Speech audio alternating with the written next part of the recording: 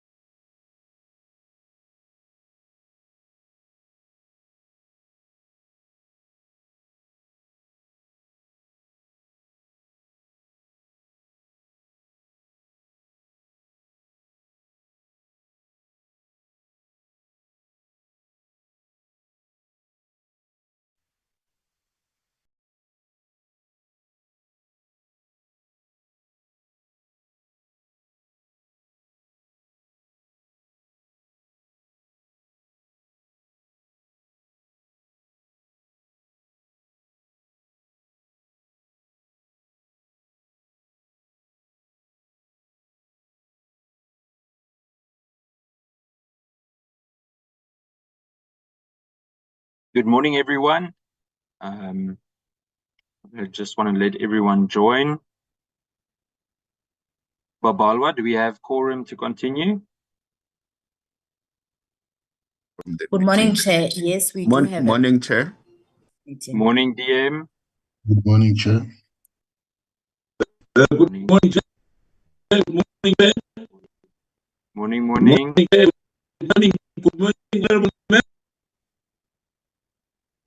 Morning, Chair, and good morning to members. Good morning, DM. Thank you for everyone being here. I just want to make sure, Babalwa, sorry, I just want to check again. We've got quorum, right? Good morning, Chair. Yes, we do have a quorum. You can start a meeting. Thank you very much. I would just like to start with the adoption of the agenda. Would you just share it for us, please, Babalwa?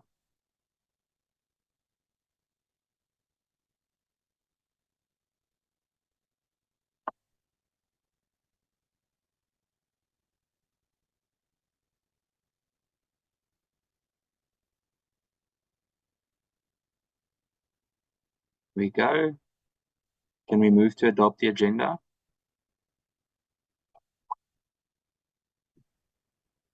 Sorry, I move, Chair.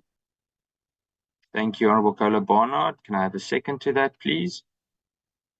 I second, Chair. Thank you, Honourable Schilling.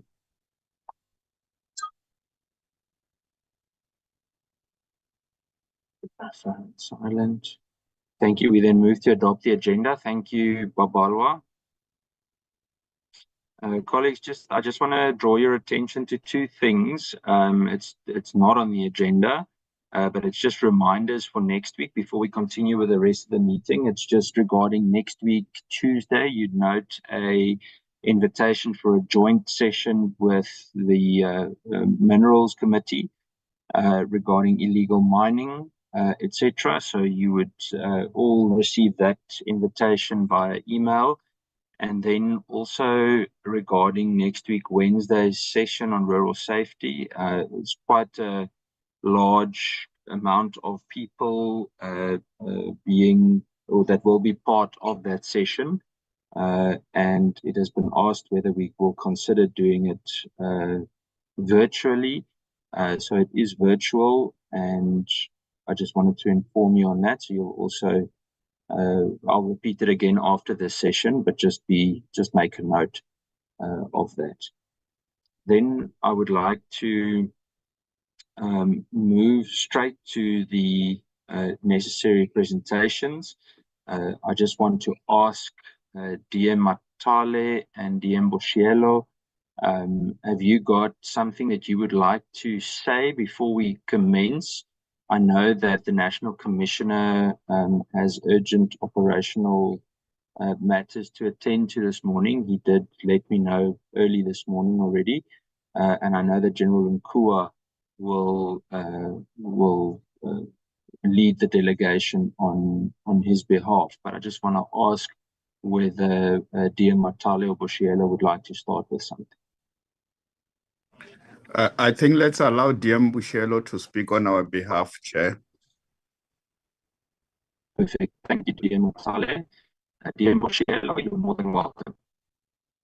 Thank you very much for sending me what Michelle Matali is doing. He just rushed.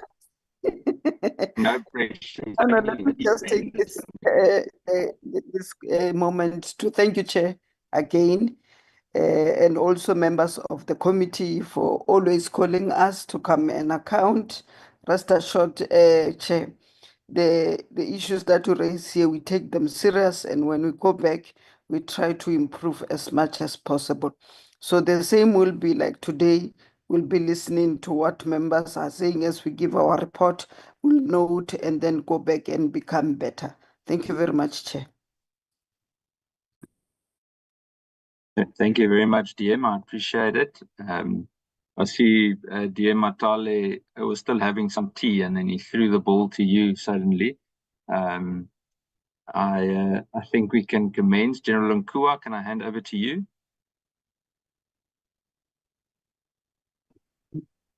Thank you, Thank you very much, Honorable Chairperson. Today I have connected using Lieutenant General Particular's gadget. Don't be surprised, Chair, when you see General Particular and the face appearing there and the voice is General Nkuas. I mean, in case much Chairperson for the opportunity, and special greetings to you, Chair, and honorable members. And let me also greet my two deputy ministers, Deputy Minister Matale and Deputy Minister Bushielo, Lieutenant General and the President, the DG, and all my colleagues in the platform. Chair, just to indicate, yes, the National Commissioner has tendered an apology and he requested me to lead the SAPS delegation today. And just to share with the committee members in terms of the colleagues that are present from the side of the SAPS, they are joined by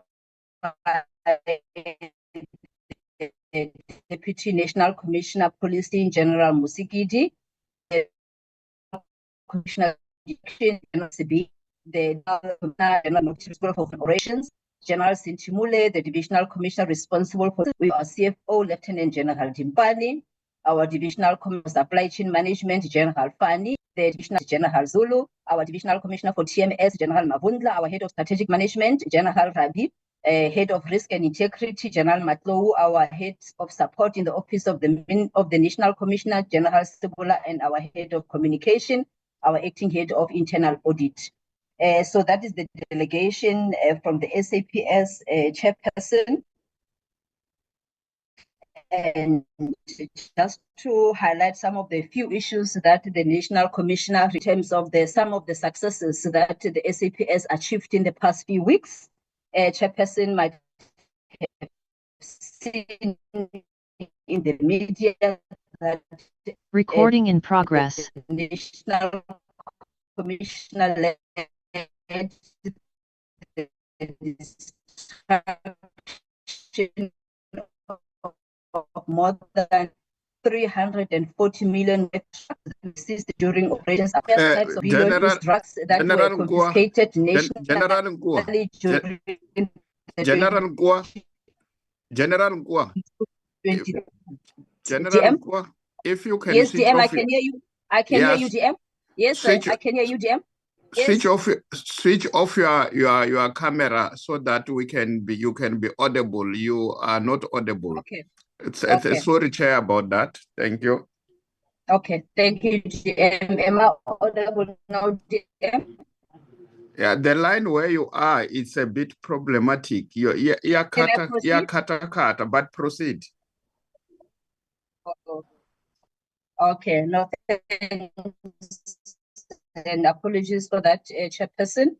And Chair, I was just sharing some of the successes as our National Commissioner as the way of opening remarks, just to indicate the successes of the drugs 340, the drugs that we see, the destruction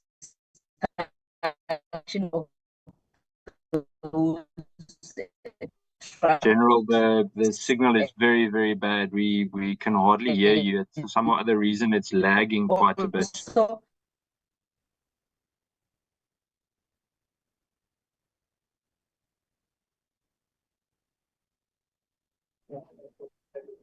Maybe we can just log in and out again, General Nkua, and just try again.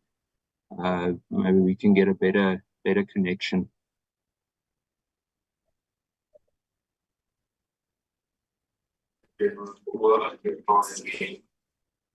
Am I clear now, Chair? There we go. That's fantastic. Am I clear now, Chair? Yes, that's clear. Much better. All right. No, thank you very much, Chairperson. I know I have taken quite a lot of your time with this introductory remarks, Chairperson. Maybe just to share some of the successes, Chair, that in the past 2 weeks, 3 drug traffickers were arrested.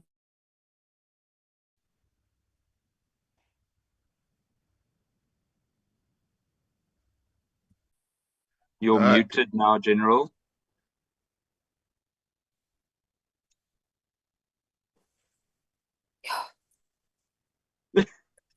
Don't worry, let's try one more time. Thank you, General. I didn't get that, Chair. You were muted just now, so let's try one more time. Oh, okay. No, thanks, Chairperson. I was saying also in the past 2 weeks, Chair, 3 drug traffickers were arrested at OR Tambo International Airport. And these drug traffickers includes 2 South Africans who were found with a combined 7.5 million worth of cocaine, as well as a 55-year-old Nigerian drug trafficker. And also just last week, 6 million rand worth of cocaine disguised as hair products was also seized at one of the warehouses at OR Tambo International Airport. This is just to communicate, Chairperson, some of the successes that took place in the past few weeks. And through Operation Shanyela, about 14,165 suspects were arrested. I think I'm going to stop it there, Chairperson, because I know that I've taken quite a lot of time with these introductory remarks. Then in terms of our presentation, Chairperson and Brigadier Craig Michelle will lead the presentation and will be here to give clarity and to answer to the questions that may arise from the committee. With that, Chairperson, thank you very much for this opportunity. Thank you very much, General Nkua. I must just say, I see your name has changed three times this morning. But we will remember who is speaking to us. We then hand over to Brigadier Mitchell. Thank you, Chair. My apologies for that. Brigadier Craig.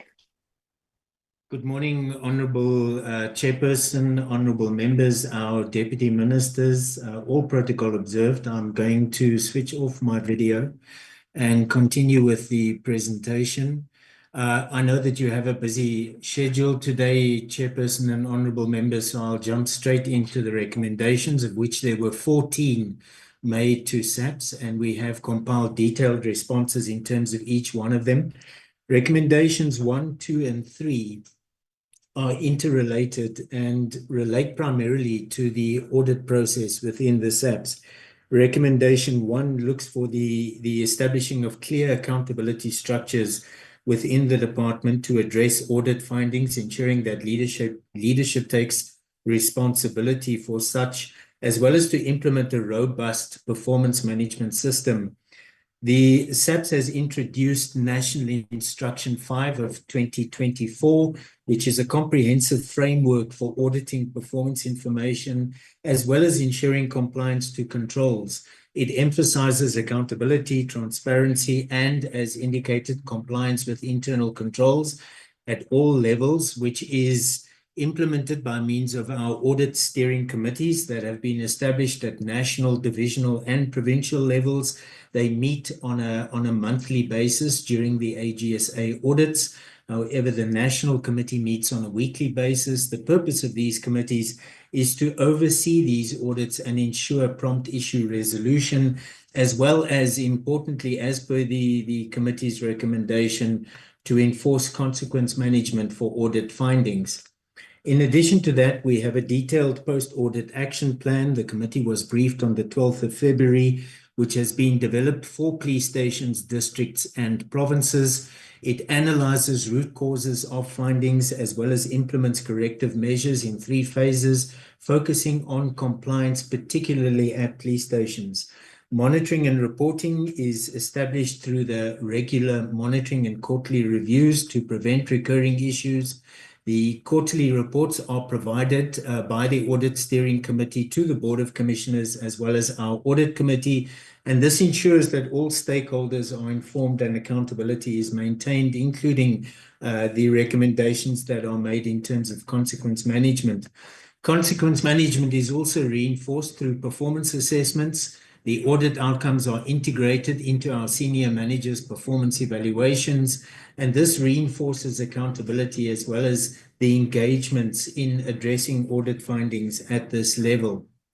Recommendation 2 required a comprehensive training program for station commanders, focusing on record compliance and record keeping and compliance with procedures. It looked for the reinforcing of accurate reporting to improve overall departmental effectiveness And a recommendation was also made with regard to a skills audit for station commanders.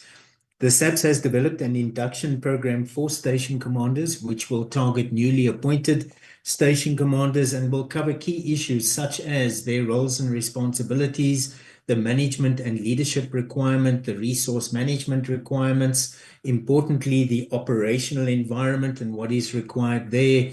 But emphasis is also placed on performance information, monitoring, and reporting. In that regard, there is emphasis on proper record keeping and compliance with procedures. And this also contributes to the department's efforts to enhance overall departmental effectiveness. The skills audit for station commanders will be completed by the end of the 24-25 financial year. This will inform our training provisioning plan for the upcoming 2025-26 financial year, in which key functionaries such as station commanders and detective commanders are prioritized, and the TPP training provisioning plan will incorporate the newly developed induction program for station commanders. Recommendation 3 addresses the system requirement in respect of enhanced record keeping and reporting capabilities across the department. And what we have found is that in terms of our IT systems, the current systems meet record keeping requirements. There are, however, unique needs that pop up every now and then that are assessed and addressed as per the business processes within SAPS. What is important for us, though, is to focus on the role of management and members to ensure accurate and complete, as well as verifiable performance data on our systems. And we have numerous national instructions that actually guide the data capturing process in terms of each of the systems. In addition to that, the National Instruction on the Management of Performance Information provides directives specifically for the managing of performance information, and the detailed SOP linked to this national instruction is in the final developmental stages for implementation in 25-26. The SAPS also has a number of learning programs targeting data capturers on our key corporate systems. Specifically, there are 27, and they include our key systems. As indicated, these training programs are also included in the training provisioning plan, and the annual skills audit informs the data capturers' attendance of the aforementioned learning programs. From 1 April to the end of December 2024, 3,741 members were trained, and these would have been data capturers focusing on our key systems. In terms of recommendation 4, this looked specifically at SAPS's relationship with SITA. The whole issue of the exemption of SAPS from the SITA Act, as well as the service delivery challenges that SAPS has been experiencing. A meeting was held on the 22nd of October 2024, attended by our minister, as well as the Minister of Communication and Digital Technologies, SAPS and SITA executives, the focus of which was SAPS's exemption from the SITA Act.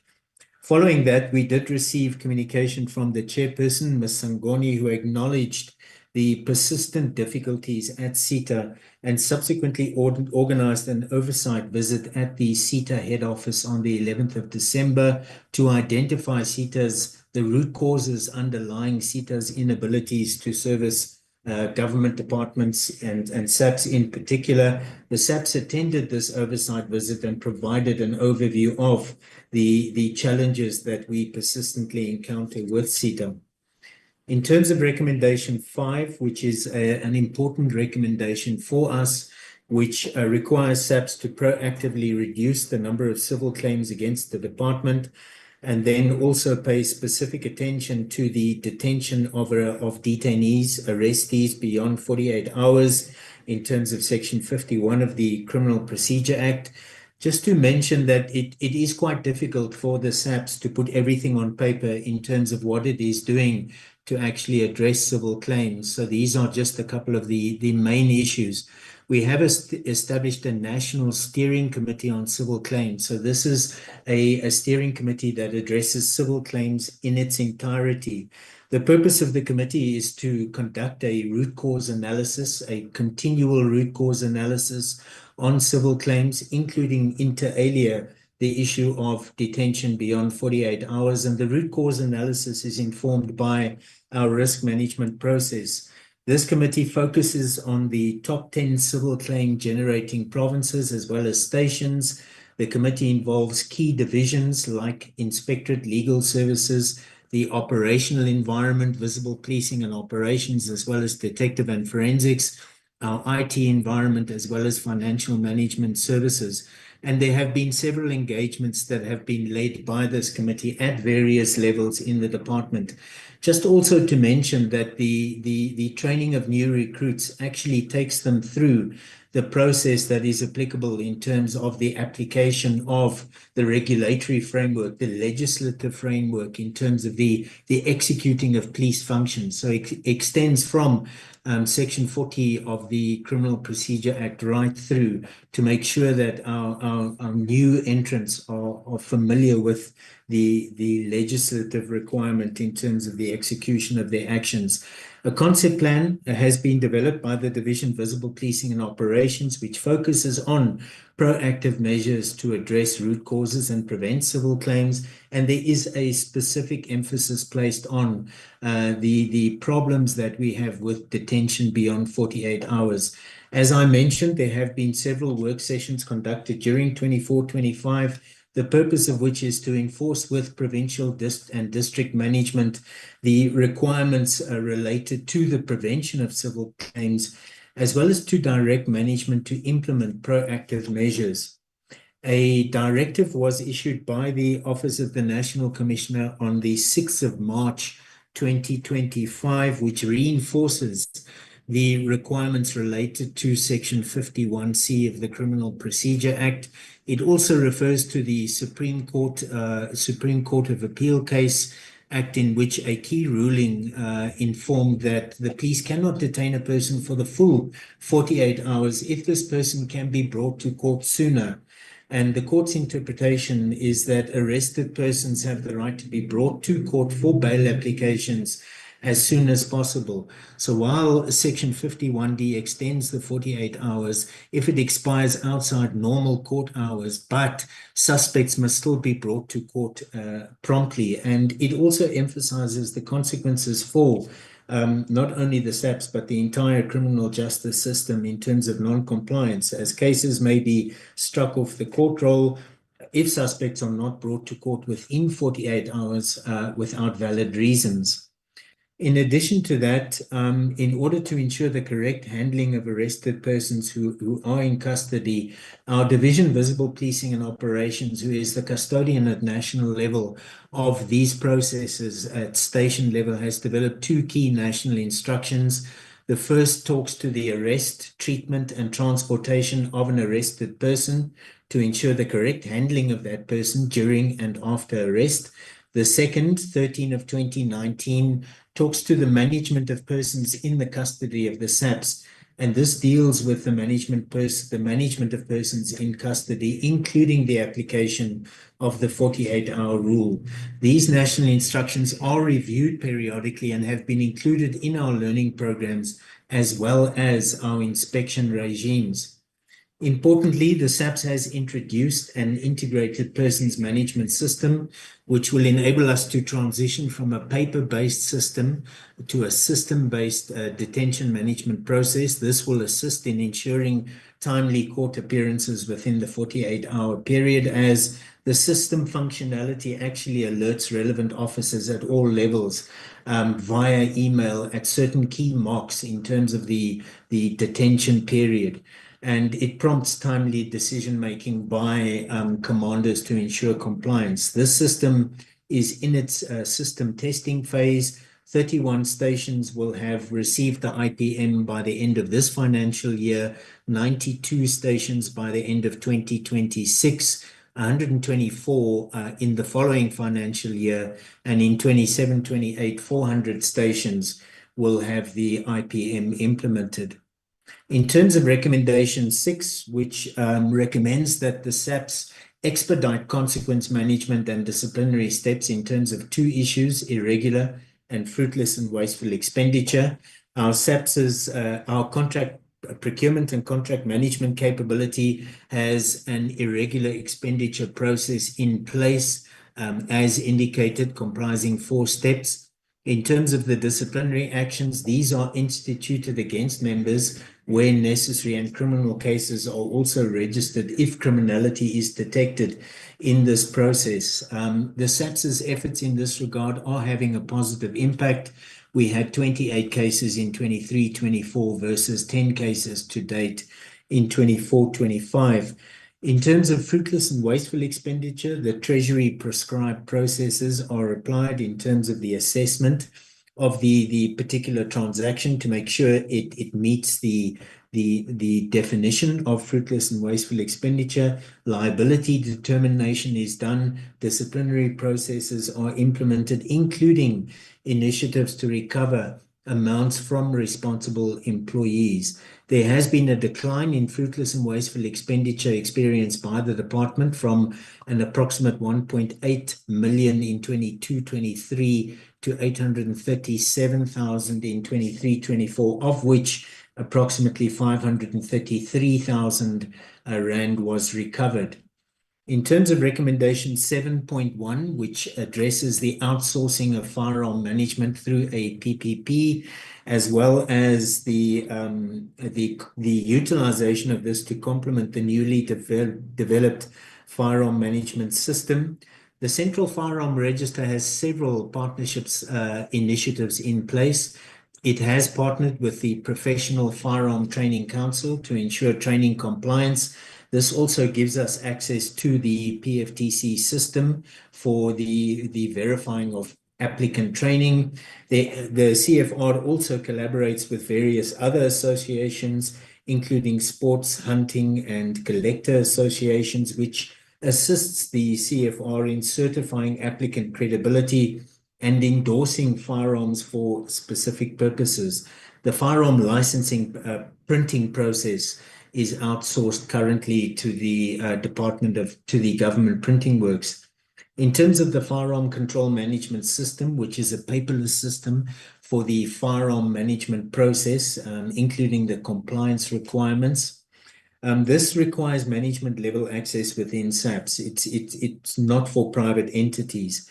We acknowledge that there have been delays and revised timeframes caused largely by technical delays from CETA's point of view. A revised schedule has been compiled for the finalization of the firearm control management system. And just to give you an indication of the various phases, the project initiation and planning has been completed. Release note has been completed. Release 1 comprises 2 elements: the design phase and baseline modules, which have been completed, and the development of the baseline modules will be completed by the end of November this year. Release 2, which looks at warrants and applications, will be completed towards the end of March 2025. Release 3, firearm administrative components, will be completed by the beginning of October 2025. And the system administrative components, which comprise release 4, will be completed in April 2026. The committee also recommended that the SAPS implement stricter measures and compliance for its members when firearms are lost and stolen, and also recommended that the department improve the management of its asset register. The SAPS is guided by the Firearm Control Act and has a national instruction in place which directs the use and safeguarding of official firearms and ammunition. We have various controls at various levels in place as well. There are pre-issue controls. So prior to the firearm being issued to a member, it's captured on the provisioning administration system, which is managed by the supply chain management capability. All firearms are .pin marked with the SAPS logo and tested on the IBS. And SAPS is close to concluding the introduction of gun tracking devices. The proof of concept has been completed in this regard, and rollout is scheduled for 25-26. Subsequent to the issue of the firearm, there are also controls in place, including biannual inspections, annual stock taking. Our internal audit capability does regular audits at various business units, the implementation of the SOP for the managing of lost firearms, in terms of which non-compliance is treated as serious misconduct within the department. We do procure safes for members as well as pistol retention cords. On a daily basis, there is the booking in and out of firearms using the SAPS 457 or the firearm register, as well as our occurrence book at police station level. And firearm training and annual shooting practices are also provided, during which safeguarding is emphasized. In terms of the daily management of firearms on and off duty parades, the verification of firearms and ammunition in use is captured on the duty sheet, which is utilized by every single parade booking on and off duty in the SAPS.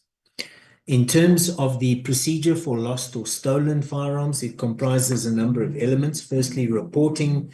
A member is required to report the loss of their firearm immediately to the immediate commander. If the firearm is detected to have been lost or lost by a member, the same process is applicable. The commander must immediately report this incident to a local police station within 24 hours. There is a document and registration process related to loss management, which is facilitated by our supply chain management practitioners, and also involves the registering of the loss on our PAS system.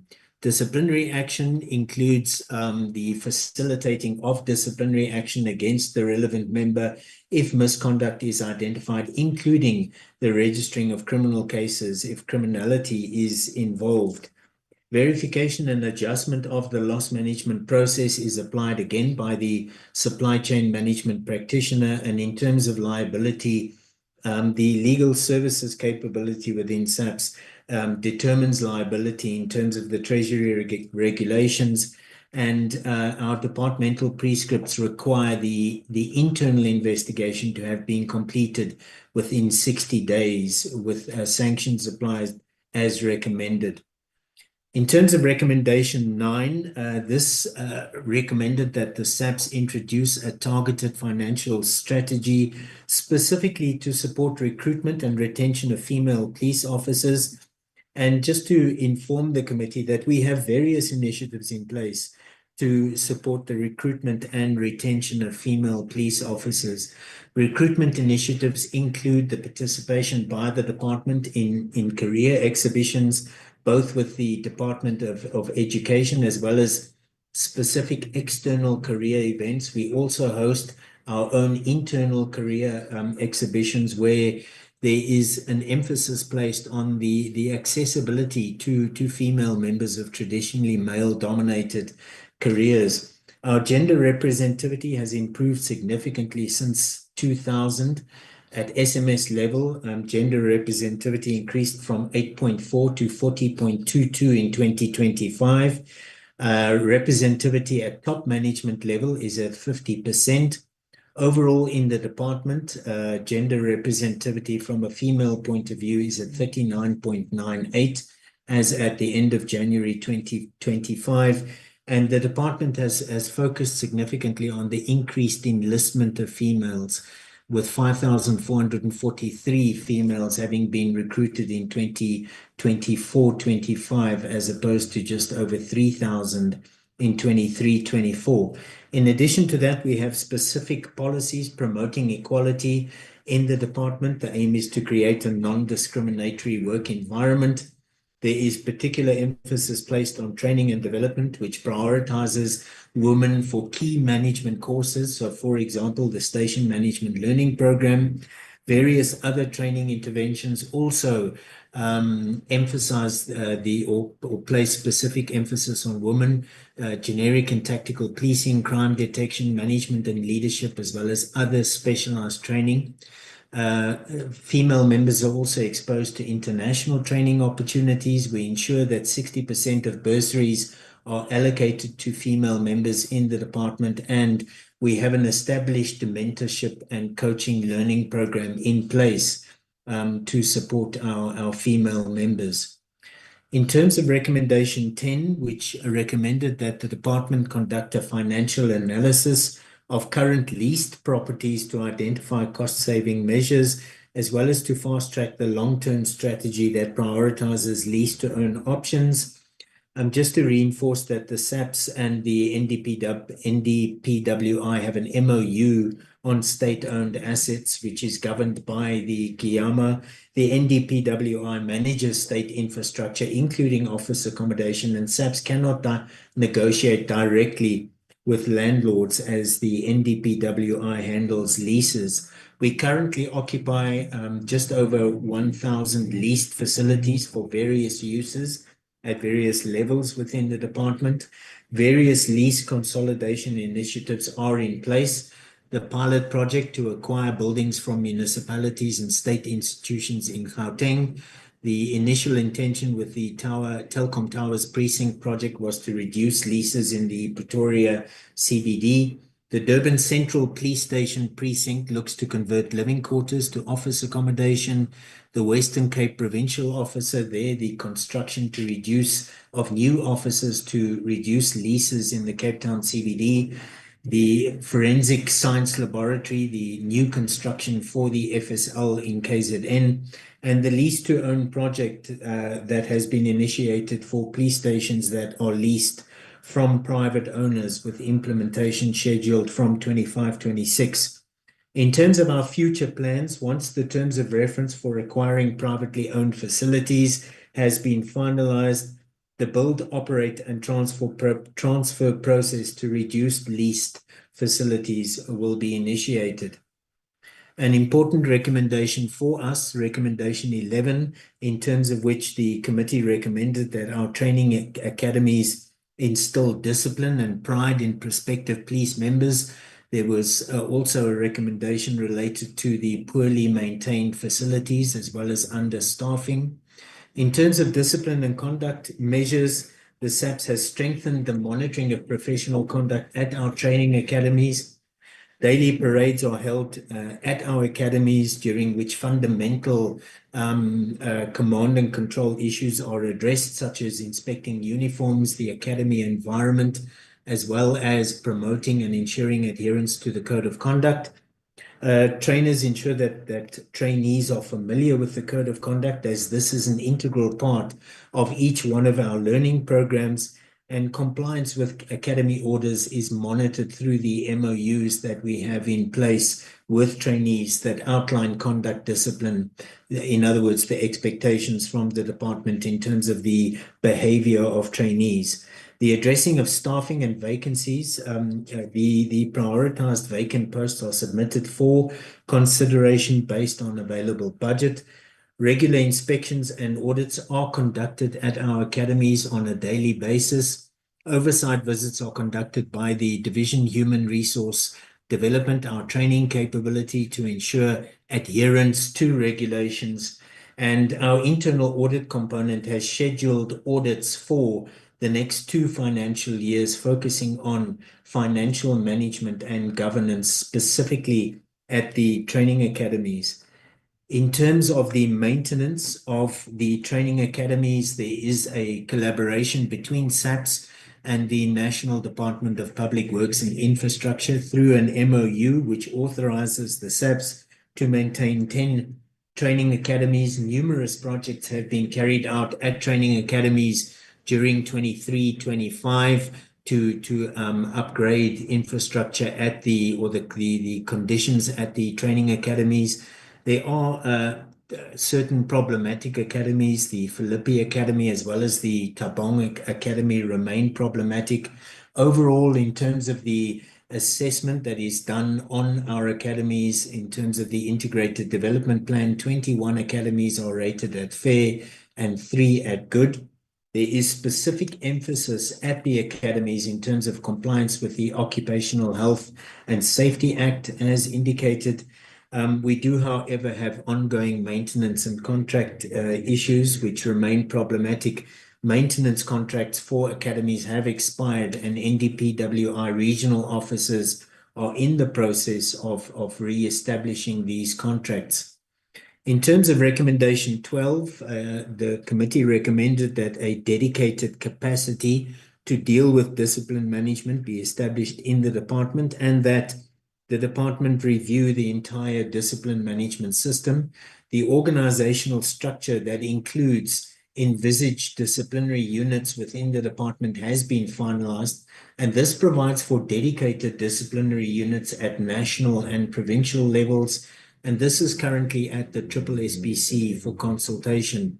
The department is also currently reviewing its discipline policy, which will strengthen the process of managing disciplinary matters timeously, effectively within the department, and the discipline management capability will continue to conduct workshops with SAPS management and members to empower disciplinary officers in the In terms of recommendation 13, which recommended that a skills audit of senior management be conducted in the department, this is planned for 25-26 and will help us to identify gaps and guide the development of targeted learning programs to equip leaders with the necessary competencies for future development needs. It is, however, important to note that senior managers are selected through a rigorous process in SAPS that evaluates their capabilities or experience as well as academic qualifications. Regulation 14, the regulation required that regular lifestyle audits be conducted, particularly in terms of senior management within the SAPS.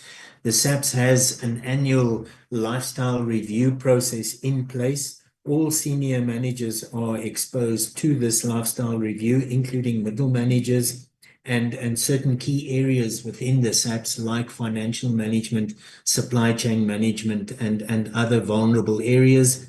This involves a detailed analysis through the financial disclosures that are made.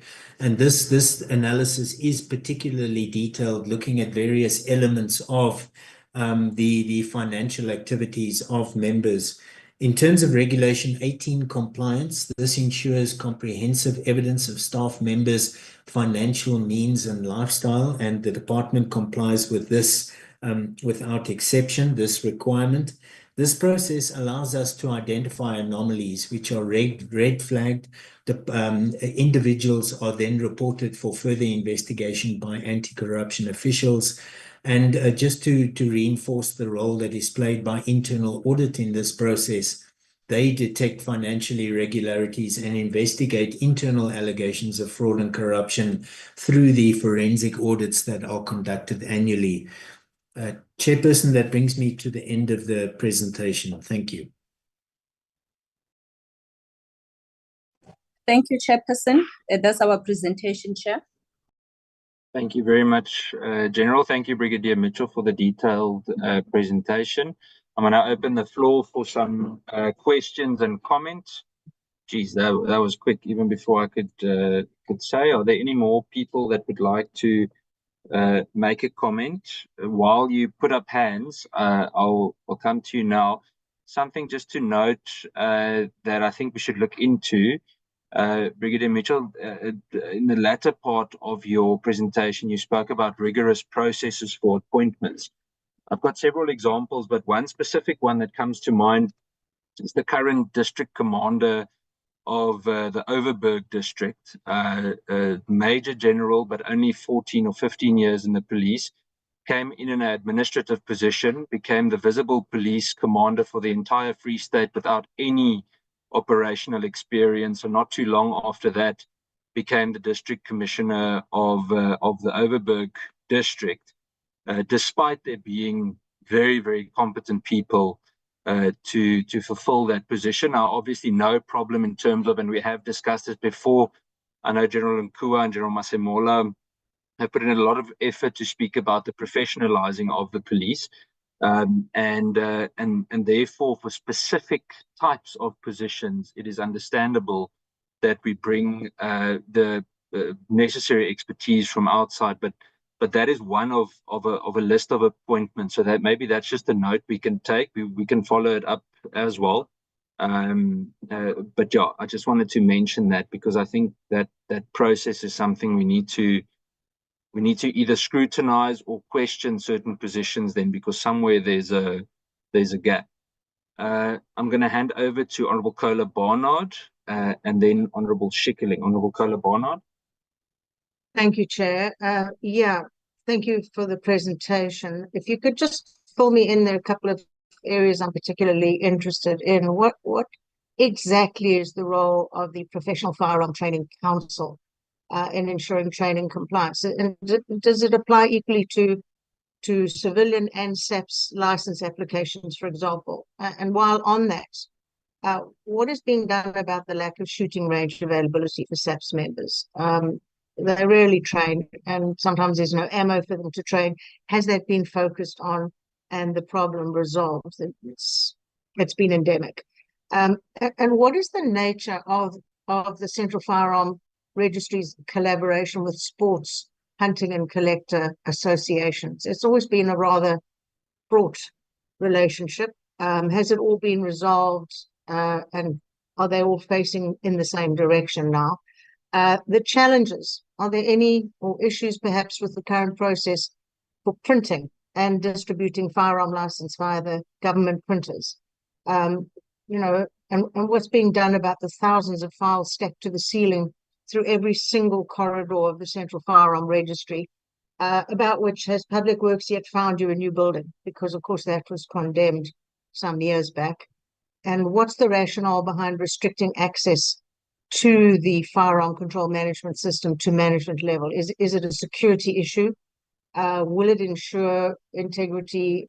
And what a shame that you even have to think of doing that. Okay, how will SAPS keep stakeholders informed about progress on the new firearm management system, and any further changes to that timeline? Will there be regular updates provided? It's really excellent that you're at last focusing on the firearm management system, which has, in all honesty, been catastrophic forever. But what is it going to cost the SAPS, bearing in mind the budget situation is very high in everyone's thought process at the moment? Then moving on to the buildings themselves. How does the Government Immovable Asset Management Act govern the relationship between the SAPS and Public Works in terms of state-owned assets? Why is the SAPS unable to negotiate directly with landlords? They must now go through Public Works. Is that the situation? What types of facilities do you occupy among the 1,072 leased properties? There have been properties being paid huge amounts for decades by the SAPS, totally inappropriate buildings, little houses, places that have no room for expansion. People are being packed 7 into a single office, tiny office space. So it's very difficult. And how are they distributed around the country? Are there particular provinces that tend to lease more than others? And I did ask some time back if there were particular people or their entities from which the SAPS tended to lease. I believe there have been a number of people, few names pop to mind, but who have made an absolute fortune from leasing properties to the SAPS, sometimes totally inappropriate, condemned buildings to the SAPS. And how do you prioritize the allocation of those lease facilities, planned usage, future usage? And have you fixed now the situation where Public Works on occasion forgets to pay the rent and the officers are then locked out and left to work? They went through a stage of doing month by month leases for these buildings, and it was catastrophic, frankly. It was quite common. It now seems to have been overcome, I think, and the move to reduce lease facilities is an obvious move and also cost-cutting for the department. Were there specific outcomes on the 2018 pilot project for acquiring buildings from municipalities and state institutions in Gauteng? And I'm from Durban, so the Durban Central Police Station precinct. What's the expected outcome of converting the living quarters? Of course, the whole Excelsior Court debacle was caused by SAPS members refusing to leave that building unless given alternative accommodation. That's now a slum building, and thankfully Public Works has now taken it on and is offering it for development by private companies. But it's taken 15 years to get there. And please explain the new construction initiatives in the Western Cape and KZN and how they'll contribute to your efforts to reduce the leasing situation. What is this lease to own strategy? Please explain it to me and how you plan to transition from leasing to ownership. I'm not sure how it works. It's something new for me. I'd appreciate an explanation. And your approach to lease consolidation and state-owned asset management, has that been coordinated with national or provincial government policies on land use and public property management or even infrastructure development? Moving down to the skills audits, what specific skills or competencies will these skills audits focus on for senior managers? We have so frequently seen senior managers appointed and then told to learn and write the exams to be senior managers. I'm hoping that has been reviewed. That will no longer be the case. But will the audit focus on technical skills, leadership abilities, both? What is the situation? Are there particular skills that have been identified, for example, for the SAPS senior management, the needs by the SAPS for them? And will it be conducted by an external or internal? You know, one always hears of the buddy system where one will assist another one if they're not doing terribly well. And of course, this skills audit, once it's done, will it be incorporated into future decisions regarding promotions of senior managers if there's been an issue, or does it just quietly get pushed under the carpet? And will certain skills be prioritized in the future hiring processes?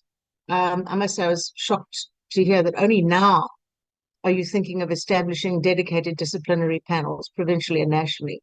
Seriously, after the billions in civil claims over the years, I truly believed you already had dedicated panels. Silly me.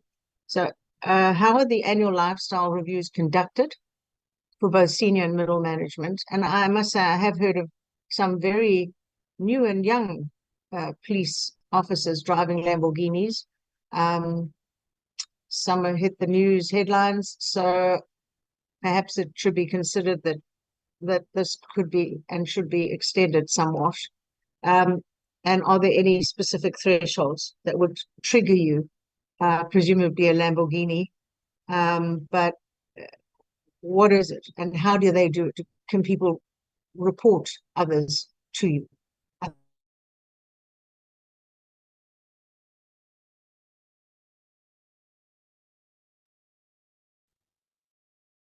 Thank you, Honourable Kola Barnard. You disappeared there for a second. Just for the sake of distributing the questions, Honourable Schikkeling, I'm just going to skip you for a second, if you don't mind, and just give some of the other parties an opportunity as well. I'm going to start with Honourable Muela, followed by Honourable Taibosh. Honourable Muela. Thank you, Honorable Chairperson, and greetings to the Minister and both the DM Matale, DM Bushielo, and greetings to the National Commissioner and all senior officials from the SAPS and other respective entities that are part and parcel of this meeting, and greetings to all stakeholders and honorable members. I want to appreciate a very progressive progress report in terms of the PSIRA's recommendations that the department has presented here today, which it shows that there is a direction and a step towards eradicating and combating crime in our streets. I want to make a question with regards to the presentation. The first question will be that the department is over the past financial year been faced with 400 civil suits, 4,000 civil suits to the value of 2.2 billion, and has further paid out 600 million to victims of proven unlawful conduct by the police. How is the department working to correct negative perception of ill discipline and abuse of power amongst members of the SAPS? And then another one will be in terms of Section 3, which prescribes that at least 90 days notice period should be afforded to the state before instituting legal action against a department. What is the life cycle of case management procedure from the time of receipts or the service thereof to the end of the 90-day period where action is eventually instituted because of non-response of the department? So I just want to get clarity with regard to those two questions, but most of the recommendations which were given by the portfolio committee, I think they have highlighted them quite well and in detail, Chair. Thank you very much. That will be my submission.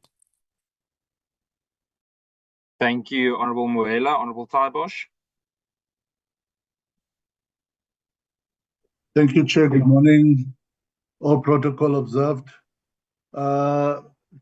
Chair, I must commend the SAPS on the presentation, on the recommendations. The recommendations, the identification of everything, the recommendations, the 14 of them, very relevant to where we would like to see reaction on and work done on. However, Chair, I'm going to speak on all the recommendations from 1 to 14. What we lack on that, Chair, and it's I think the SAPS people should realize that we're going to ask for detail. They're saying they're going to do all these rigorous processes and they're going to do this and they're going to do that. By now they should know that that doesn't work for us. We want to know in detail, what is it? You know, they're talking about training procedures and appointing new people and new processes. But we want to know those things because in the past, whatever it was that they did didn't work that well. So we want to know, we want to drill down into those recommendations now, and we want the meat on the bone on that recommendations, because yes, it's all good and well, and it's wonderful recommendations, but we want to know how do they intend to get to the end result on that recommendation, on all the recommendations, Chair. Thank you. Our leader, Kola Barnett, Honorable Kola Barnett, covered it perfectly. She covered it very well. But again, when you listen to her, you'll hear that we need to know how do they get from there to the required result or output. That's what's missing, even in terms of the lifestyle audits as well. We need to know how are they getting there, what are they doing to get there. Putting it in writing there that we're gonna do lifestyle audits doesn't mean anything. We need to know how do they get there, Chair. Thank you for all of the recommendations. I believe that the information, the real information is not there on how do they get or how do they plan to achieve these recommendations. Thank you. Thank you, Honourable Taibosh. Honourable Schikkeling, followed by Ghana, followed by Shongwe. Honourable Schikkeling. Thank you very much, Chairperson. My apologies for not putting on my camera. I'm just having a problem with signal. Good morning to all the colleagues, and thank you ever so much to Brigadier Mitchell for this report. Chairperson, it's a good report. I mean, but there are so many recommendations, and it's really a concern of mine that while the recommendations are good, we fail to do the implementing just as well. And that is a concern of mine. I'd like to know, with a firearm training chairperson, we cannot only have police officers that go every 5 years. I know that they do yearly training, but it's not enough. I watched a video clip the other day of cops in the Northwest that attended to some service delivery protest in Ramotseri Mayowa, which is Zeerust. And those officers can hardly hold the firearms. And I'm very scared that they're going to shoot somebody, chairperson. And as you know, we're already sitting with massive civil claims. So can the police please tell us how they're going to implement more regular shooting and ensure that all the members have access to a shooting range on a regular basis, and that we actually do check them on a yearly basis, because that is a massive concern, chairperson. And then I hear about the lifestyle audits and the reviews, and we welcome that. But Chair, we're sitting with higher ranking police officials that don't have security clearance since 2021. We're 5 major generals and 10 brigadiers that don't have security clearance. Please, can we know today when that will be sorted out, and when all of these officials will receive the necessary security clearance that they require? And if they don't get it, chairperson, then there must be some consequence, because surely there are requirements for your job, and I'm sure that that is one of them, because it does open us up for different civil claims if something does happen. Chairperson, and then on the training colleges, the training colleges, I mean, we all know, and as Brigadier Mitchell said, Philippi is a problem, and it seems to be remaining a problem, but the others are not performing as well. How is the professional conduct monitored at SAPS training academies, and are there any specific performance metrics used to evaluate trainers' adherence to the code of conduct? We've had many complaints about trainers, and I don't think that they're all up to scratch at the moment. The department should provide examples of how conduct is assessed beyond uniform inspections and academy environment checks. Are there specific incidents or behaviors tracked? And Chair, how does the SAPS prioritize filling vacant positions at training academies, particularly when funding is dependent on National Treasury's budget allocation? I think that is also ties in to a lot of the civil claims that we get. The training is not sufficient, Chair. And I remember from the last report that we had, there are very few firearm instructors, and I think that's part of what's leading to them not having proper firearm training in the academies.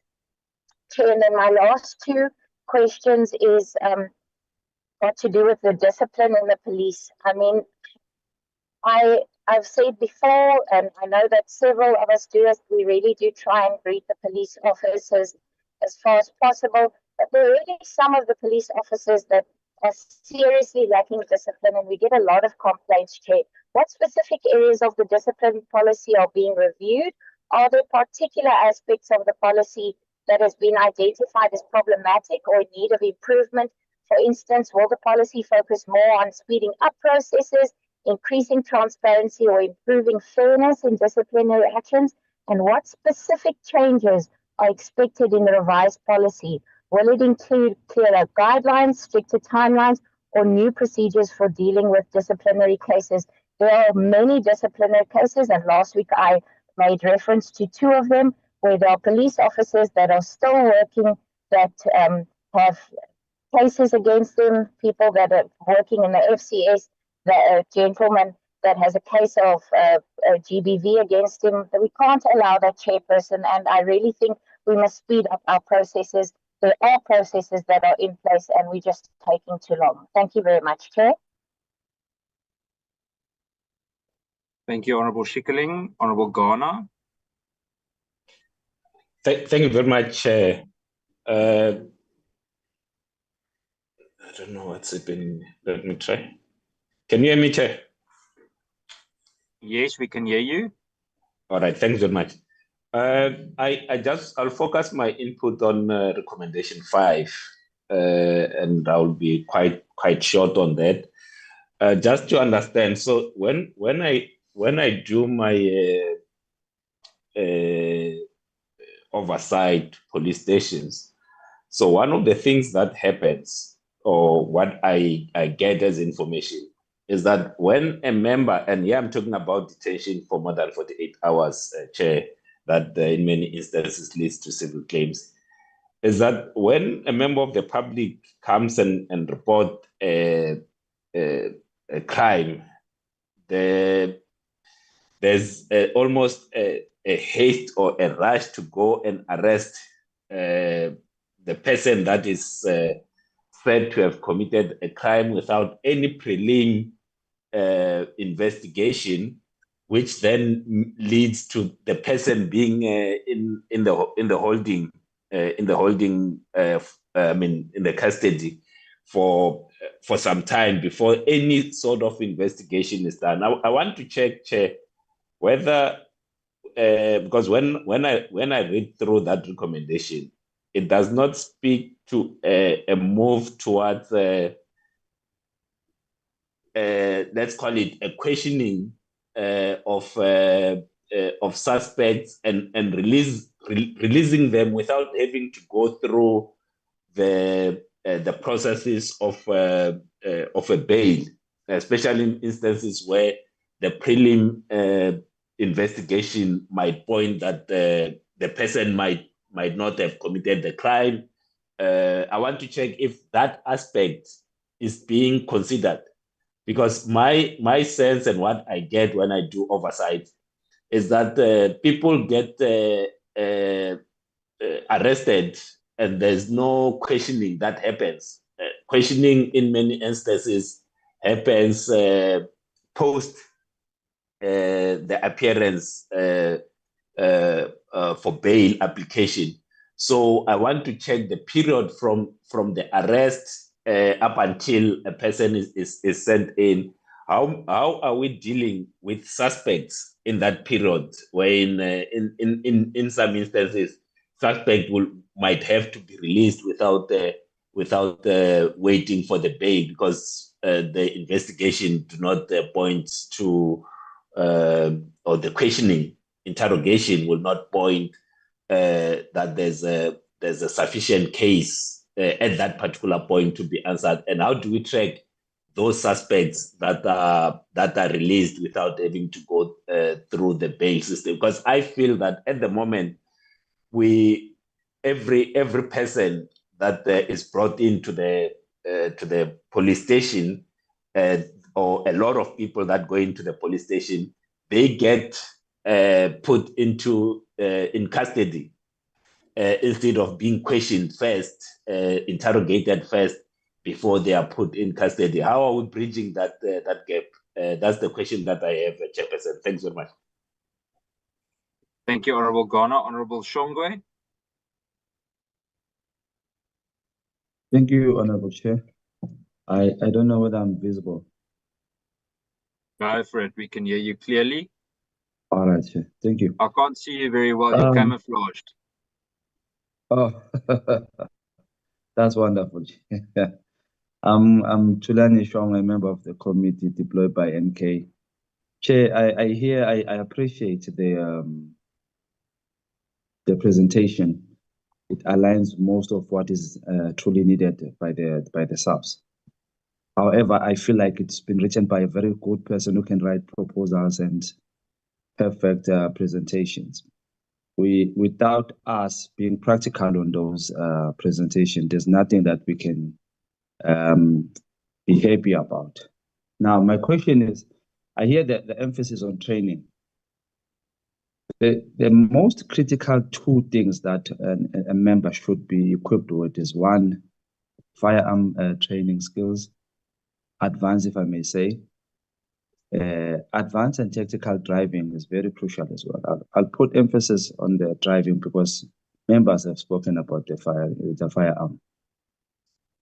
We lose a lot of money in the vehicles. If you can check your stats, there's a lot of money being wasted on vehicles. mainly because of bad driving, unexperienced driving. You can't be expected as a member of police to be chasing after a criminal who will be driving at 180, 200 to 260 per hour. And that person is being chased by this champion disturbed. Verse 24. This is the disciple who testifies. There we go. Sorry, Honorable Shongwe, please continue. Yes, thank you. We should balance the equation. When one is chasing a criminal who's driving very fast, you need to know your understanding of driving at that advanced level or technical driving level. So I want to question the members here.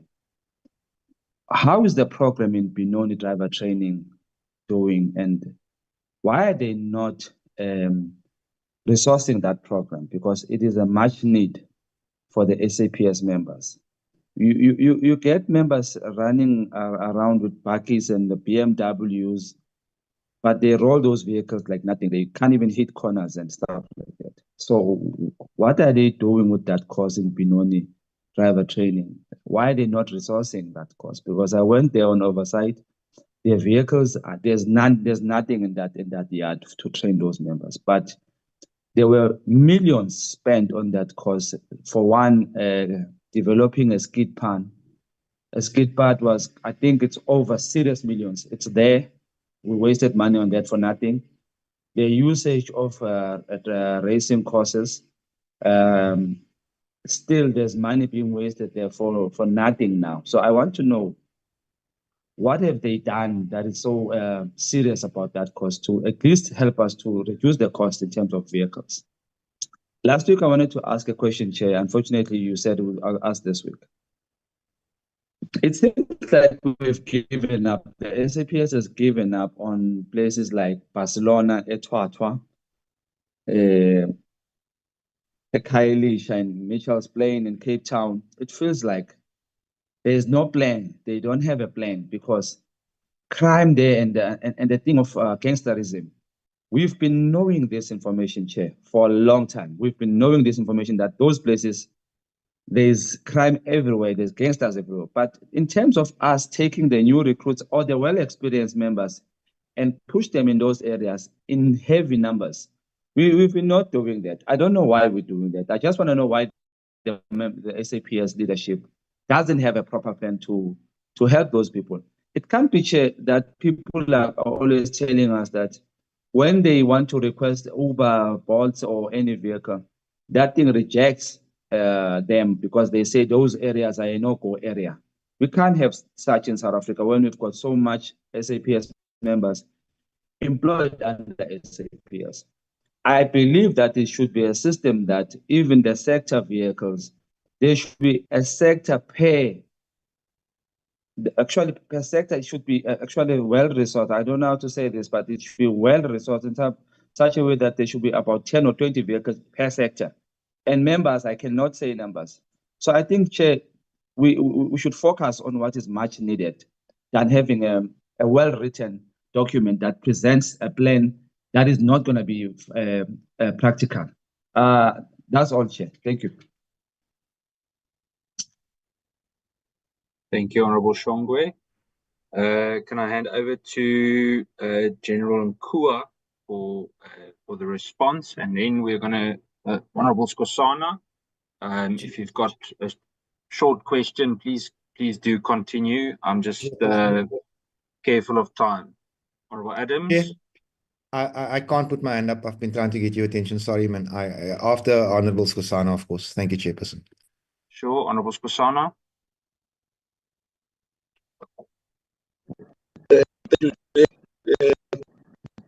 For me, Honorable Skosana, you're breaking up quite a bit.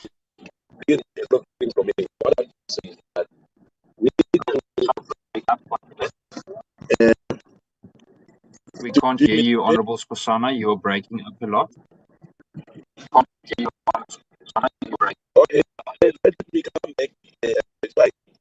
Okay. Honorable Adams.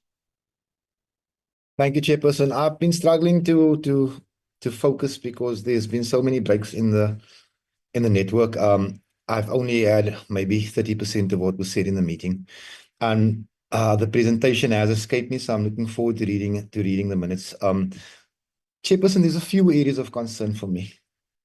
The 2 billion rands lawsuits that SAPS is facing because of how policemen are alleged to be misbehaving. It's a huge concern. And the issue of consequence management, it does bother, because if this was Shoprite checkers, hypothetically, and the staff was behaving this way, there would be serious consequences. We can't be operating in an environment where policemen and women are operating with impunity. I heard something very interesting, and it was from Honorable Schikkeling, I think. She mentioned the security clearance and only 10 generals and I think 5 brigadiers, or the other way around, had clearance. And the truth of that matter is, Chairperson, it's a lot worse than that. And this committee, I think, is being taken for a ride by SAPS, I must say. Because if we were to ask, I mean, I've asked the question, the answers are not forthcoming, but, you know, there's a code for that. If we were to ask 3 simple questions, ask of the NASCOM when he received his clearance and when he applied for it. Ask of the head of crime intelligence when he applied for his clearance and when he received it. And then ask why the 2IC at crime intelligence has absolutely no clearance. Now, again, if this was a retail store and I did not have the skills or the qualification to sit on the till, I wouldn't sit on the till. And if I didn't have the skill or qualifications to open the door, I would not be the door opener. But this is the South African Police Services, and here we can allow generals, brigadiers, and colonels to operate without the skills or the qualification, and then we wonder why crime is at an all-time high. So what I'm saying, the frustrating part of this is that we are continually having meetings, continually having the same engagements, asking the same questions, getting no response, and then coming back to the next meeting. So it is actually becoming a bit embarrassing. And then, Chairperson, just to conclude, I see that there's a police commissioner who's claiming to be in the process of investigating the Secret Service Fund. I just want to remind this committee that the only office that is mandated to do that is the intelligence. And this is the problem with the service. Everybody's doing exactly what they want. It's why police generals are buying properties, cars, splurging on hotel stays, because everybody's doing exactly what they want. Ultimately, this stops at the door of the NASCOM. He's the accounting officer for the service. I hope he's in the meeting. And also, I'll request of the minister, put your foot down. These people are turning the South African Police Service into a playground. Thank you. Thank you, Honorable Adams. General Nkua. Colleagues, we're going to have the response from General Nkua and the team, and then we have to move forward. On all the next rounds, I'll only allow 2 questions from each member, unless there's something critical that comes up in that specific discussion. General Nkua. Thank you very much, Chairperson, and let me thank the honorable members for all the questions raised. Chairperson, I will be requesting my colleagues who are in the platform to assist me in responding to the questions raised. And I'm just going to highlight the order in terms of the responses. There were quite a number of responses that came on the issues of facilities, especially from Honorable Member Kola Barnett. And I'll request General Fani, Divisional Commissioner Supply Chain Management, to respond to all the questions relating to facilities.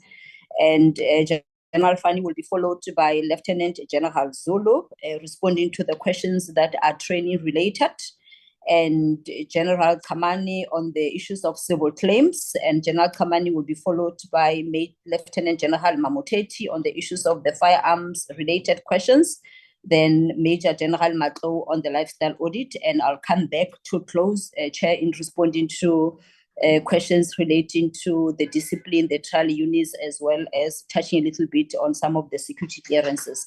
That will be the order, Chairperson. So I'm going to request my colleagues to follow that order and to respond to all the questions. So thank you very much, Chairperson. General Fani, you are the first one. Thank you, General. General Fani, please go for it. I'm not going to interrupt, so you can lead with all the rest of the answers as well with the following persons. Thank you. Thank you very much, Honorable Chair, honorable members, colleagues. Chair, I must admit that also network on my side is not so good, but I'll try and answer in as far as I could extrapolate from what I could hear.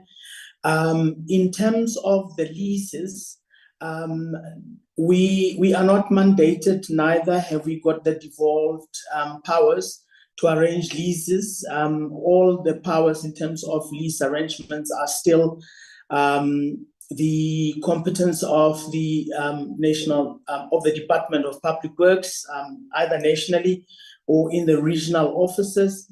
We do, however, participate in the process of acquisition or in the process of evaluation of the leases in order to make sure that the lease is fit for purpose and that the pricing is adequate. We are also looking at the issue of the reduction of leases. We were hoping that by now we would have reduced quite a lot of the leases with the head office accommodation that we've got. Unfortunately, because of the non-occupation of telecom towers, most of the leases that we had anticipated to have reduced are still running, and they are running on a month-to-month basis until there is direction with regards to that environment. There's also an issue with regards to acquisition of land. Guyama does not mandate us, neither do we have devolved powers or devolution powers to acquire any immovable asset. Public Works has that right to do that on our behalf. We do, however, in some instances, like your park homes, do get permission to acquire them, but all the immovable assets, we have to contact Public Works to be able to do that.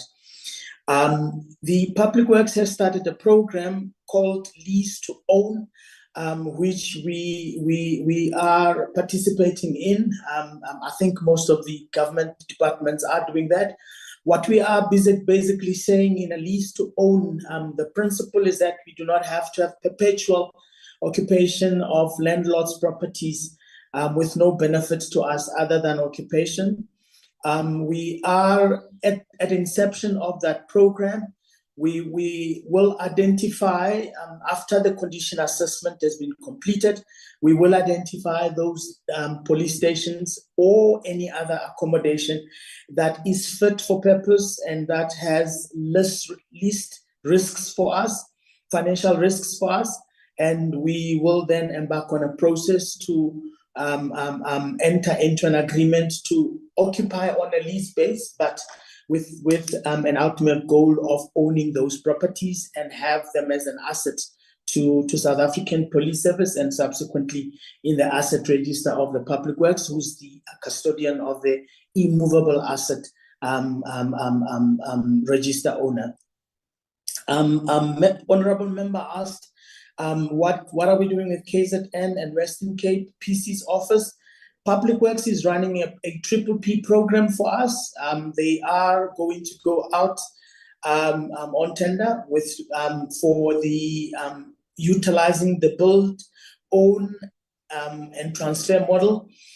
Basically, what it means that the investors and the developers who are interested in building any these police stations and these accommodations, functional accommodation, will then enter into an agreement with us, and then we will have to agree on the repayment model or repayment term, or how we are going to ensure that the capital dispersed is returned to the investors or the developers. That process is run by Public Works. For us in terms of the Western Cape PC's office as well as the KZN office. Thank you, Chair. I think I have answered the questions that were posed with regards to facilities. Okay, thank you, General Fanny. Can you also address the other questions that you missed out? The payment of the rental accommodation by DPW, by DPWI, have we solved that issue? It was also raised, as well as lack of shooting ranges for our police officers. Can you cover those two as well? Thank you.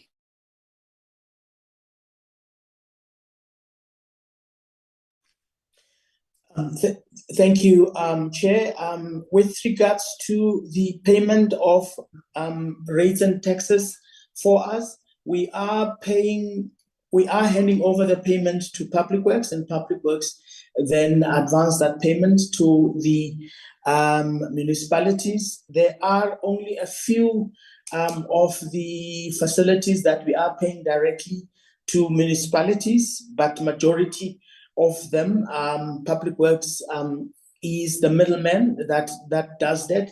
In the leased facilities, depending on the nature of arrangement, we are either paying directly to municipalities for rates and taxes, or the landlord through Public Works then also does the payment for us. We do have a hybrid of arrangements that we have. But the majority of the rates and taxes, water and lights accounts are handled by Public Works on our behalf as the Department of SAPS. With regards to the shooting ranges, the determination for the number of shooting ranges is done by the department, by the Division Human Resource Development. As and when there are needs for that, we then engage Public Works. I must indicate that the establishment of a shooting range requires stringent environmental impact assessment, and we do expedite the processes when a need has been identified for the shooting range.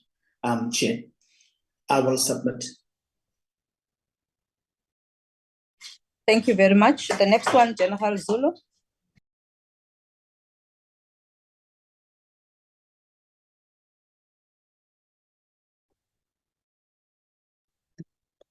Thank you. Thank you.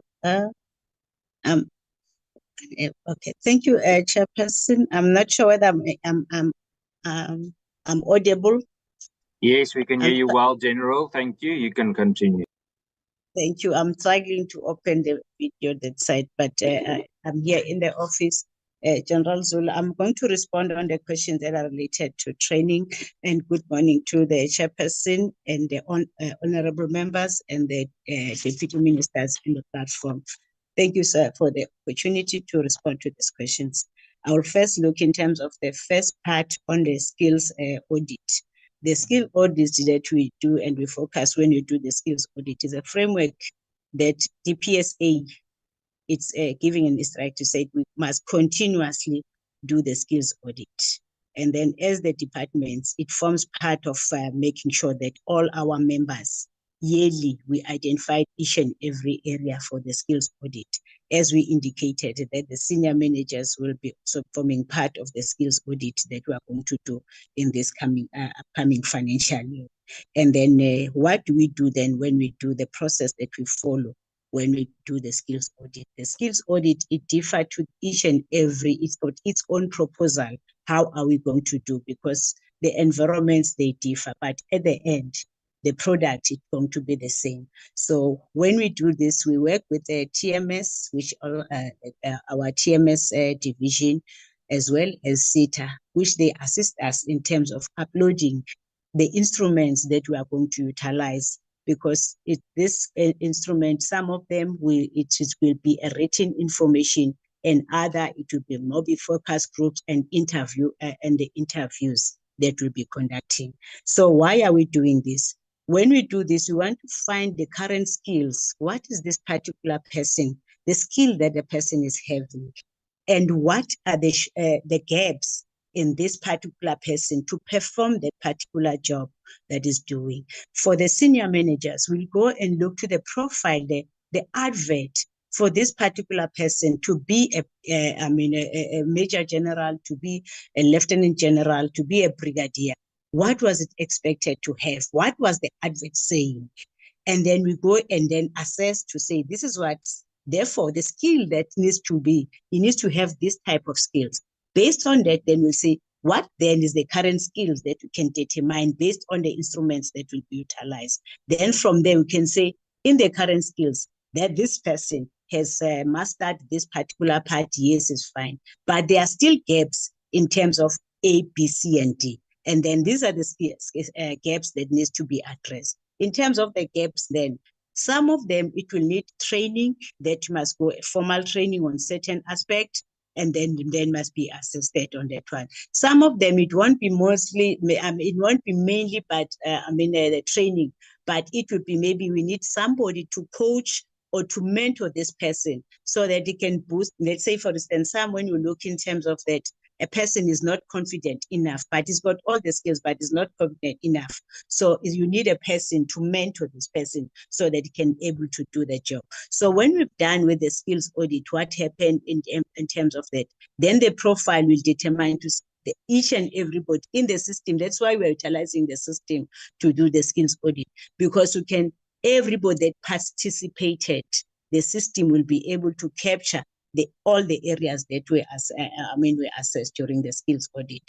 We also assess some of the embedded knowledge that a person should know working in that particular environment, and some of the behavior that in the attitude that particular person is having in terms of that. How the person will ask to say, how do you do that? We utilize the 360-degree in terms of collecting the information. We get the information from the individual, the person that we are auditing the skills. And then from there, we go to the peers, to the people that are working with this person.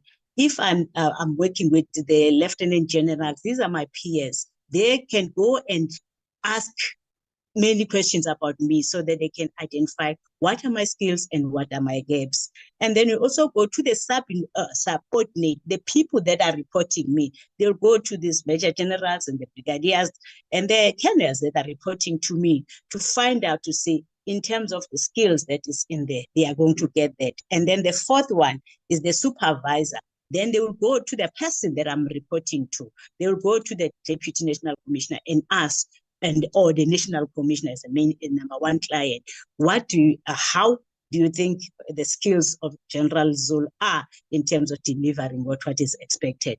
Based on that, then we'll be able to create the profile of this person, identifying the skill gaps and the skills gaps and the skills that currently has mastered. And then also, once we've got the profile, then we'll be able to say, we recommend this and this and this and this based on the profile. And then when the training provisioning plan is being implemented, those divisions or the provinces where these members have been identified, they will be prioritizing them for the training to take place. That is the process that we utilize when we conduct the skills audit. So in terms of that, whether we're utilizing the external people to do that, we've got a unit that is responsible, which is falling under the division human resource development, but we are doing for the whole department in terms of skills audit. And when is necessary, then we will ask the external people to assist in terms of that.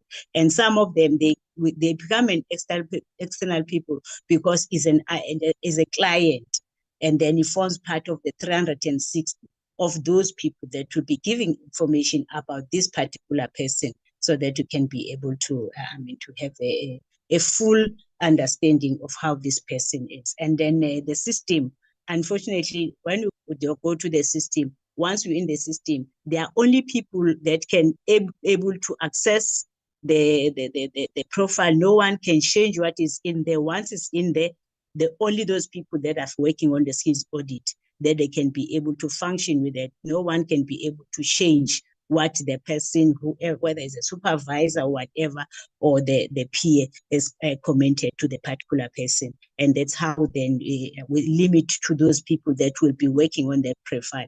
And we've got a number of people working on the skills audit. Not everybody from skills audit can get in that profile. It's only those that was responsible for this particular senior managers that will be accessible, will access the information. That is how we conduct the skills audit in the department. The second part, it talks to the firearm training. The firearm training, as it's mandated that every 5 years there must be maintenance shooting. We've put to say we must comply every 5 years. But as a department, we are not saying that a person must not do it, this firearm training every year. So you can do it every year. You can, whenever you're available, you can do the firearm competency. The commander can nominate a person to say, go and do the firearm competency. And then just to reskill yourself, looking also on the nature of environment that the person is working at. Like, for instance, environment that are on the medium and high risk, they do this almost every year because they want to sharpen their skills. And then they also, on top of the maintenance, which is a regulatory thing, we've got, which is a national regulation that regulates that. We also have our internal one, which is a shooting practice. The shooting practice, you can do it weekly, you can do as much as you can, as long as there is availability of the shooting range and the availability of the the ammunition, then the members then can do go and do the shooting practice. And then that is coordinated at the local level, if it's in the station, wherever, and then in the province and in the divisions where members, they need this practical. National Commissioner directed even in the Board of Commissioners to say our members, they must increase in terms of the shooting practice to make sure that they are comfortable with their firearms. And in addition, maybe let me give the issue of firearm.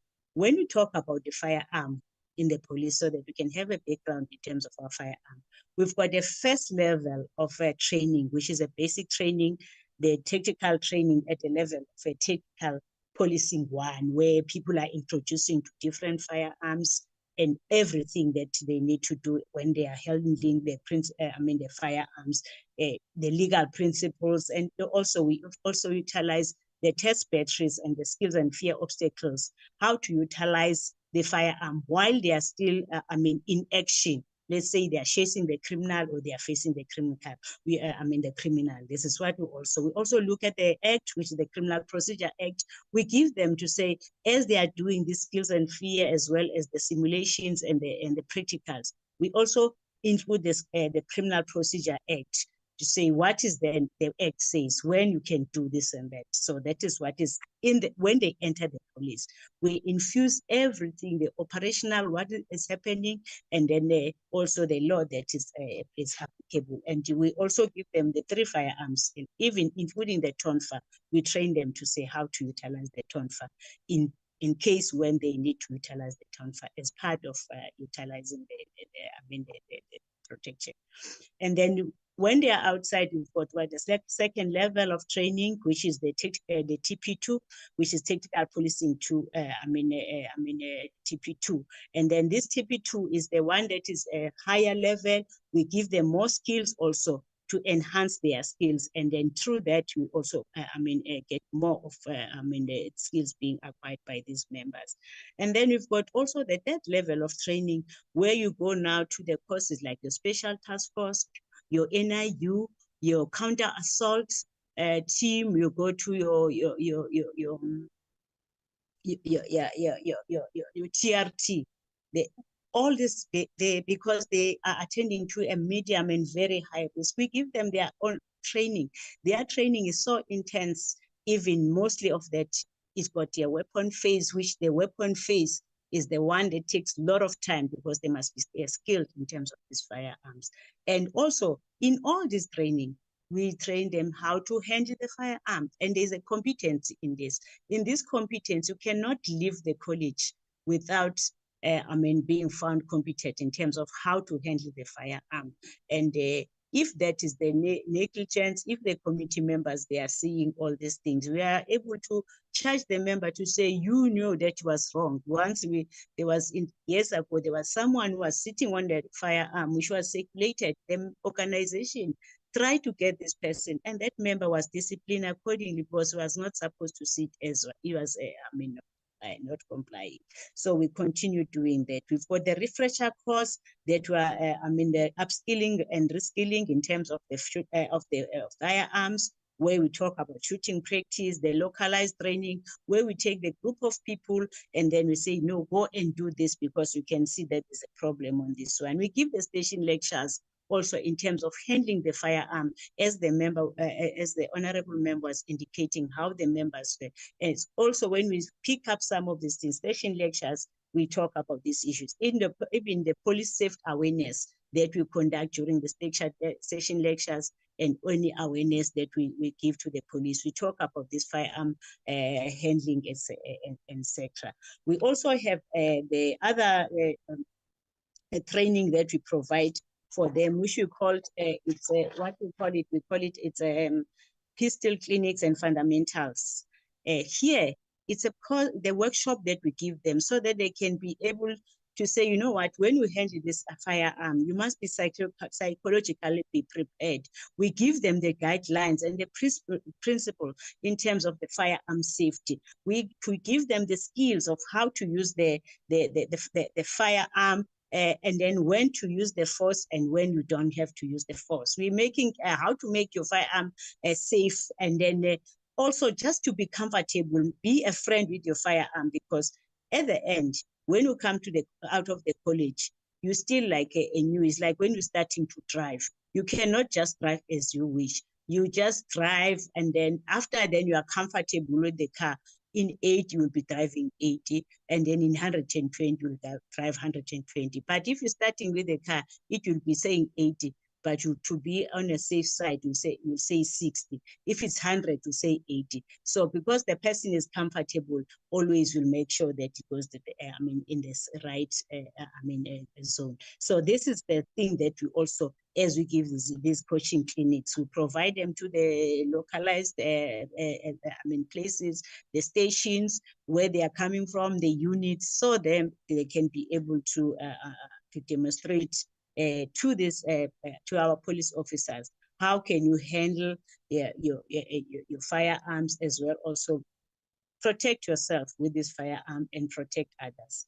And that is on part of the firearm issue that I wanted to maybe to put to the members to say there's a lot of training that we are doing, and then some of the courses is not only the course is not only the course that we are presenting. We are also presenting the firearm within the course. So it's going to be a course which is theoretical, but it's also infused the firearm. So because the person to perform this particular work in his firearm training. So that is also what I can say in terms of the firearm.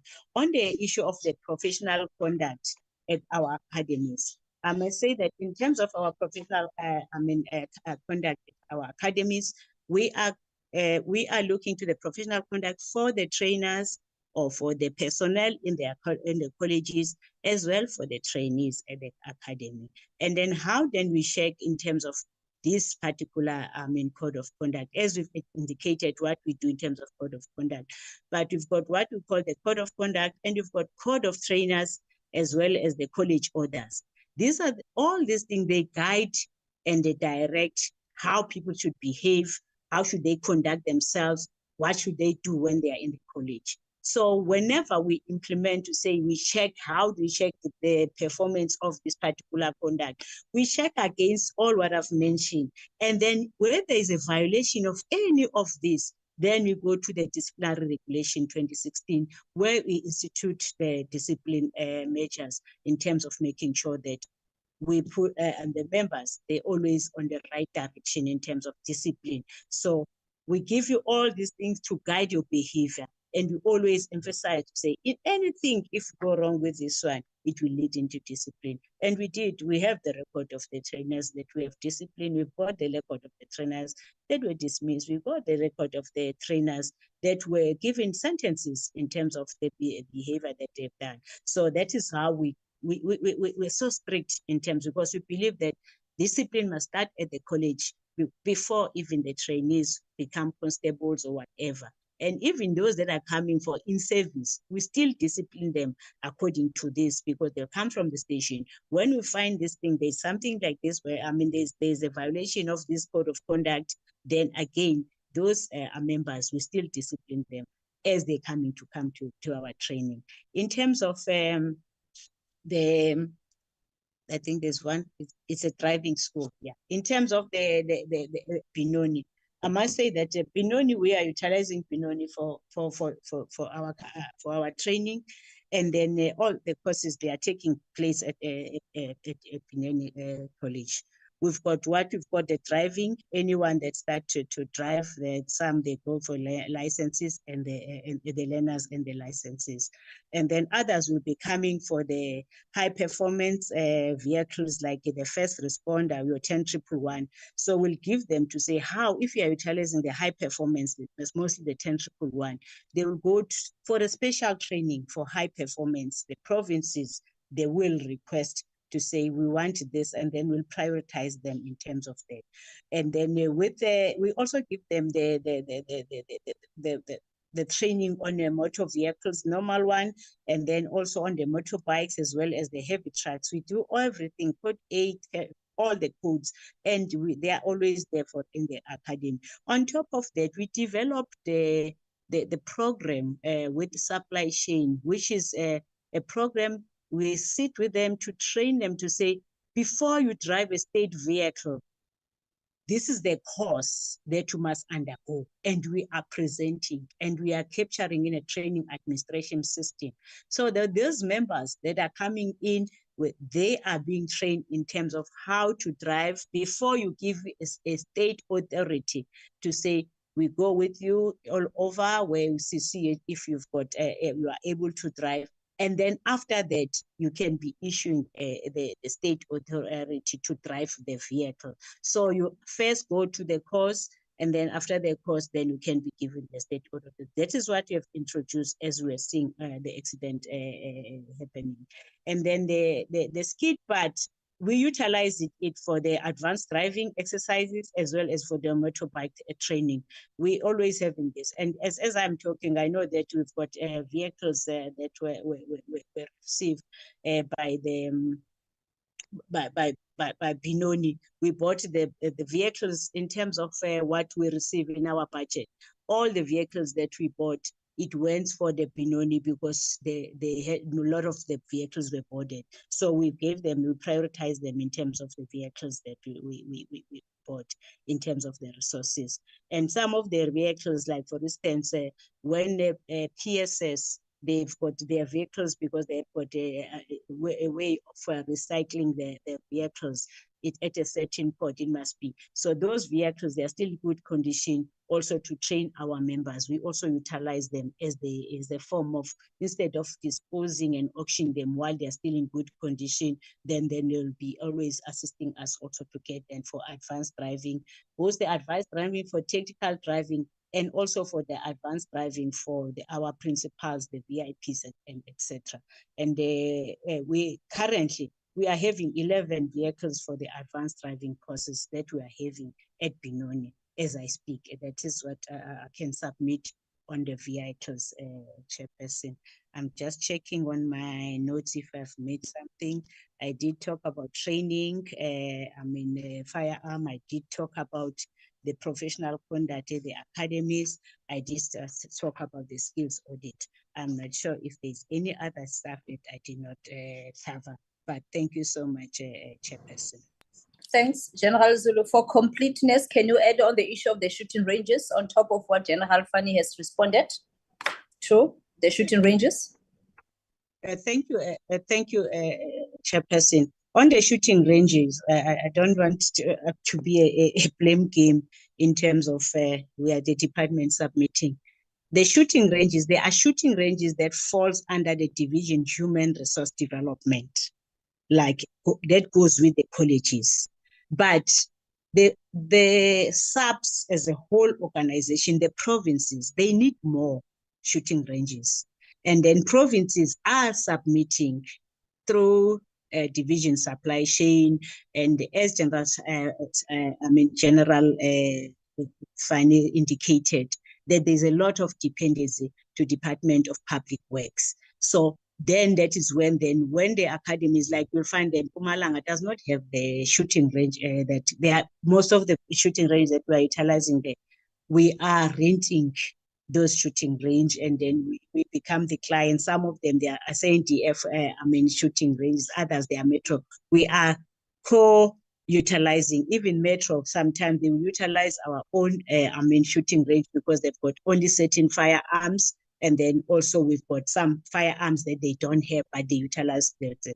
There are some of them that we utilize with other law enforcement, but it is a really a need to have more shooting ranges for the provinces, for this shooting practice, for the members to continue to go there to the shooting ranges, and then as well as to present. And I think that is the need that has been there to say if we can have more.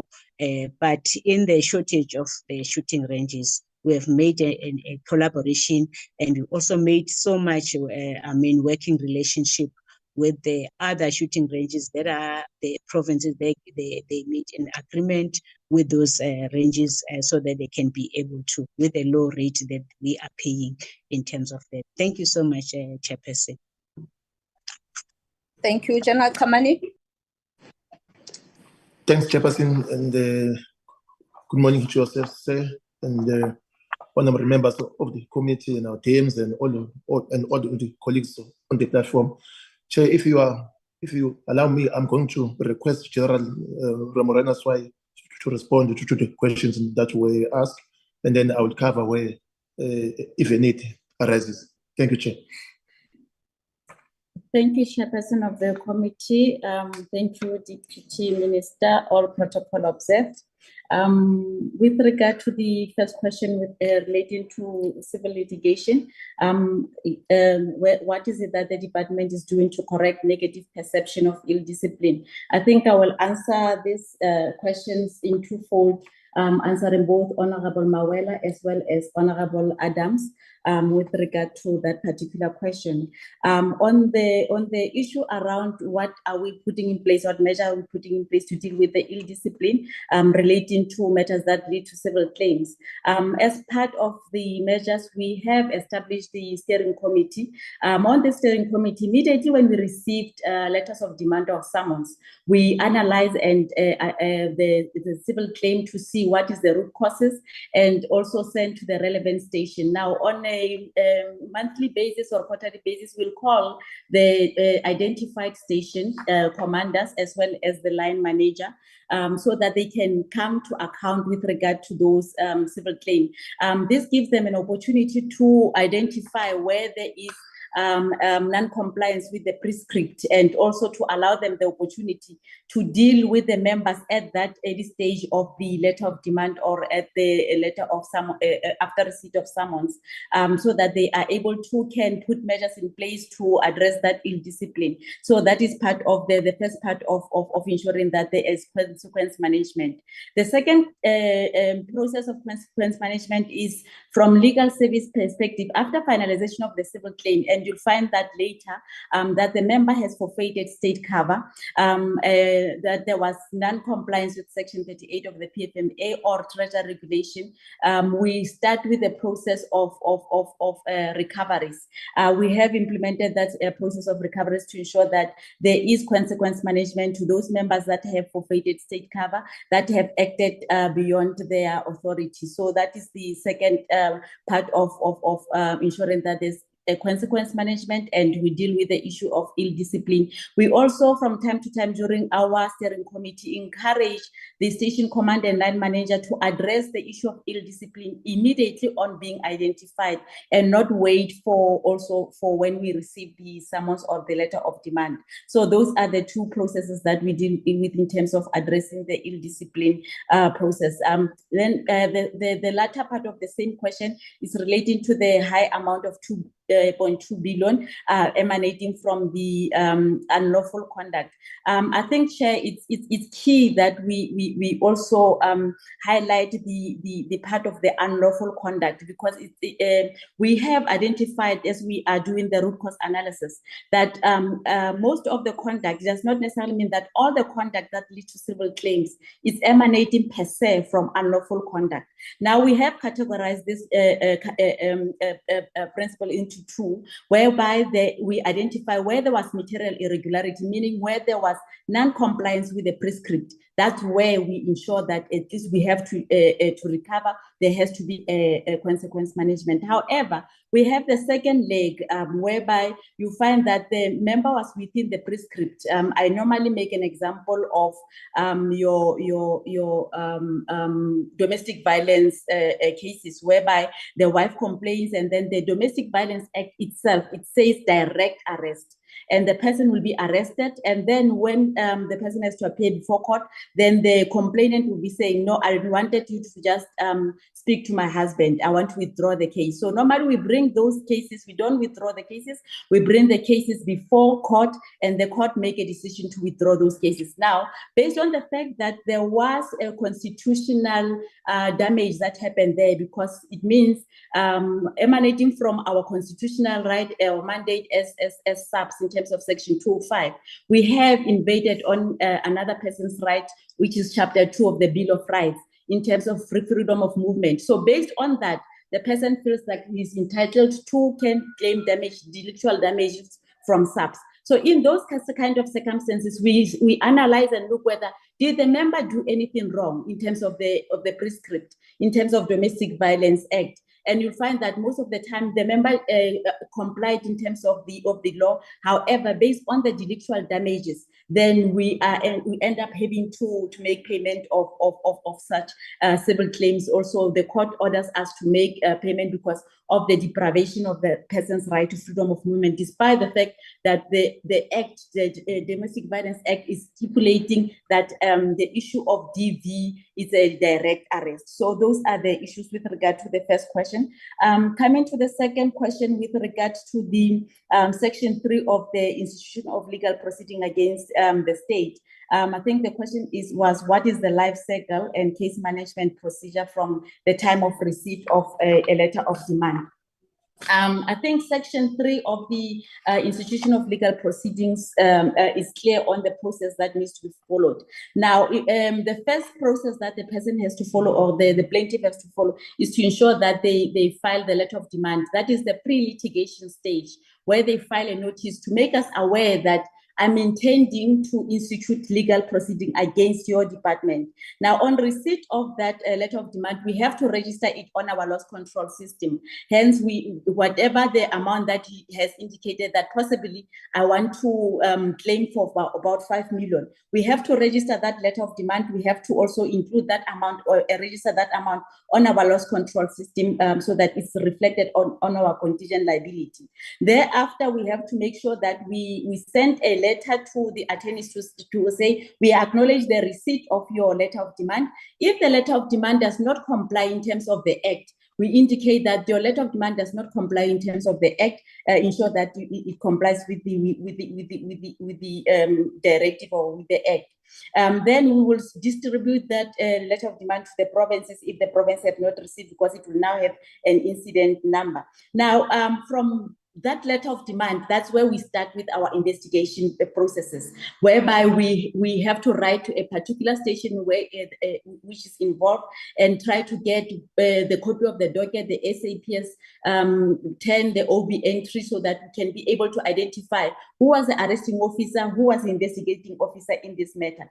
Once we have identified those people, then we are able to call them so that we establish the facts. We have a factual document to indicate what transpired. And that is where we'll be able to determine whether do we have merits or we don't have merits in terms of these processes. Where we feel that we don't have merits, for example, where there was a collision by a SAPS member with a stationary vehicle, then on those kind of circumstances, at a pre-litigation stage, as a letter of demand that we have received, that's where now we try to negotiate out-of-court settlement to avoid a situation whereby we receive someone, because immediately when we receive someone, then it's at a litigation stage. It means now it has incurred costs. It means there's a legal costs that are involved. So to avoid incurring of legal costs, where we feel that the merits are not in our favor, we apply the ADR process in terms of ensuring that we settle that matter at our own terms and according to the amount that we are proposing, where we negotiate with the other person.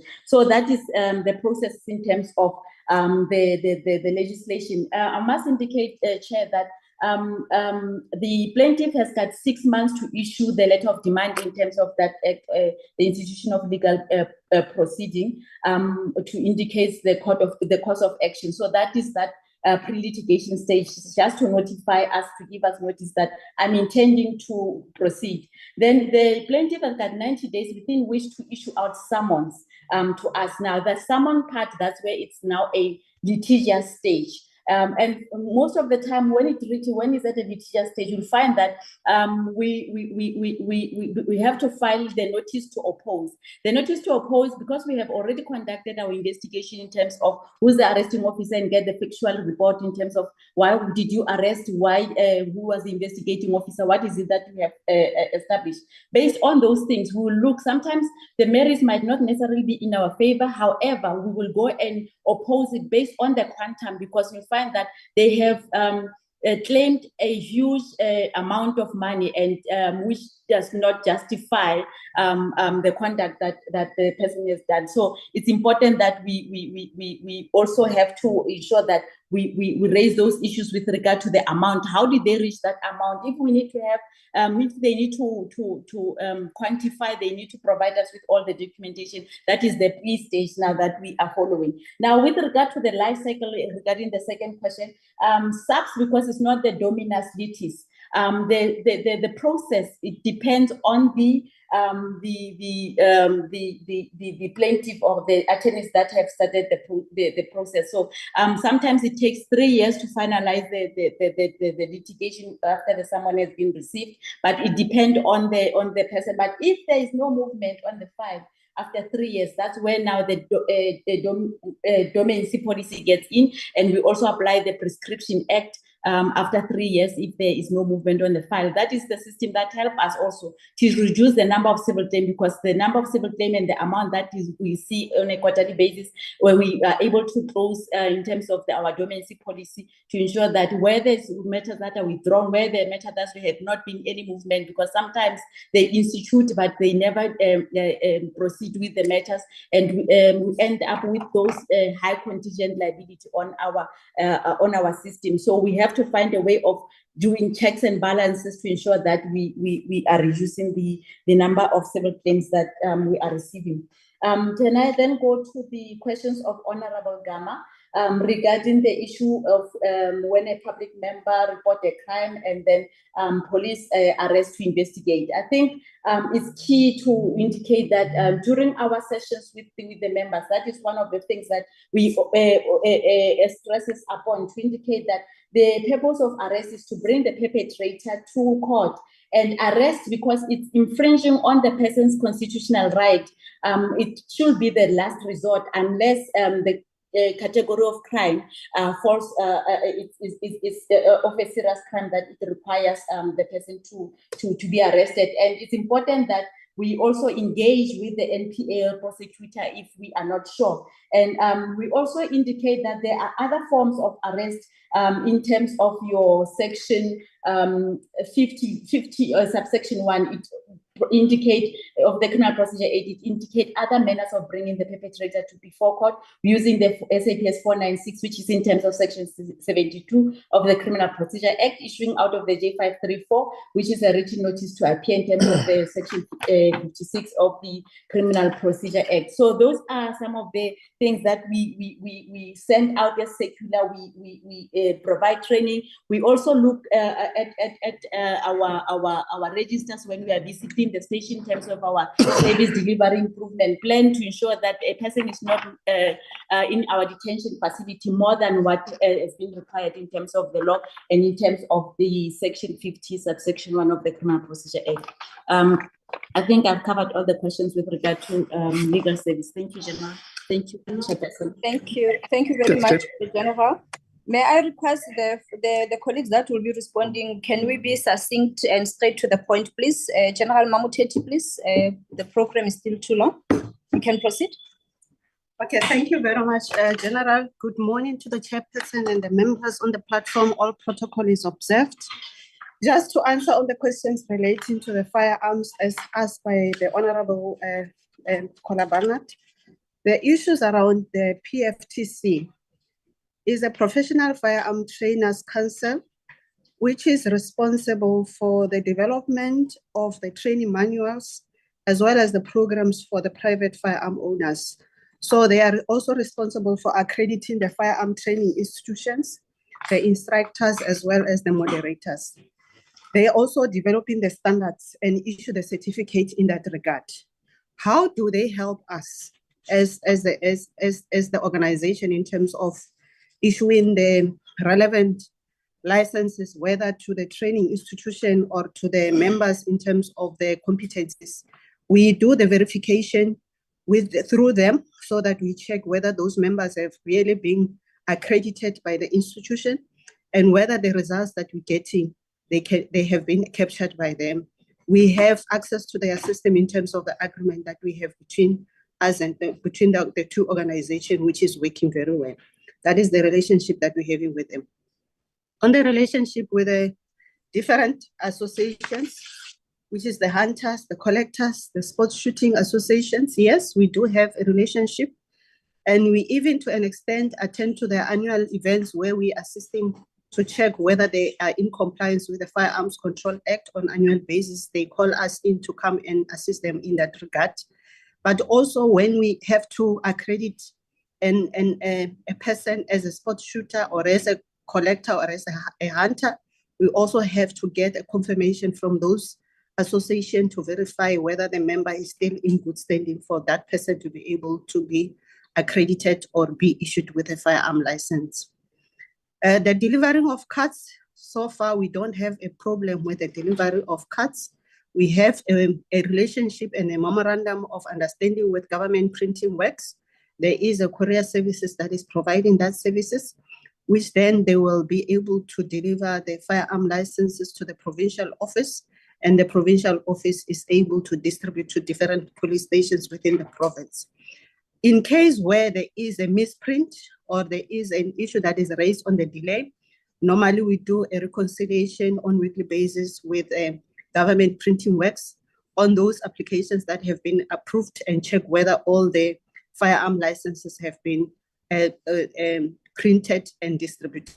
So on continuous basis, we are engaging with them to deal with all these other issues that might be arising out of the card that have been issued. Maybe if there is a mistake or anything on the card, then we are able to reprint. Then, how do we update the stakeholders on the system? That maybe just to indicate that with the development of the system, there was an extensive consultation with the stakeholders. All of them, they played a part in terms of them giving their inputs on what they feel should be included in the system. So even with the implementation plan that we are going to be developing with them, it's also going to be talking to the creation of awareness both internally and externally, and they have a role to play. So the updating of the stakeholders is on continuous because they are part of us in terms of the development. We have the milestones that we normally report to them and say, this is how far we are. And if there is any input that needs to be given from them, they do provide us with that input. The files that are piling up, I think General Fani spoke about the issues of the facilities, but one thing that we have done from the CFR environment, we have identified the alternative facilities where we have moved most of the files that were in the passages. But however, I should indicate that the process is not sustainable because we are still on manual basis. So what we are envisaging is that with the system that we are currently developing, it will definitely be able to assist us to address the issue of the files that are piling up in the passages. But on continuous basis, we keep on checking the spaces where we can be able to move those files so that we create a little bit of leniency in terms of us being able to have some space for the files that will be coming on time and again at the building. Thank you very much, General. Thank you, General Mamuteti. General Matou. Thank you. Good morning, Chairperson, Honorable Chairperson, honorable members. With regard to the questions of lifestyle audit has got two processes, the proactive and the reactive process. with the proactive process, it starts with the DPSA announcing those members who will be disclosing their financial interest, and annually SMS are included in that list. Then the financial disclosure will be reviewed by the ethics officers, then sent for processing to the PSC. After that, then there will be an analysis, that is what we call a lifestyle review, an analysis to determine if whether what was disclosed matches with the financial status of the employee. Then thereafter, if there are red flags, those red flags are referred for investigations. There is a multidisciplinary approach that the department has established that is consisting of anti-corruption from the detective, then forensic audit, crime intelligence, integrity management, and all relevant stakeholders as it proceeds. Then from that forensic investigation process, if it is confirmed that that member indeed is living beyond the means, then it will be processed for the resolution phase, that is the criminal processes and the disciplinary processes. That is the lifestyle audit processes. And then with the reactive side, we are having the hotline from the Office of the Public Service Commission, and then the service complaints line. With the service complaints lines embedded in it is option 5 for ethics line. Then from there, the other option is members themselves will be reporting to risk and integrity, or it will be reported from our stakeholders, DPCI, anti-corruption, or detective. Then from there, then it will be investigated. It starts with the option 3, that is investigation. So after that, then the process proceed until the criminal or the disciplinary process is undertaken. That is the lifestyle audit review process, and I hope this clarifies the questions as asked. Thank you. Thank you, General. General Nkua, sorry, I'm going to interrupt. I'm sorry for the interruption, but we need to move on to the next presentation. I'm cautious of time. If there are specific things that members need to follow up on, then we will do it in writing, as I always say. I would like to ask that we move on to the next presentation. I would just also then like to request that once we get to questions, I'm going to time each member for 2 minutes. I believe we are, it's not fair to everyone that we ask too long a question every time, and that we also please stick to the point, and then the answers also make sure that we stick to the point. I would then like to ask that we introduce Ms. Nkla Singh from IPID for the next presentation. Thank you. No, thank you very much, Chairperson, honorable committee members, our deputy ministers, the National Commissioner, and the SAPS management, as well as the heads of entities, colleagues. Good morning. Thank you very much for giving us this opportunity to present our responses to the PSIRA report. Chair, maybe by way of summary, I must just indicate that the year in review, it's a time where we were able to do an amendment act for IPID, and it's called IPID Amendment Act 15 of 2024. So we are looking forward to a good year from the 1st of April on the basis of this IPID Amendment Act. I must also indicate that the year in review, we also had good performance. We performed at 82%, and hoping that we get another clean audit, Chairperson, which is going to be the third if we made it, and we are ready for that. With regards to governance and compliance, we have established an internal control unit to deal with control deficiencies, and it's yielding the desired result, such that it also deals with our irregular and wasteful expenditure, and people are held accountable for that as part of consequence management, Chairperson.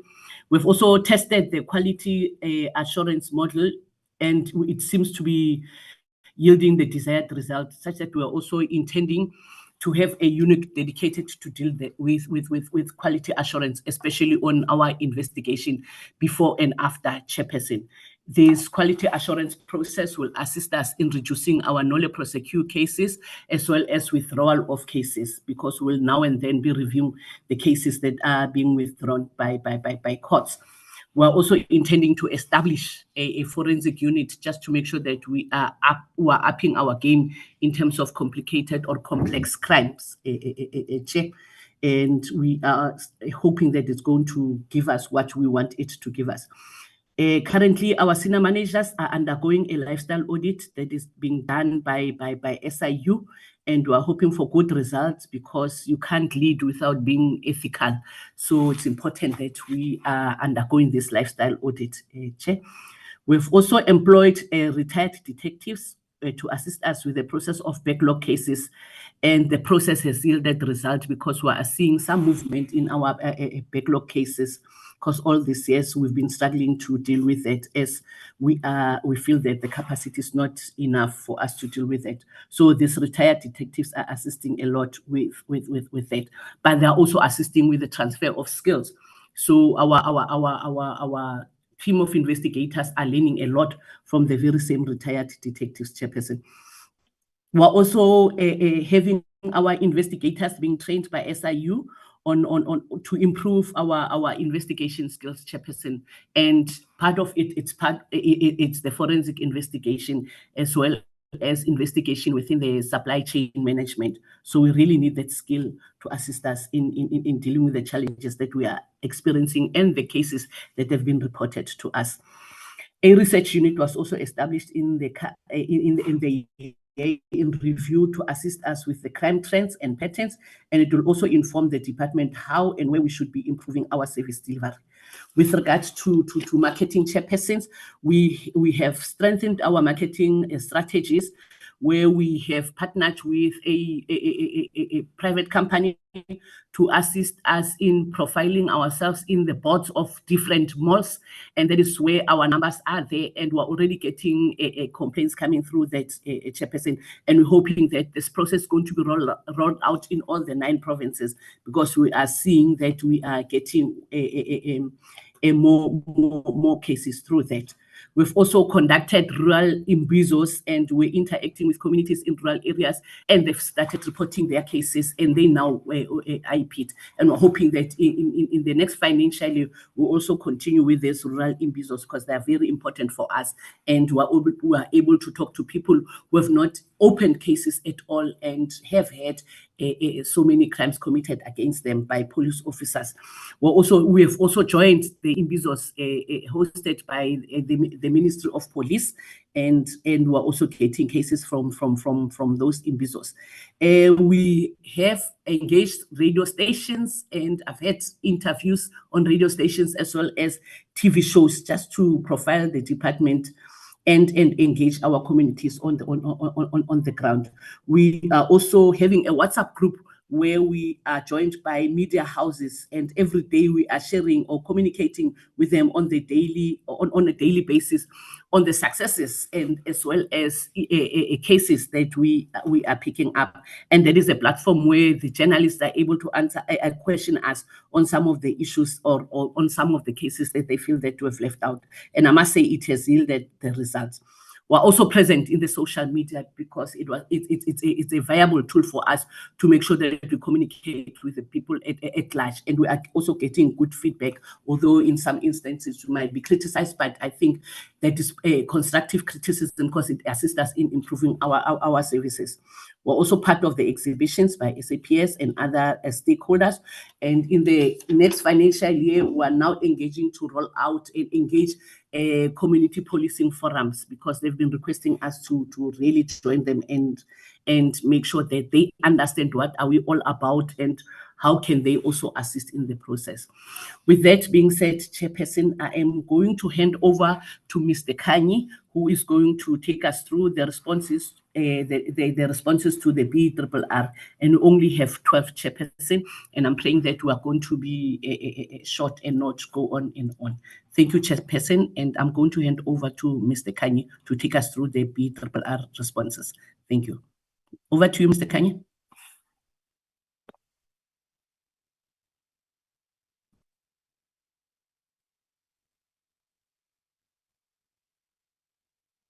Thank you, Edith, and good morning to the Chairperson, Honorable Chair, DMs on the platform, members of the committee, and the colleagues from SAPS. Thank you, Edie, for laying the foundation. And I think the Edie has outlined very well what the department is engaged with.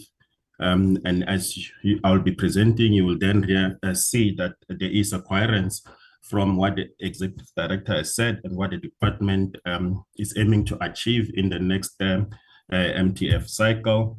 And I can also report that the department is geared up for the new challenges as well as the new financial year that we are starting.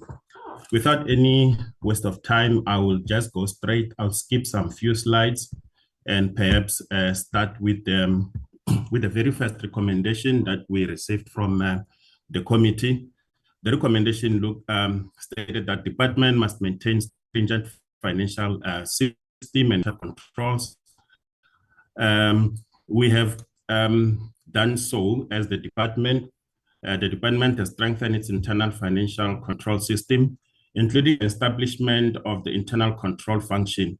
And the ED has also spoken to it that this has led to the clean audit opinion that we have received for 2 consecutive years.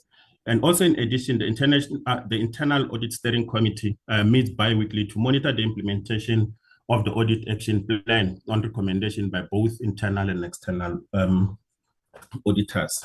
Perhaps if I were also to add on the establishment of the internal control unit, this internal control unit assists us to promote accuracy and reliability of records for the department, also to enhance the operational efficiency of IPID and to ensure compliance with policies like the PFMA and the regulation. And once this unit realized that there has been some non-compliance with the PFMA, they've been empowered to make the necessary recommendation that may end up in Labor Relations Act, in Labor Relations Unit to deal with individuals that will be found to be have contravened the Act. And this also strengthens our consequence management when it comes to this, because they assist the department ensuring that there's consequence management. Then the second one, Chairperson, is that the department must revise its output-based indicators to include qualitative measures, allowing for a better assessment of impact on police professionalization and integrity. I think what is key also here is that as an oversight body, as an independent police oversight body, we should be able to see the impact that we're making. And not only that we are just chasing the police, but we're also assisting the ministry in professionalizing the police so that there is trust, because currently one would say there's trust deficient between the community and the police. So it is the role of IP to make sure that the police are seen to be people that are professional and acting in high integrity. And we also acknowledge that as a department that having qualitative indicators will offer a deeper insight in the impact of investigation and the outcome thereof. This requires a systemic approach such as case study, interview, and survey. This research unit, we have also established the research unit, which will play a critical role in supporting the department to assess its impact and efforts made to professionalize the police service. One of the things that the executive director has done was also to engage the Institute for Security Studies with a view to partner in order to also assess the impact of IPID as an oversight body.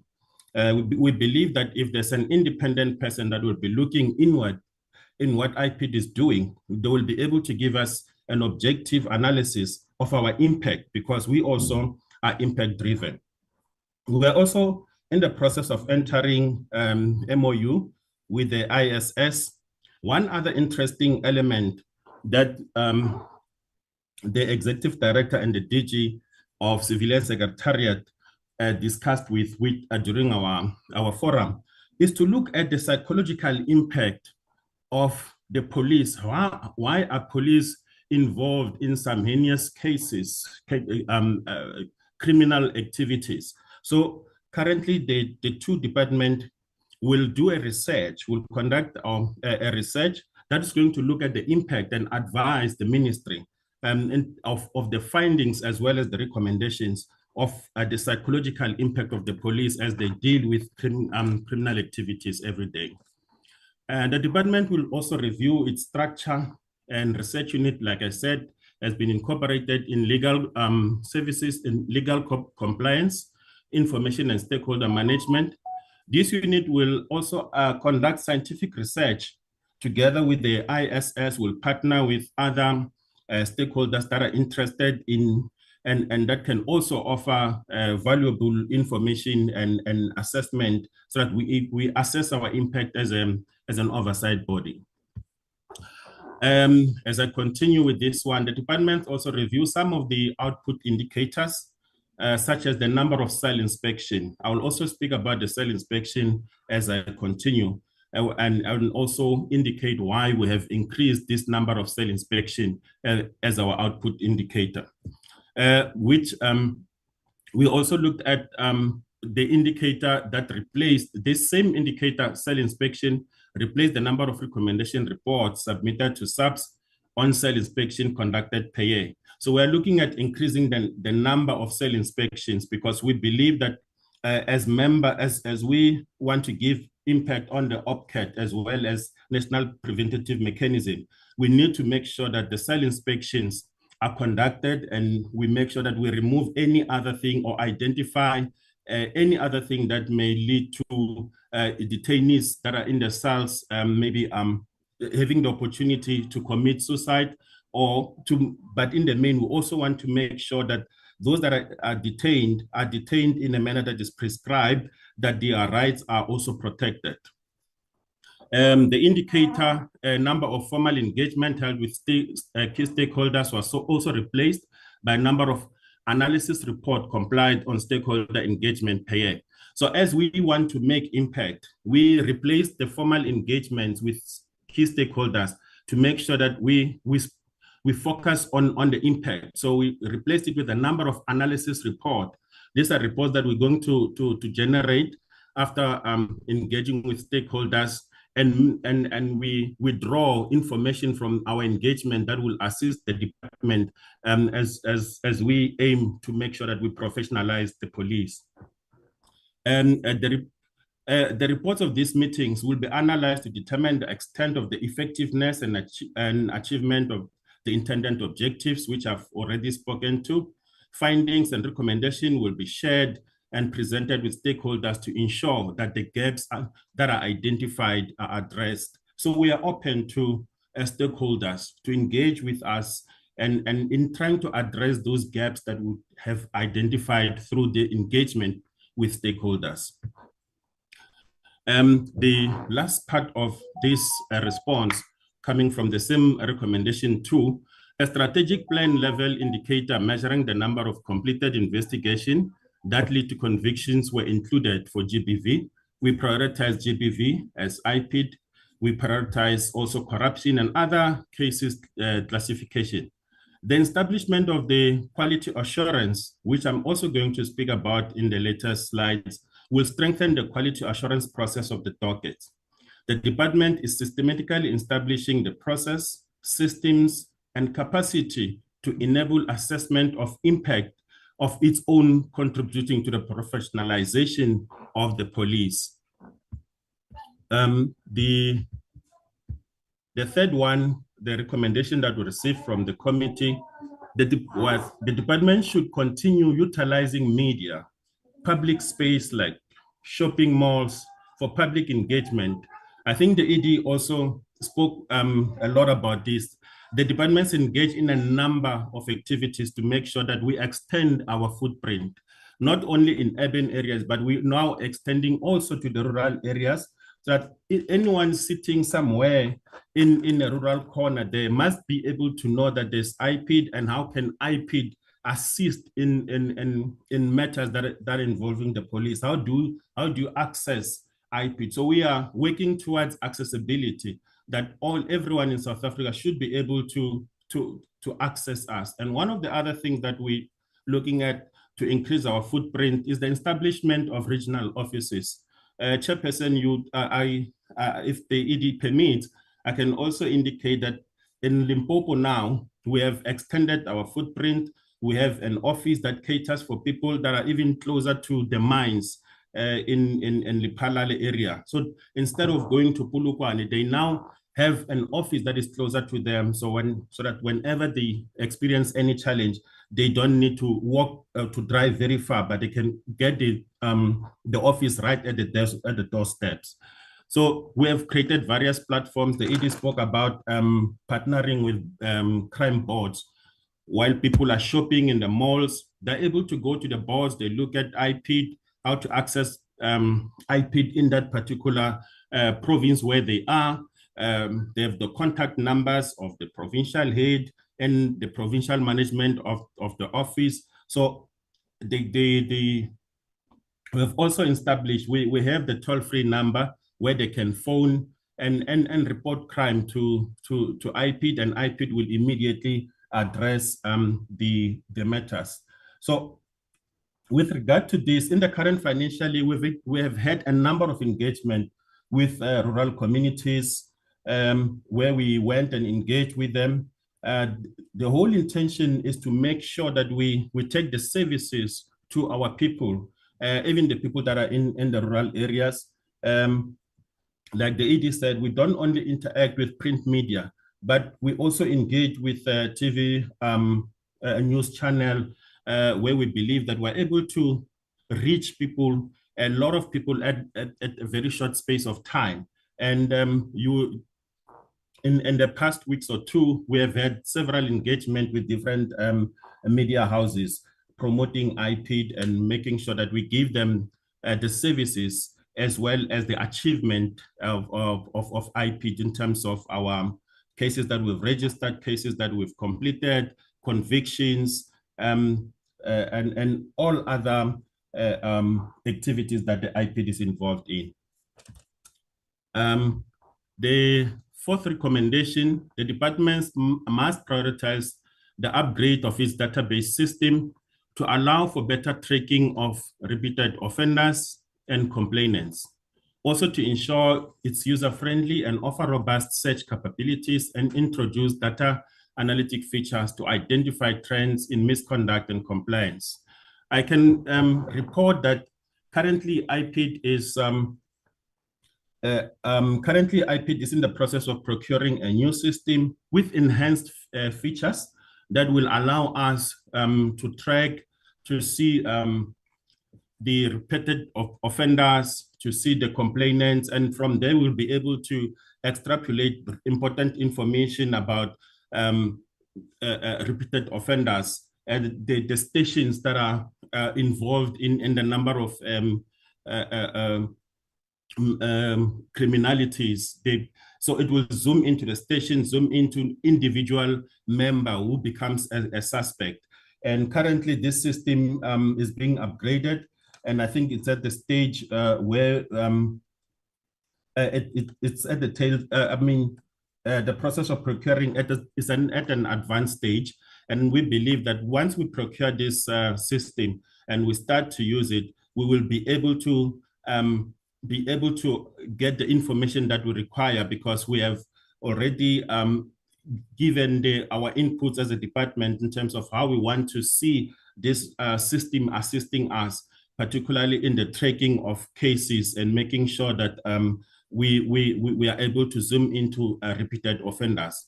Currently, the department we are using the flow-centric system with some capabilities, but like I said, it requires some upgrades. The system currently can detect previous cases linked to a suspect, once we put the ID number or we put the person number, we'll be able to see that this is a repeated offender. However, the system does not show or display the information about linked cases automatically. Like if somebody was involved in a case in Mafikeng and is also involved in a case in Nelspruit, currently we cannot link the two cases. But with the current features that we are looking at, the system that we are procuring will be able to show us so that we can see that this person has a criminal tendency, and we can be able to inform the SAPS of our findings. Whether a person commits a crime in a different province and goes to the next province, we'll be able to report because the system will then allow us. This information will be provided automatically. Once you put in the details, it will extrapolate it and give it to you. The feature that we are going to add at the current system will assist it will assist in sourcing out the information that we require, particularly that will assist during the investigation and even while the matter is at court. The department has taken a decision to also include this capability in the system that is currently being developed. So we have given our inputs as a department. We have made sure that we consolidate inputs from also investigators that will then assist in building the system that we think is going to enhance the work of IPID and also assist in tracking of repeated offenders and those that will commit offenses from one province and run to the next province, commit the same, will be able to trace them. The fifth one, the department should reassess timelines of completion of investigation based on the types of investigation, complexities, and requirements. The department is currently, or the process of reviewing the investigation standard for each case classification is underway. We are looking into categorizing and the cases as per Section 28 and allocating it the time frame in terms of when should we complete or when it's expected a reasonable time of completing a particular case. And also we're taking into account that the cases are not the same, the complexities of the cases are not the same. So we are building a way that will assist us to say, if you receive a case of assault, you are expected, for example, to complete within 90 days, but also looking at other complexities, issues of traveling from one place to another, because the dynamics of the provinces are also not the same.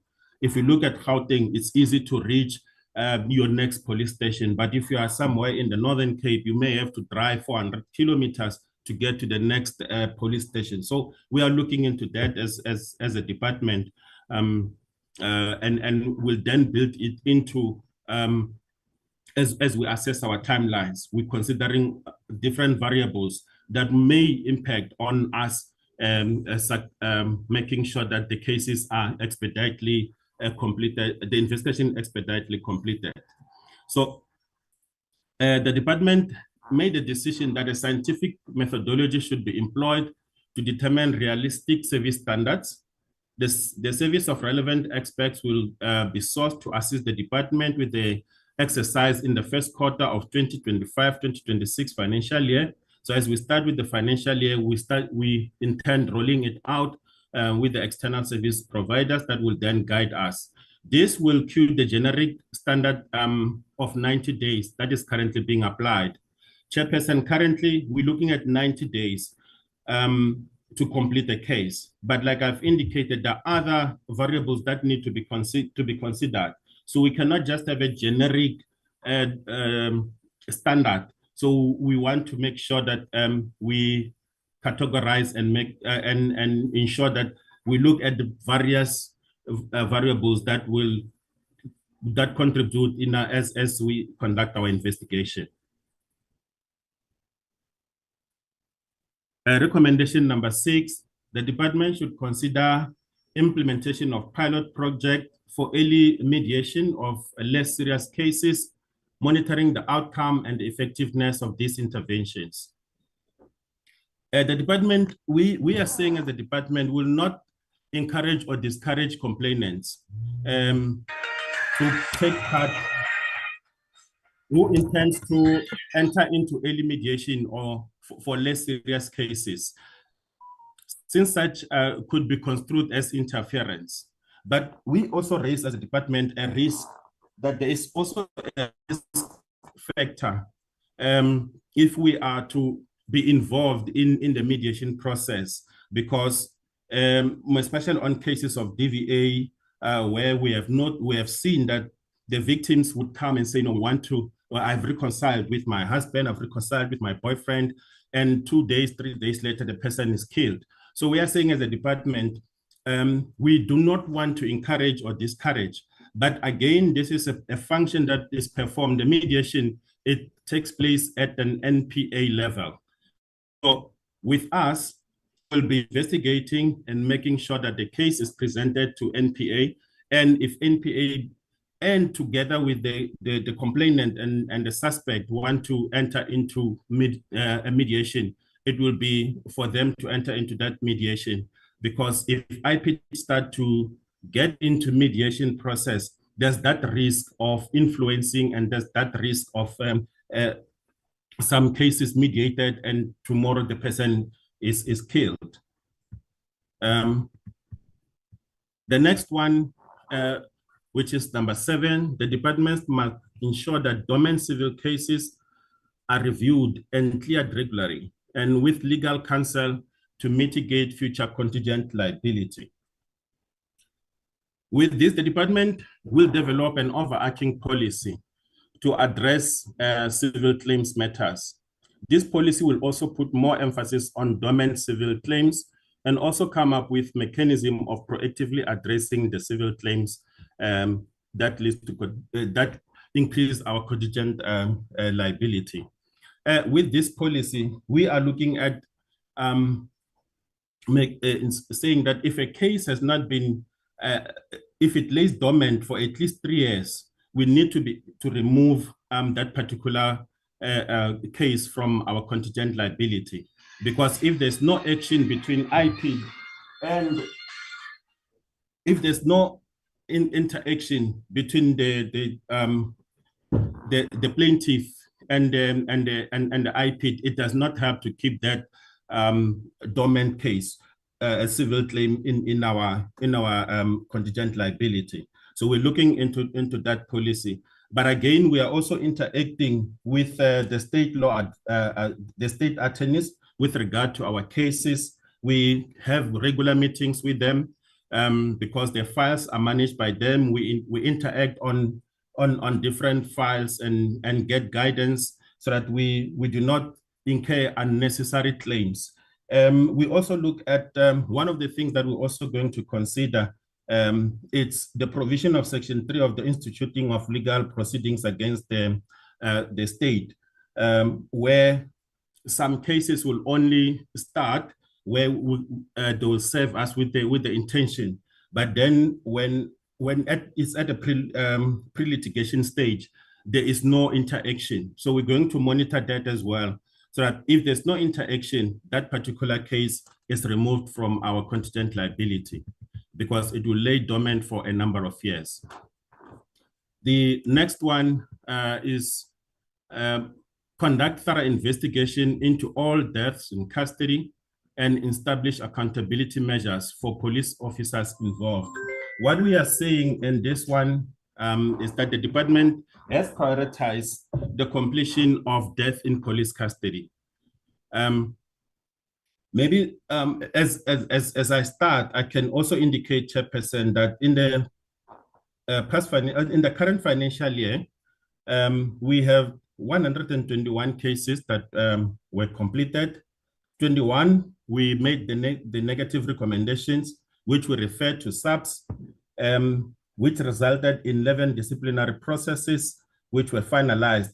And out of the 11, 8 were found guilty with regard to death in police custody.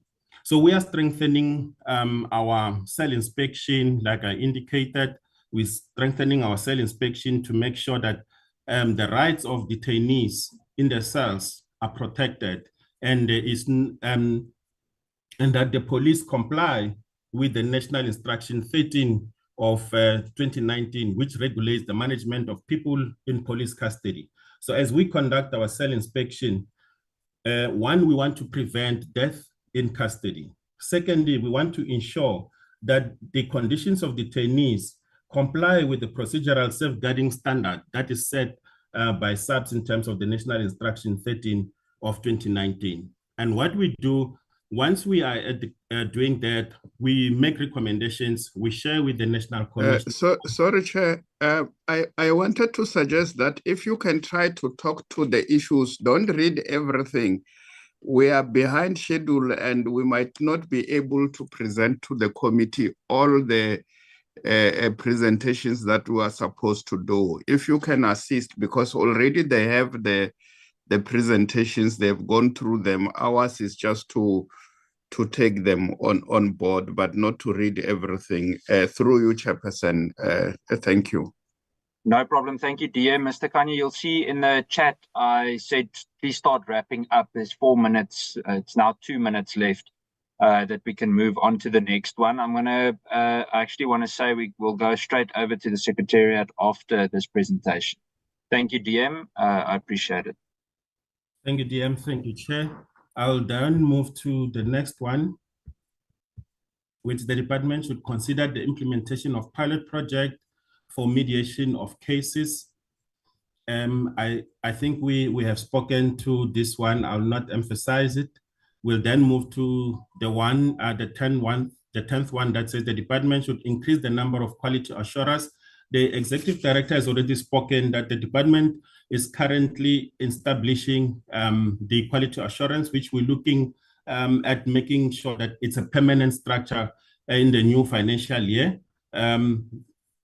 Because we believe that it will assist us in reducing the nolle prosequi, because we're saying as we reduce nolle prosequi, we should then increase the number of cases that must be placed on the court roll. The next one, Chair, which is number 11, the department should increase its preventative inspection visit. I've already spoken to it that we are making sure that we conform to OPCAT as well as NPM in terms of making sure that the people that are detained, number one, we're looking at people that are detained should be protected from torture. And as a result, we, as a department, we have, in terms of Section 28, we're looking at the number of tortures and we're investigating torture so that we are able to comply with the OPCAT and make sure that there is not torture that takes place. And IPID has also partnered with Human Rights Commission, ensuring that we promote the rights of detainees in custody. Like I also indicated that we are also interacting in the and part of the national preventative mechanism, particularly when it comes to issues of torture. The last one, Chairperson, is implement enhanced monitoring system and lectures program focused on detainee management. What we do, as we conduct cell inspection, we also conduct station lectures where we visit the stations and talk to them about what is expected of them, which is in line with the National Instruction 13 of 2019. So we also make sure that once we have conducted the inspection and the lectures, we give feedback to them and with the recommendation of what is it that must be implemented. This feedback and the recommendation, we also share them with the National Commissioner for Implementation and also recommend the remedial or corrective measures that must be taken. Thank you, Edie, and thank you, Chairperson. No, thank you very much, Mr. Kanye, and thank you, thanks, Chairperson and the DMs. Over to you, Chairperson. Thank you very much. I appreciate it. Thank you for the detailed presentation. Then we head over to the Secretariat, to Mr. Sibuye. Please try and limit the presentation to a maximum of 20 minutes, 15 if possible, and then we can continue. Thank you. Good morning, Chair, honorable members, the committee, DM Matale, DM Bushielo, senior managers from the ministry across, Chair, I will just go straight to if the presentation could be projected. I just go straight to it and ask Mr. Mashilwane to quickly take us through and make sure that we are within time. Chair, we will do it in 15 minutes. Mr. Mashilwane, can you please proceed?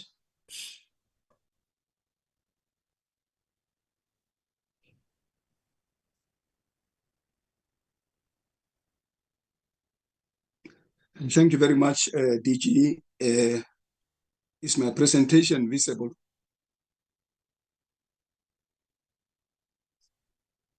Not yet.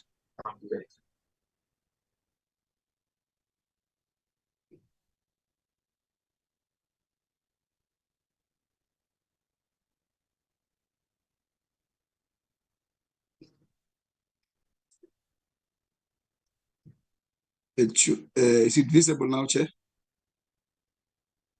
Yes, please go ahead.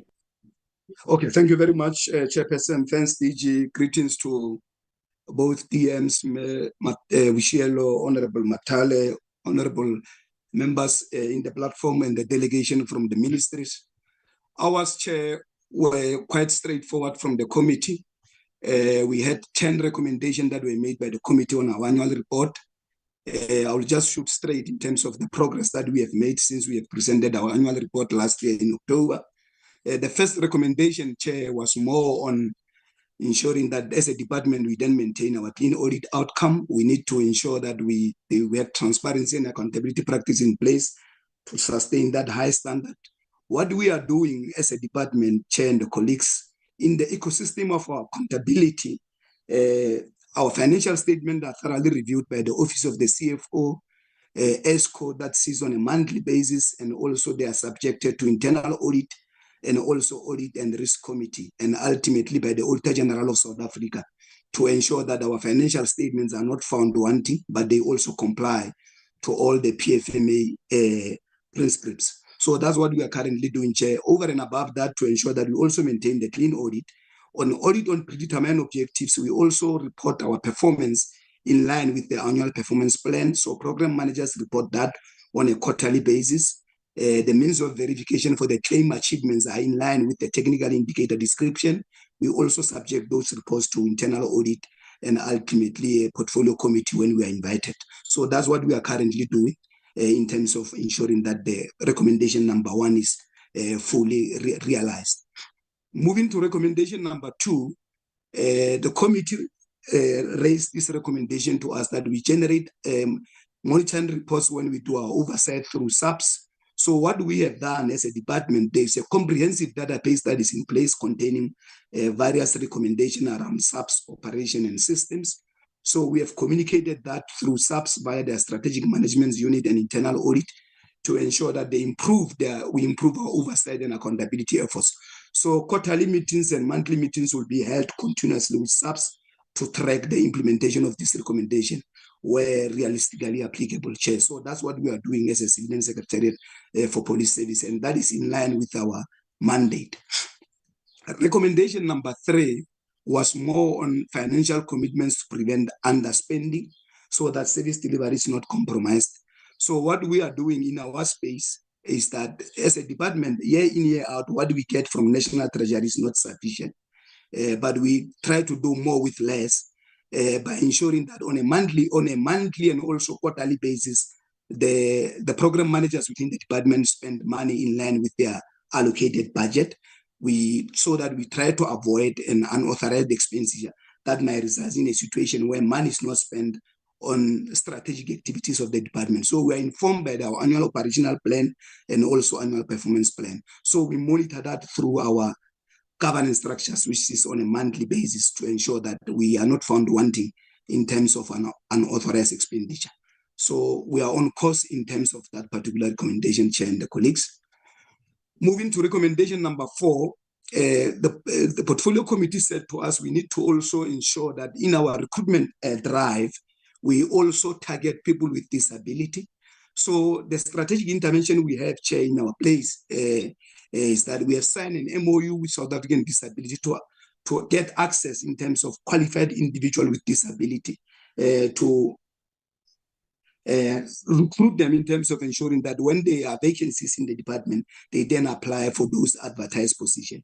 We are also guided by our employment equity implementation strategy that is also in place. I think where we are now, Chair, in recommendation number 4 is that we only have a total of two officials in the department who have people with disability, and that is sitting currently at 1%, which is far below the target of government-wide, which is 3%. But through this intervention that we are committing, we will definitely ensure that when there are vacancies, people with disability then get recognized in our equitable workforce. Lastly, on management level, which is level 13 to 16, Chair, we are sitting at 57% females in those levels of level 13 to 16, while their male counterparts are currently sitting at 43%. So that surpasses a target of 50% target by 7%, Chairperson, when female and male should be sitting at 50-50. So we have really overachieved that particular target in the relation to women representation in management position.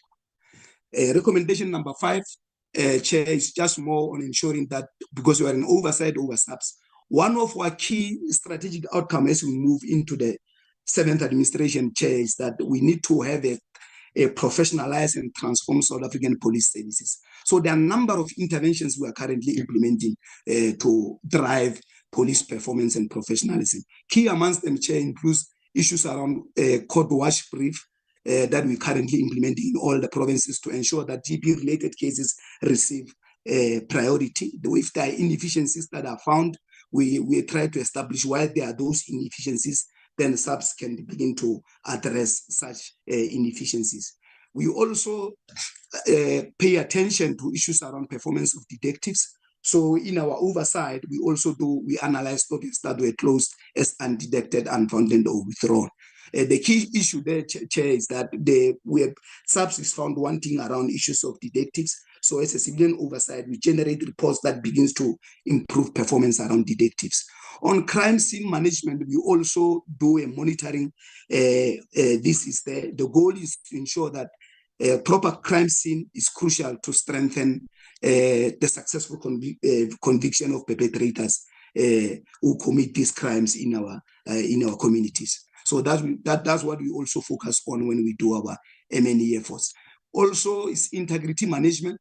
That's to ensure that our SAPS officials are more ethical and professional in doing their business, in doing their functions. So we conduct financial interest, we do remunerative work outside doing work with the state. So that's what we also oversee when we do our site visit over SAPS.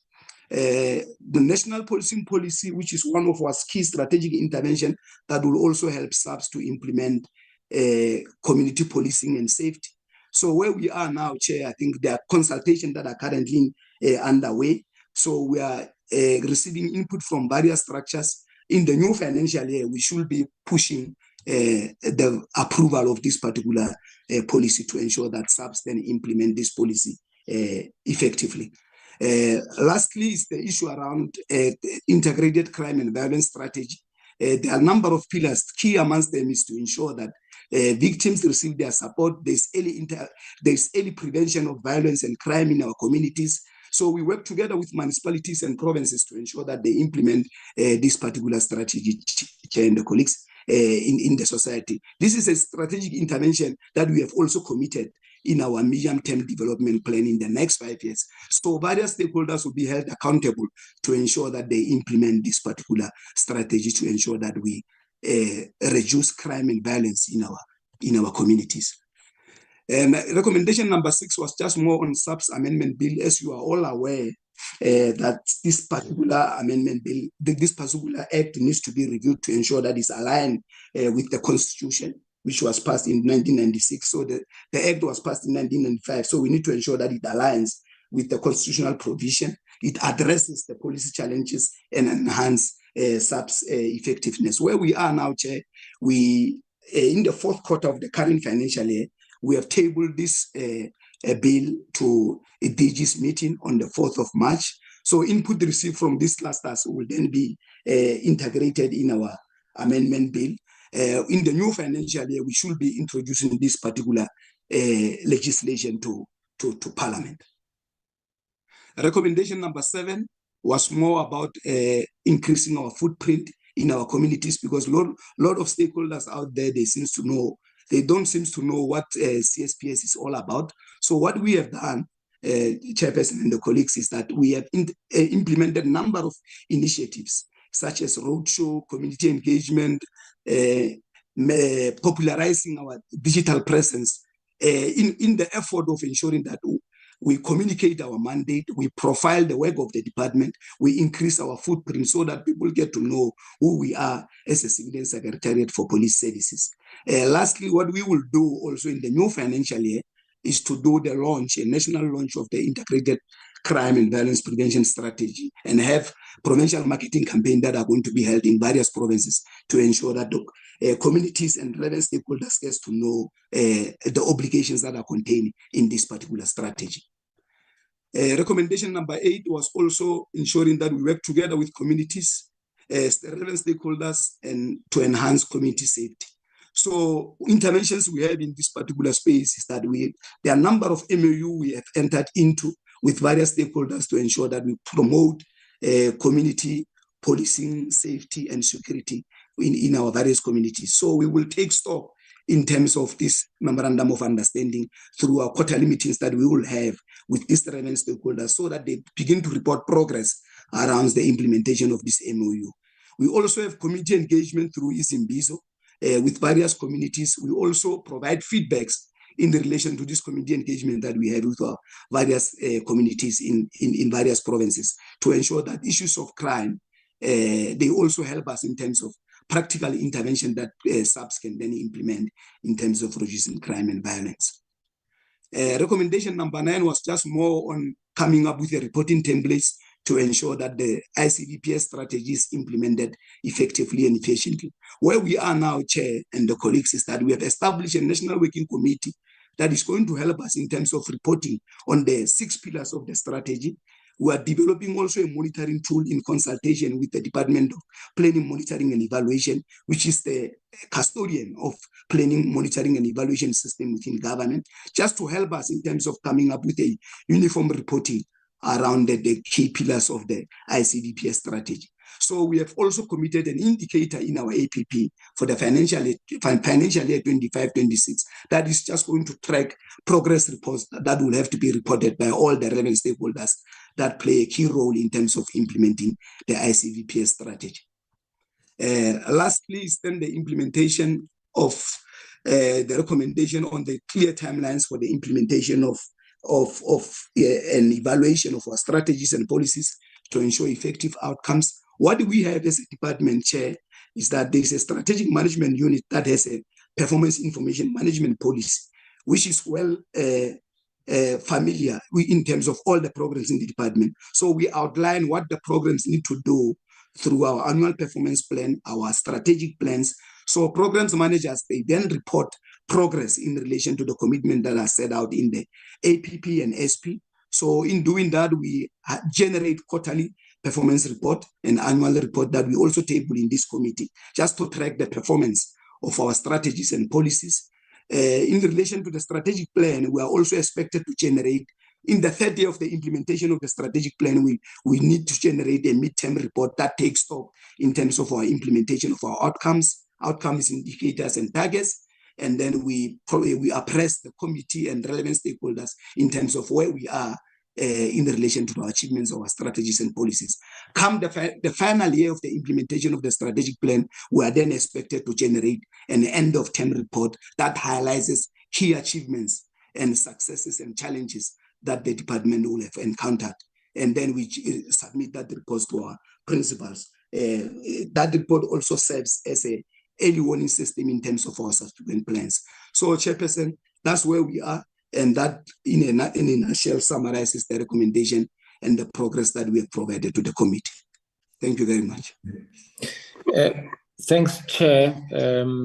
That's our presentation. But just to make a slight amendment, Chair, to the presentation on slide 15, to confirm that the NPP, the National Policing Policy, has served before the ministers' cluster yesterday, and it has been approved to proceed to cabinet for finalization, as well as the SAPS amendment bill. However, SAPS amendment bill, there's still a few issues that were raised by a Committee of Ministers, JCPS, just to go back and refine issues around the use of force in relation to demonstrations that are peaceful or not peaceful, and the protection of property, especially public property.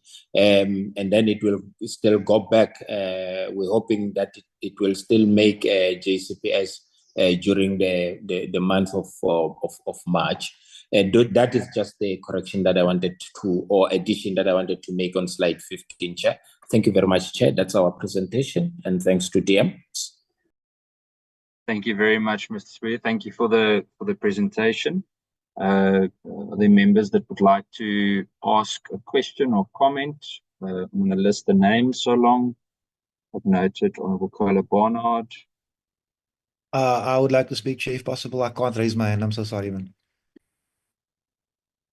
Okay, Honorable Adams, I've noted you. Honorable Schikkerling. Anyone else?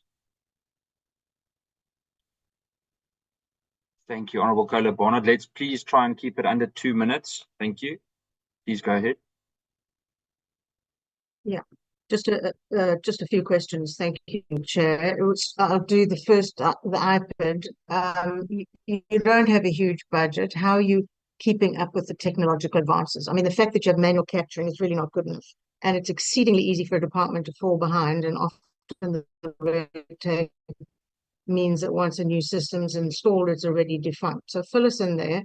And please tell me your average percentage conviction rate in court in terms of all criminal activities of our cops.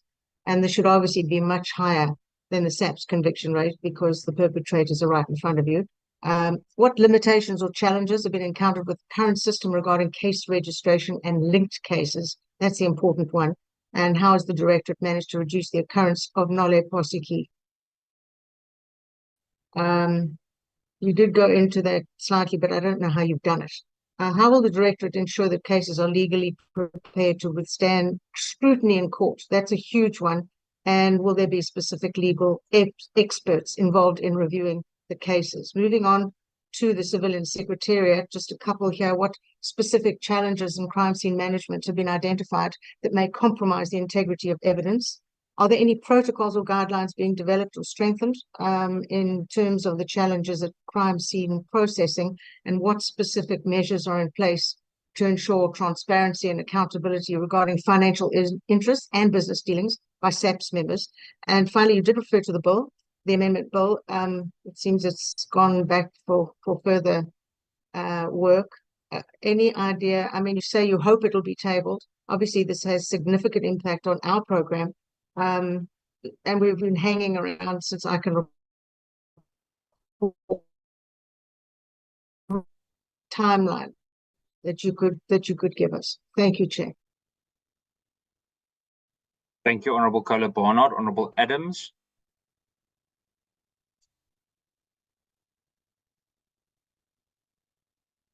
You're muted, Honorable Adams. Sorry, Chairperson. You can take that from my time. I will not be long. I just want to know, Chairperson, why has IPID chosen specifically to partner with the ISS? Has the ISS been subjected to the proper vetting procedures, or are we going to handle this the way we handle the general security checks? And does the ISF have the proper skills, or is this just someone we pluck out of the air?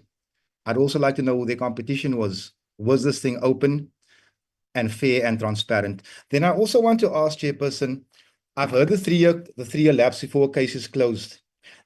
Is this why General Shaba was never investigated by IPID? Because there's a case number. And also, what happened to General Kumalo's case of alleged torture? Did IPID ever investigate that?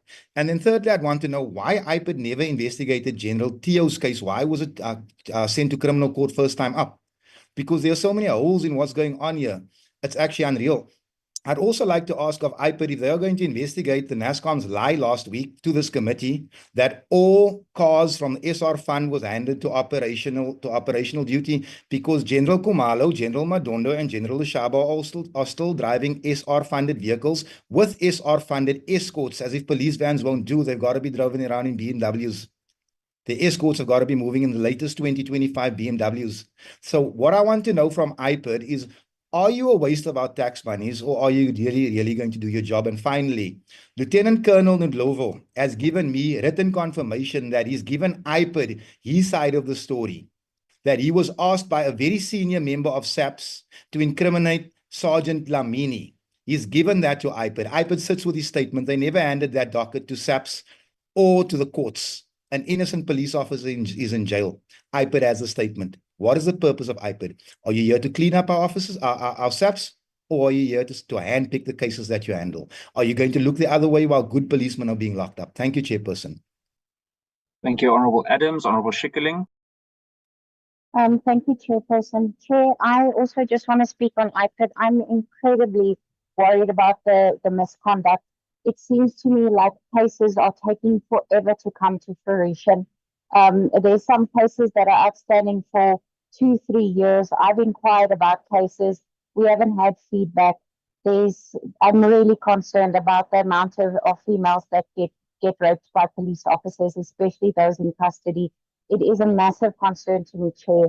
I would like to know what measures IPID has in place, and if they can't give us surety that cases will be looked at on a merit basis so that we can try and get rid of the most serious cases and make sure that we get those police officers out of our system, Chair, because it can never be right that we've got people that are in positions of privilege that should be looking after our community, that are the very same people that are conducting crime and cases of GBV, Chair. And I would like the assurance and a timeline of how long cases should take, and their commitment in saying that they will ensure that cases are dealt with as quick as possible, and that we get a report back to say what is outstanding for a long time and how we will be dealing with the backlog. Thank you, Chair. Thank you, Honourable Schikkeling. I then hand over to Edie Ntlasing for the relevant response. Thank you very much, Chairperson, and thanks for those questions. Chairperson, some of the questions are questions where I'm going to request that they be written down so that we can deal with them, particularly the ones that have been raised by Honourable Member Adams, because they relate to individual cases, so that we can make a follow-up and give feedback on those cases. But however, I'm not saying that we're not going to respond. I also have the head of a national investigation to also respond. But let me first start with the questions raised by Member Kola Banat. Although she was also breaking and I could not capture some of the cases, the technological challenges. Do we have technological challenges with regards to cases? Because it seems as if we are doing things manually. Let me indicate that we have an ICT that is working 24 hours to make sure that we are becoming technologically compliant, and we will update our systems, and they've made sure that we get as much support as possible technologically. And with regard to the cases, case management system, like Mr. Kanye has indicated, we have procured a system where we will be able to then register all these cases, and all these changes like your tracing and profiling of suspects will also be included in the system that we are procuring. But once that is up and running, we'll certainly be able to respond to that. But currently we have a system called the flow-centric system. All we do is to enhance the system every time when we pick up that there are technological issues that needs to be included. So we're using that system to assist us in dealing with it. With regards to average conviction rate in court, I'm going to hand over to our national head of investigation to then respond to the cases relating to the average conviction rate in court, and whether we have limitations, and how to reduce the nolle prosequi. Let me indicate that's why we are moving to a quality assurance process where we want our cases to be legally compliant. So we will have people who are going to make sure before a case can go to court, they are able to see that whether it's legally compliant, and if there are challenges, then the case is sent back to the investigator so that they can add more information. The intention here is that we must improve our conviction rate. We can't just arrest and not improve our conviction rate. So our quality assurance will also deal with cases of nolle prosequi, as well cases that have been declined in court for prosecution. We want to reduce that number because it's not a good picture, I must say, and we are also dealing with the withdrawal of cases. So we are determined that this is going to assist a lot by having the quality assurers who are going to be qualified in prosecution, who will also be able to give us more insight into criminal law, because some of the challenges relate to how we define our elements of crime or how our A1 statements are being written. So those are the things that we want to really deal with. So I'm going to hand over to our national head of investigation to then talk more and respond to the questions that have been raised. Over to you, Dr. Pila. No, thank you, Executive Director. Good morning, Honorable Chair, committee members, as well as DMs and colleagues. The question I'm going to concentrate on is only in relation to conviction rate. And I think the better way to respond to the question should be quantitative opposed to qualitative. I just need to indicate that in the previous financial year, we had overall conviction of 43 cases, ranging across all classification, murder, rape, and all other categories, inclusive of corruption. But currently, even before the end of the financial year, as at the end of February month, we were sitting at 60. And that is a clear improvement insofar as conviction rate are concerned, taking into account that we are also left with a month. So meaning that our target is to at least reach 70. When one compare 43 to 70, there is a huge growth insofar as value creation in that platform is concerned. So what we are trying to do is to create a culture of impact-driven investigation, and that can be realized through an outcome being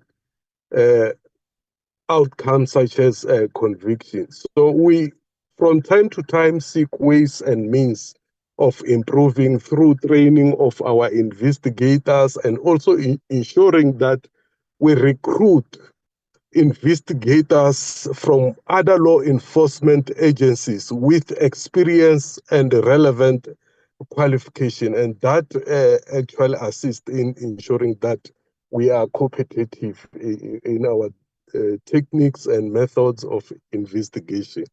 So yes, the question around specific areas, as Honorable Adams has asked, then we will have bilateral and get such matters for us to further investigate, if not yet investigated, and wherein we will have investigated, we will give a feedback.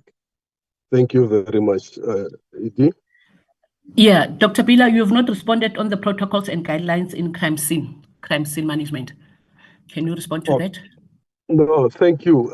In relation to protocols, I cannot talk at an operational level, but we do have a standard operating procedures which drive its mandate from our regulations. So protocols are well detailed within our standard operating procedures, and all investigators adhere to such. So we are not having a challenge on that. But what I need to indicate is that we have started a process in the KZN to review whether we are not having some deficiencies, mainly on the question of death as a result of police action, insofar as crime scene is concerned. So we very soon will be having a report which will look into and check if indeed we are okay in terms of how we are handling things, or we might need to improve. But generally, we did not find any hiccup or any challenge, because there are standard operating procedures which are very specific on how crime scene need to be managed. Thank you very much. Thanks. Chair, I also want the House to also be informed that, yes, we are doing our level best in terms of making sure that we investigate as many cases as we can. But Chairperson, we only have 168 detectives or investigators to run around and do with investigation. So what we do is that in some instances, we also establish task teams to look into complex matters to assist us in dealing with that. We might not take the time that is required to do investigation, because then we are gathering as much information as we can. Remember, here we're not investigating ordinary people. We are investigating people who knows the ins and out of the criminal justice system. Some of them are also tampering with some of the cases that we're investigating, or giving out wrong instructions to people where we need to seek information. But we are doing our level best to do that. And the other issue, it's the issue of the turnaround time. We are Member Shackling, we have deployed or employed ex-retired detectives on a contact basis to assist us in dealing with challenges on backlog of cases. But at the same time, we are dependent on SAPS forensic lab to assist us in getting your post-mortem results or your ballistic results. So now and then, and we have a very good relationship with a head of forensic labs to then assist us in trying and lessening the time it takes to investigate in some of the cases. But I will be happy to then note the cases that she's talking about that I might not be aware of, so that we can then deal with them and see how far are they and where are the challenges and how best can we deal with those cases. Our intention is not to slow down the process, but the intention is that we must try and speed up the process. Hence, we've even set a turnaround time in dealing with those cases. Chairperson, I must also indicate to this House that in Q2 only of this financial year, we have 800 cases on the court roll, and we are engaging your Director of Public Prosecutions in various provinces to say, can you try and assist in pushing these cases so that they can be there, they can appear before court for us to deal with those cases. So though some of the matters that are affecting, or challenges that are affecting how we're performing, are not within our control, but are within the control of other institutions. Let me indicate, Madam Alfadams, we are committed to root out all the corrupt elements from SAPS, and we will definitely make sure that we do our investigations. The cases that you have mentioned, I want information on all of them so that you can do a follow-up and look at the docket. If it needs to be sent for legal review, we will certainly do that. If it means that we must continue to investigate on those cases, we will certainly do that. But we are also assisted by our own whistleblowers, who are also giving us some of the cases. Because if I look at the cases that you are mentioning, some of them I've only received them today from our whistleblowers. So please give us time. We've got a task team that is established to look into such cases. Thank you very much, Chairperson. Thank you very much. Appreciate the response, colleagues. We're going to move on to the next presentation by Mr. Chalke from PSIRA. Mr. Chalke, you are always very much on time, so please let's again keep it to maximum 15 minutes. Thank you, Chairperson. Good still morning to the Chair and the Honorable DM Matale, DM Bushielo, honorable members, heads of entities, all colleagues. Let me also stand on the protocols that is already established. The CFO will lead us on the presentation. Hopefully we make it in 15 minutes. Thank you. And Chair, we're also joined by other colleagues from PSIRA as well as the Chair of the board. Thank you very much. CFO.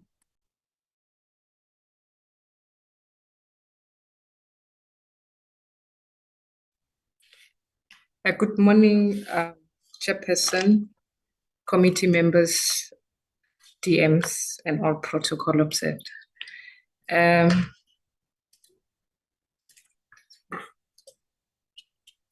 want to move to the next slide.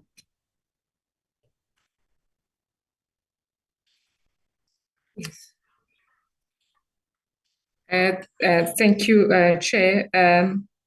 The recommendation that were made by the bill, the first one was for PSIRA to ensure that there's adequate enforcement in relation to the training, compliance to the training standards.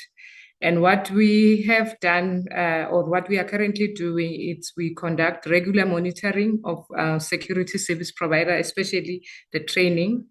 And also we have strict measures that we have implemented if we find that we are offering training that is not aligned, or the structure that you are conducting training in, it's not aligned, we impose penalties, or even at some stage we suspend and also revoke your accreditation.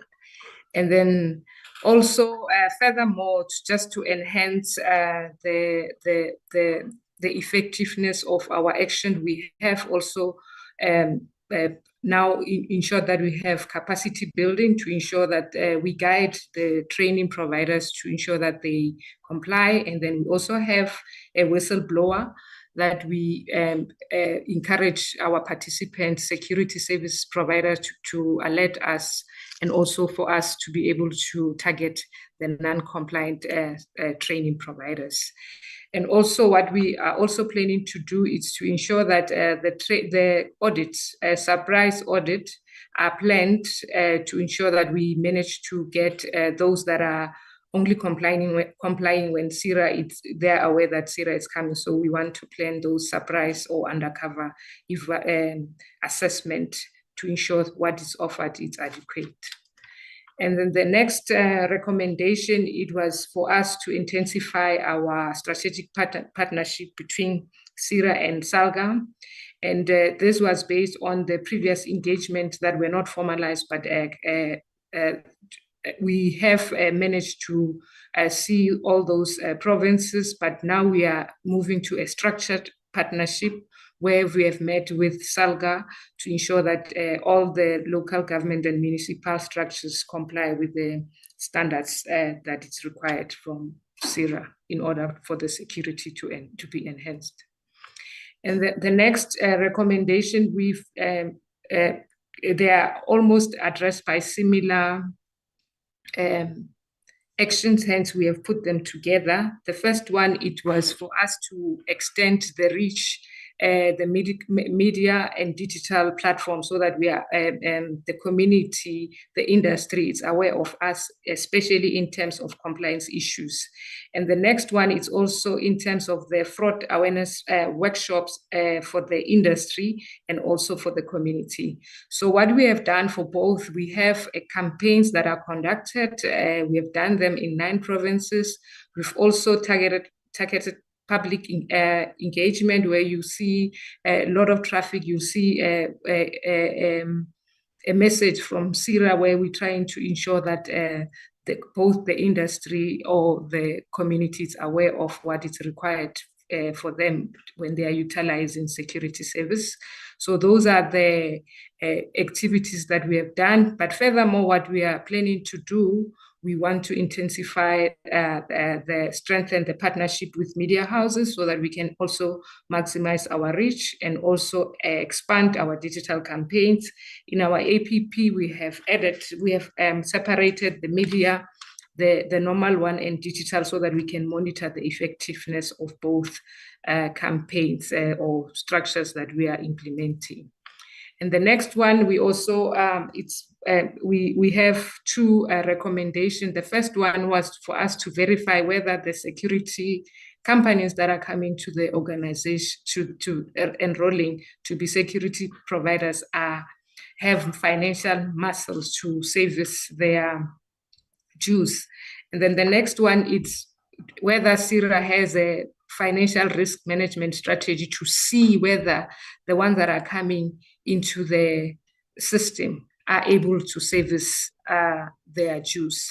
And hence we have clumped them together, because what we currently have, once the security officer security business has been registered, once we have built that security business, if the person doesn't pay within 14 days, we call it as a trigger for suspension. But we also give you further 90 days to start withdrawing you and deregistering. However, that amount that we have incurred within the 3-4 months while we are doing the debtors collection strategies, that's the one that is causing unpaid debt to be impaired. So that's what we having challenge on, but we would look at the strategies to enhance this effort, because after the 90 days, in terms of the accounting prescripts, that debt still becomes your debt. There is no way that you can write off. But we are still pursuing other strategies to ensure that we still don't practice barriers of entry. And maybe one of the key things that we are doing in terms of the annual fees, we allow people to pay, give them part payments, just to make them be able to pay until they settle their debts. So also in terms of this one, it's mostly aligned to that the previous one that we spoke to, because it talks to what are we doing to deregister non-compliant companies. If it's a code of conduct, our legal team handle that and make sure that they are withdrawn immediately. But if it's in terms of the financial compliance issues, we follow that debt collection strategies, where after 14 days we withdraw, we present to the steering committee for you to be withdrawn, and then however your debt still remain and incur interest on regular basis. But after that, we also have debt recovery that we embark on. We still, after we have deregistered you, we have debtors collectors that still pursue the overdue debt that for the deregistered company, so that we don't just incur. There is a percentage that we manage to collect, however, it's not significant. And we also blacklist those companies that failed to pay. And also one of the recommendations was for us to list them on our website. So we've published the withdrawn so that the public is also aware of the companies that are deregistered, so that they utilize the compliant security business. And the next one, it relates to the transformation. This process, PSIRA has embarked in it for the previous year. However, where we are now, we wanted to finalize this process. We are working very closely with Civilian Secretariat.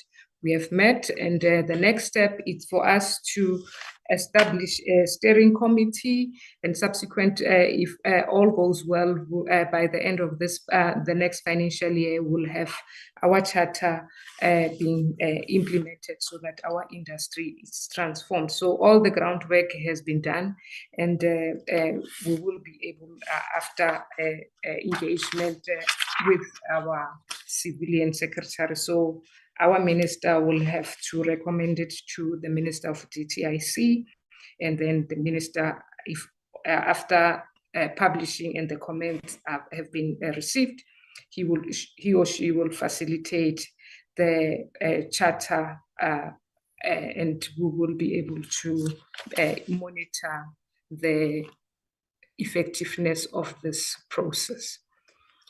And the next one relates to the online system. In the last year, when we reported our annual report, we were still in a phase where we've procured online system. And in December, we have managed to do pilot, and we are anticipating to roll out the full version from the 1st of April. And one another issue that was raised by the committee was relating to the capacitating of law enforcement so that they will be able to touch all the areas of non-compliance, because of we really need to ensure that compliance is practiced across training and also security businesses. And another issue that was raised, it's the vacancy rate that was looking from higher. So what we have done, we have developed a structured recruitment plan where we prioritizing capacitating law enforcement and also strengthening the law enforcement operation to ensure that we are able to inspect across the country. And also in terms of the vacancy rate, this is one of the, it's now part of the performance contract of the executive. So if there is an executive that is not implementing or delaying, this will impact their performance as per the contract. The last one, it's in relation to the audit outcome. I would not highlight the findings, but in terms of the audit outcome, it was the recommendation, it was PSIRA to develop an audit action plan and monitor it so that the audit is being improved. We have subsequently developed an audit action plan, and we have managed to resolve audit findings. We've engaged internal auditors. We are currently being audited by the AG, which is a pre-audit before the final audit, and we have managed to clear all of those findings that relates to the system. And we are hoping that in the next next audit, all will go well, because of we have now capacitated also finance. We also capacitated. We have a new internal audit company, and we are confident that these actions will lead us to a better audit outcome. And then in relating to the prepayment that was made, the prepayment at year end of last financial year, the training was conducted. And then what was the one that was outstanding was the forensic report. The forensic report was received on the 6th, and the MIC-SITA, out of 50% of the POE are ready to be submitted to the MIC-SITA. And that will be it, Chairperson, from us. Thank you. Thank you, Chairperson. That is our presentation. Thank you very much. Are there any specific questions that the members would like to raise?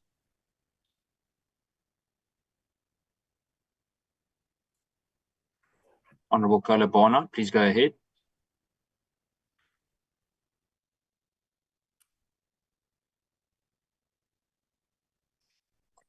Thanks, Chair. Just one or two. I've just got one to PSIRA. Have you at last succeeded in sorting fully 100% your collection system? It has failed you for so many years. Will an audit show that you're now collecting 100% of what you should be collecting? Because that's been the major issue that you've fought with all these years. Thank you. That's it, Chair. Thank you, Honourable Kolobana. Honourable Schikkerling. Thank you, Chairperson. Chairperson, I just would like to know the training and the owners of security companies, if they are vetted on a regular basis, because I do know of one or two owners of security companies that are actually in custody and that have cases pending against them? How often is this checked? And my second question is the CSPS office in the Northern Cape and I think the Northwest were not open at the last meeting. I'd just like to know if those offices have been sorted out. Thank you, Chair. Thank you, Honourable Schikkerling. Over to you, Mr. Chauke. Thank you, Chair. The CFO will deal with the question regarding the collection, and I will add to the answer. And also the question regarding our Northern Cape office, which is also in progress, CFO. Thank you, CEO. In terms of our collection rate, we have not yet reached the 100%, hence those strategies that we have now implemented. And because I think our fear on that one, Chair, is we don't want to have barriers of entry because people just come in and they are not ready to service our dues, but we are currently at 85%. So we are looking at alternative strategies to ensure that we bill differently, not annual fees, because people just come once and then they are not able to pay that 3 months.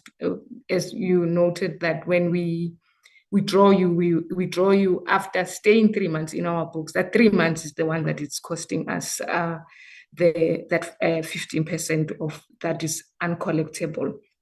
And in terms of the Northern Cape, we have put it, we are aiming to have it in the next 6 months, where we will have a small office there where we can service. However, currently what we are doing, we are having an online system that we encourage all our members to utilize because all the services can be accessed online now rather than coming to our offices. However, we will have a small office in Northern Cape in 6 months' time. Thank you. Thank you, Chairperson. Maybe just to add on the issue of the collection, Chair, we are currently reviewing our policy with regard to registration and initial annual fees that are paid by the new companies. We have noticed indeed that most of the companies that are struggling to pay us are those companies who register with the hope of getting tenders in the beginning of their term, and when they don't get those tenders, that they struggle paying. So we are looking into enhancing those areas in terms of saying some would have to pay certain guarantees that amounts which would guarantee annual fees for a determined period of time of their existence. So we're looking into that. And I think the other questions with regard to the vetting, do we conduct regular vetting of service providers? Yes, we do conduct regular vetting. However, it all depends on the circumstances. Currently, when we have matters that have been reported to us of people who have been arrested and people who have gotten in trouble with the law, otherwise, Chair, we do conduct those vettings. And I must say that we do not conduct live vettings of our database with the Criminal Record Center as yet. We are in a process of engaging SAPS, and we have been doing so for the foreseeable time to try to be able to review and vet members on the criminal records status. And I think it's a matter that's ongoing. Currently, we've managed to integrate with the IJS, but we haven't yet been able to integrate with the Criminal Record Center to be able to do so. If we were to do it en masse with everyone in the system, I must say that it would be a very costly exercise. Currently, we're paying close to more than 10 million, I'm aware, to us to do vetting of criminal records on an annual basis on the current database of especially those that are registering for the first time. So we're looking into getting a most cost-effective and efficient way of doing regular checks in the future. Thank you, Chair.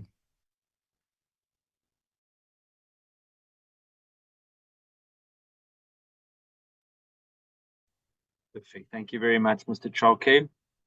Colleagues, we then move on to the briefing by the DNA board. Advocate Chalke, can I hand over to you for the briefing? 15 minutes maximum, please.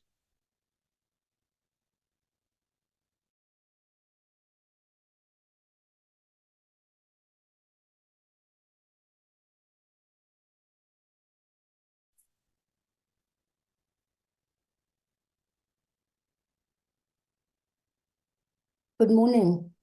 This is Advocate Rawat. I believe I am to do the briefing. Am I correct? You're more than welcome, Advocate. You're welcome to go ahead. Thank you. Good morning, Honourable Chair, Deputy Ministers, and everyone else on the platform. The recommendations with regard to, excuse me, the first recommendation, can we go to slide 14, please? Thank you. The first recommendation is that the board should oversee the construction of non-performing capacity areas such as in Mpumalanga and the installation and construction of new laboratories there. With regard to this question, the answer is that the DNA board limits the board's oversight to technical infrastructure as cited under section 15R. This, however, would impact on what the instruction is in terms of this being a more operational function. In order for the board to oversee such construction, it would have to be included in the DNA Act. This would then allow the recruitment of specialized skills for the board to effectively carry out this mandate. The second part of the recommendation is that the board should further oversee the relocation of laboratories, and I think there's one very specific problem area, and that is the one in Amamzimtoti, KZN. I want to very quickly go over the timeline to show how convoluted this process has been. The first contact made between SAPS and the NDP was in 2018, February of 2018. A bid was advertised in 2022 and awarded by the NDP for Kingsmead office for a 5-year lease on the 26th of October 2021. This, however, could not be proceeded with because of financial limitations. Challenges resulted in the process having to be restarted. The Durban Central Precinct was identified as a viable option. Buildings between Durban complex required extensive conversions in order to comply. So that did not quite work out. The challenges that SAPS faced were that buildings were state-owned entities with the NDP.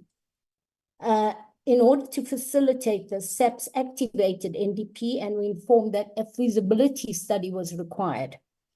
The outcome of that feasibility study is on the screen and I won't go into it because the feasibility study, amazingly, made provision for the conversion of office accommodation, but did not cater for the specialized needs of the identified forensic units, which require, amongst others, storage freezers, waste disposal, and walk-in safes. It then became evident that a more purposely built forensic facility would be the more practical and sensible option. This then led to another meeting being held in March 2024, and two solutions were then proposed. A medium-term solution where renovations of the current female and male single quarters be accommodated to convert the executive office of the provincial commissioner. And this conversion would be on a large scale, which SAP's internal resources would not be able to afford. Long-term, that the DN laboratory would be constructed as phase 1 at the Pinetown site, which still has to be cleared and earmarked for the construction of a fully fledged laboratory through funder donor funding methodologies. And in order to construct this, NDP would have to go into PPP funding based on the auspices of the BOT model. SAPS has been given the designs of the Plattekloof FSL building in Western Cape in order to shorten and accelerate the design phase and assist in proceeding to the construction phase. This is indicated to take a period of 7 years. In the meantime, alternate accommodations after meetings with the Judge President, both SAPS and the NDP, agreed on the advertisement of a bid for the alternate purpose-built accommodation. A follow-up committee meeting will be convened or was convened between the 26th August to the 30th August of 2024. We still await the award, the confirmation of the award by the NDP. It must be noted that the projects mentioned herein will be implemented simultaneously as the alternative leased accommodation is acquired. Upon completion of the Pinetown lab, the DNA lab will be relocated and accommodated in the newly constructed facilities. As can be seen, this has been a long drawn-out process, and the board is of the view that there ought to be an alternate means to preventing these delays that have resulted. It is submitted due to a poor working relationship between SAPS and the NDPWI. It's advised that these issues be brought to the attention of the principals of both organizations for facilitation and a speedy resolution of the issue.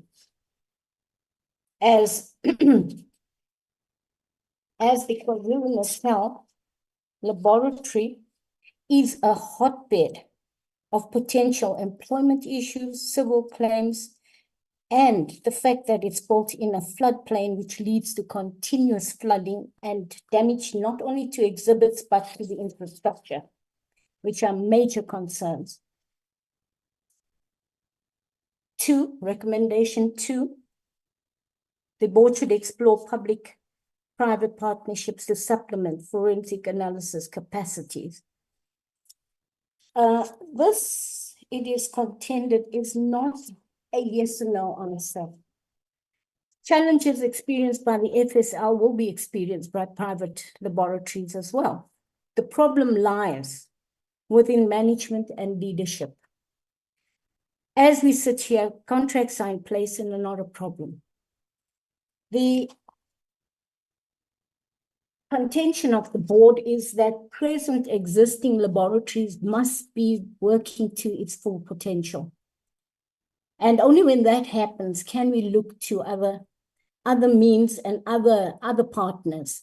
This is simply in order not to allow the existing facilities to piggyback on external facilities. We've got to maximize internal potential before moving forward, which in itself is a brilliant idea. But however, it is also contended that it should be considered only after perhaps the intervention of the AG in order to ascertain certain salient details, as well as an effective cost analysis and due diligence being conducted. The hot point here is the current backlog. I want to place on record the performance outcome as per the required timelines for specific categories set in the TIDs remain well below target.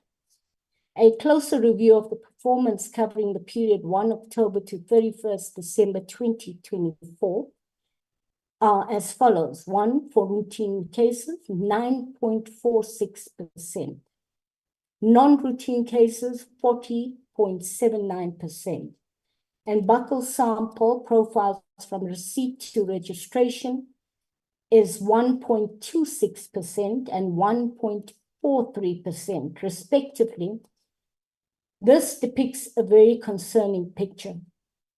The majority of these analyses were conducted outside of the legislated TIDs, hence leading to an accumulated backlog. Regarding the acquiring of buccal sample profiles after receipt and registration of the samples in the laboratory, it's important to bear in mind that the DNA Act imposes a legal obligation to process 100% target within 30 days. This means that the requirement remains legally binding as long as this law has not been amended. However, what has been brought to the attention of the board is that SAPS sets its targets independently, in line with its internal strategic objectives for the processing and analysis of both routine and non-routine case exhibits. This means that in its planning, the FSL aims to reach a certain percentage within a certain time, and if it fails to achieve its set target, only then is it considered to have not achieved the target. This is problematic for the board because none of its objectives, be it legislative or strategic, have ever been achieved in the past 5 years.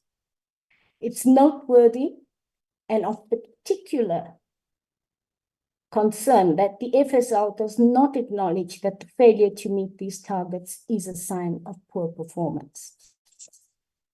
In addition,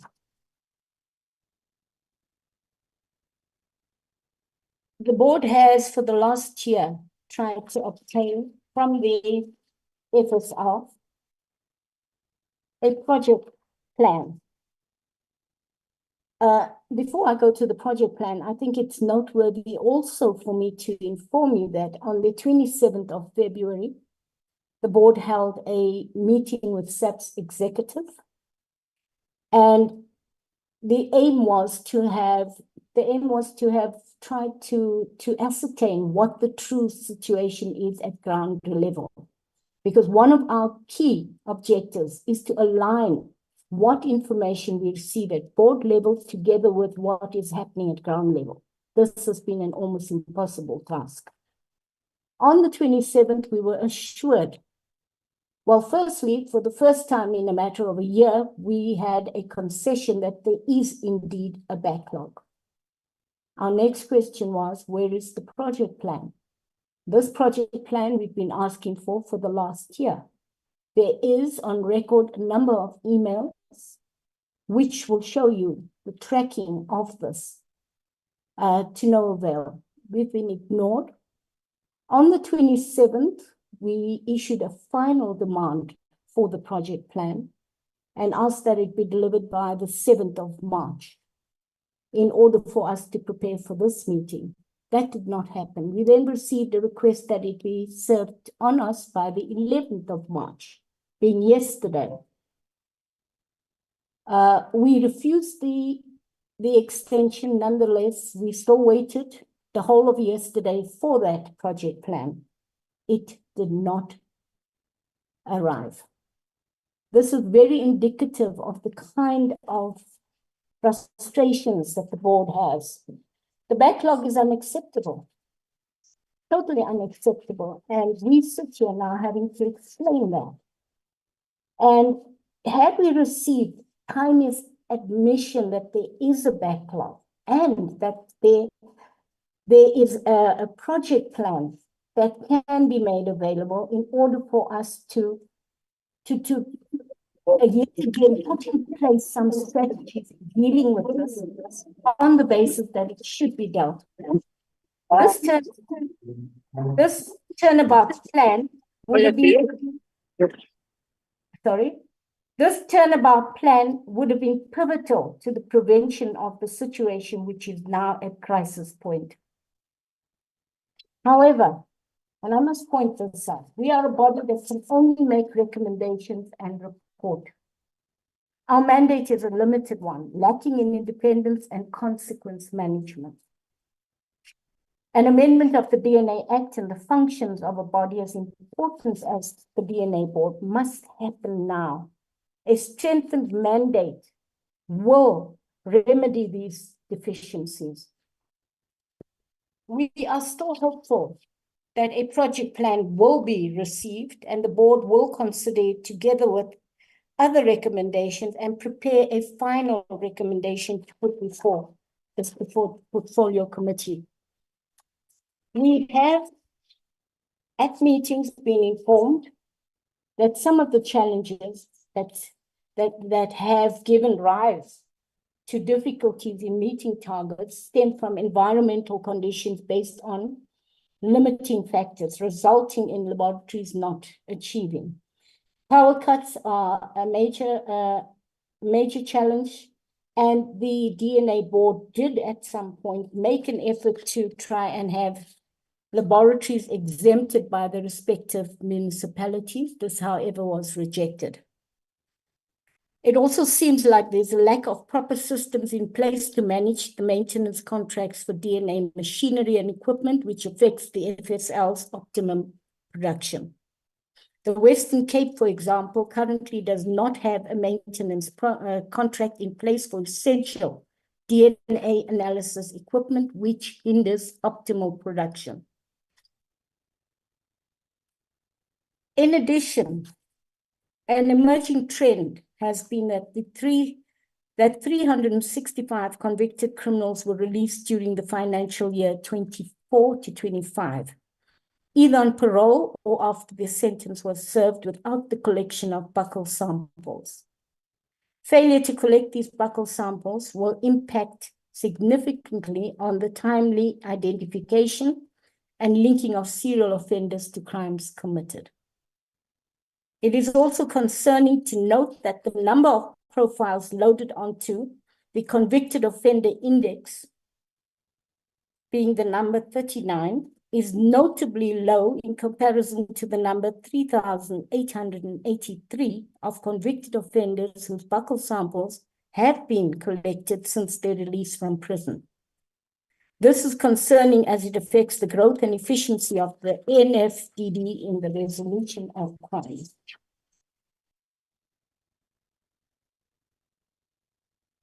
The continual failure by detectives to fully comply with 100% collection rate of buccal samples from persons arrested and charged for offences under Schedule 8 remains a matter of concern for this board. However, there's been a significant increase in the number of persons whose buccal samples indeed have been collected during the period under review. Almost all provinces, barring KZN, have a buccal sampling rate of more than 90%, which is encouraging. Can we move to the next?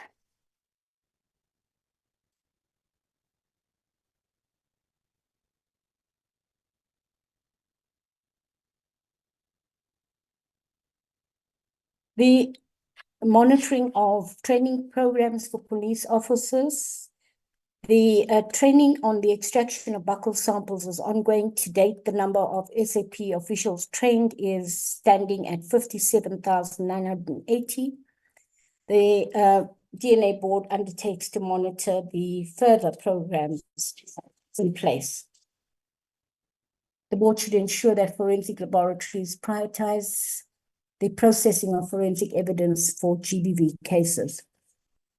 There is an initiative in place between SAPS and the NPA. The initiative focuses on fast-tracking GBV samples where offenders have been identified and matters enrolled.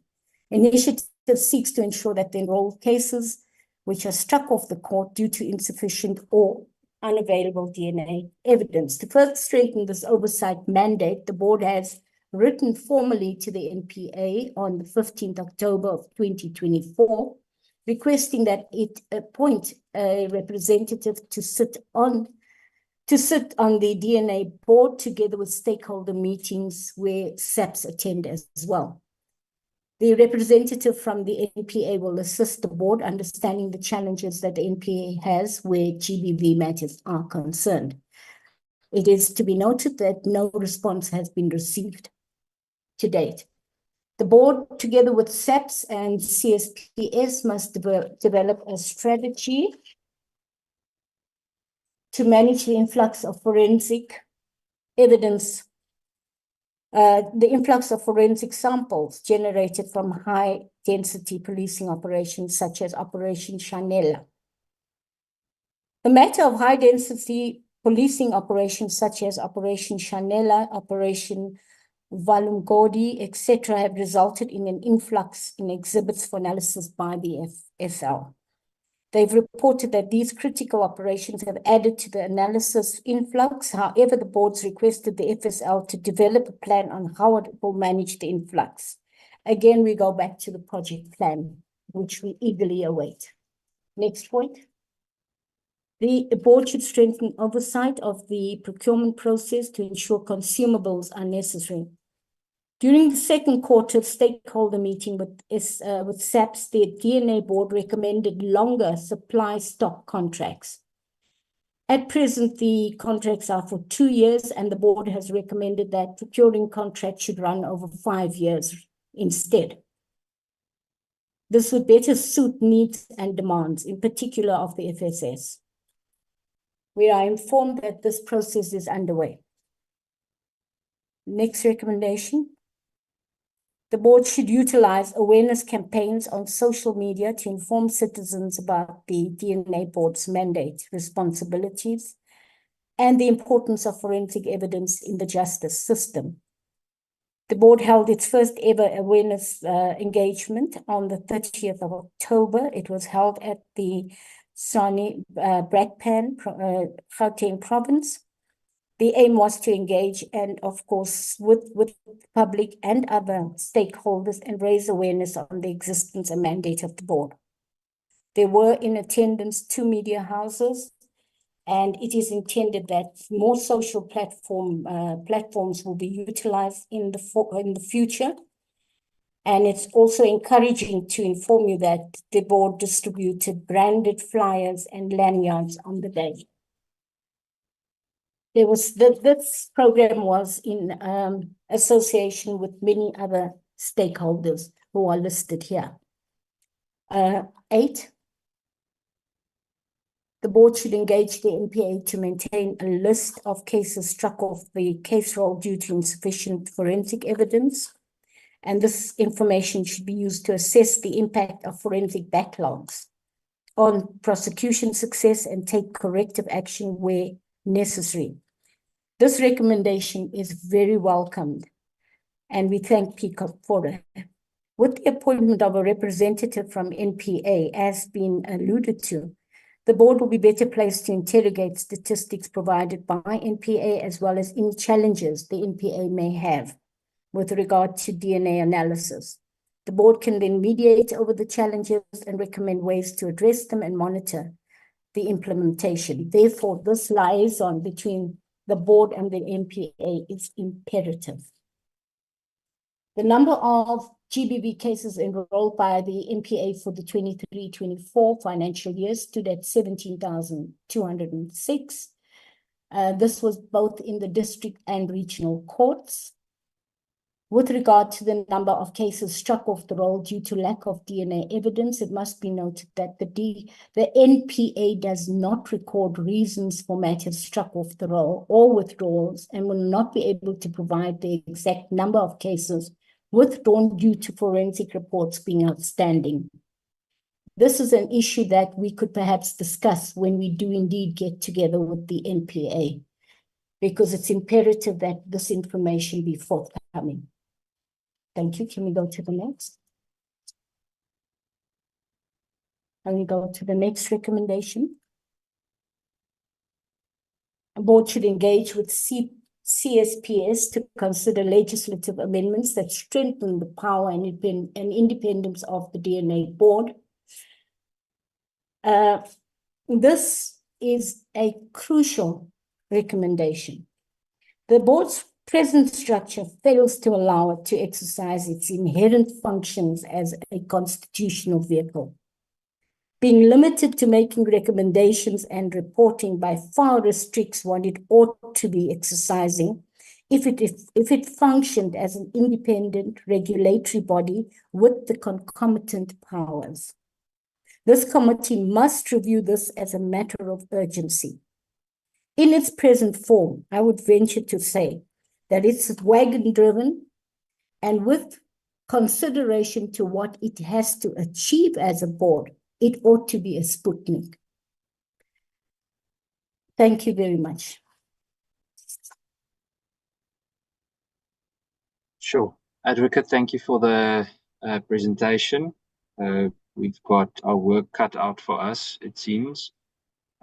Taking questions, I've noted Honourable Carla Barnard, Honourable Mokoena. Any other members that would like to comment or question? Honourable Carla Barnard, please go ahead. Thank you, Chair. It's claimed that the DNA biology labs are back working at just under 10% efficiency. What on earth is going on? It seems we've gone over, we get everything running very well, and then they go into this trough of incompetency. And their obvious disrespect of the board is utterly shocking. It's quite breathtaking what's going on.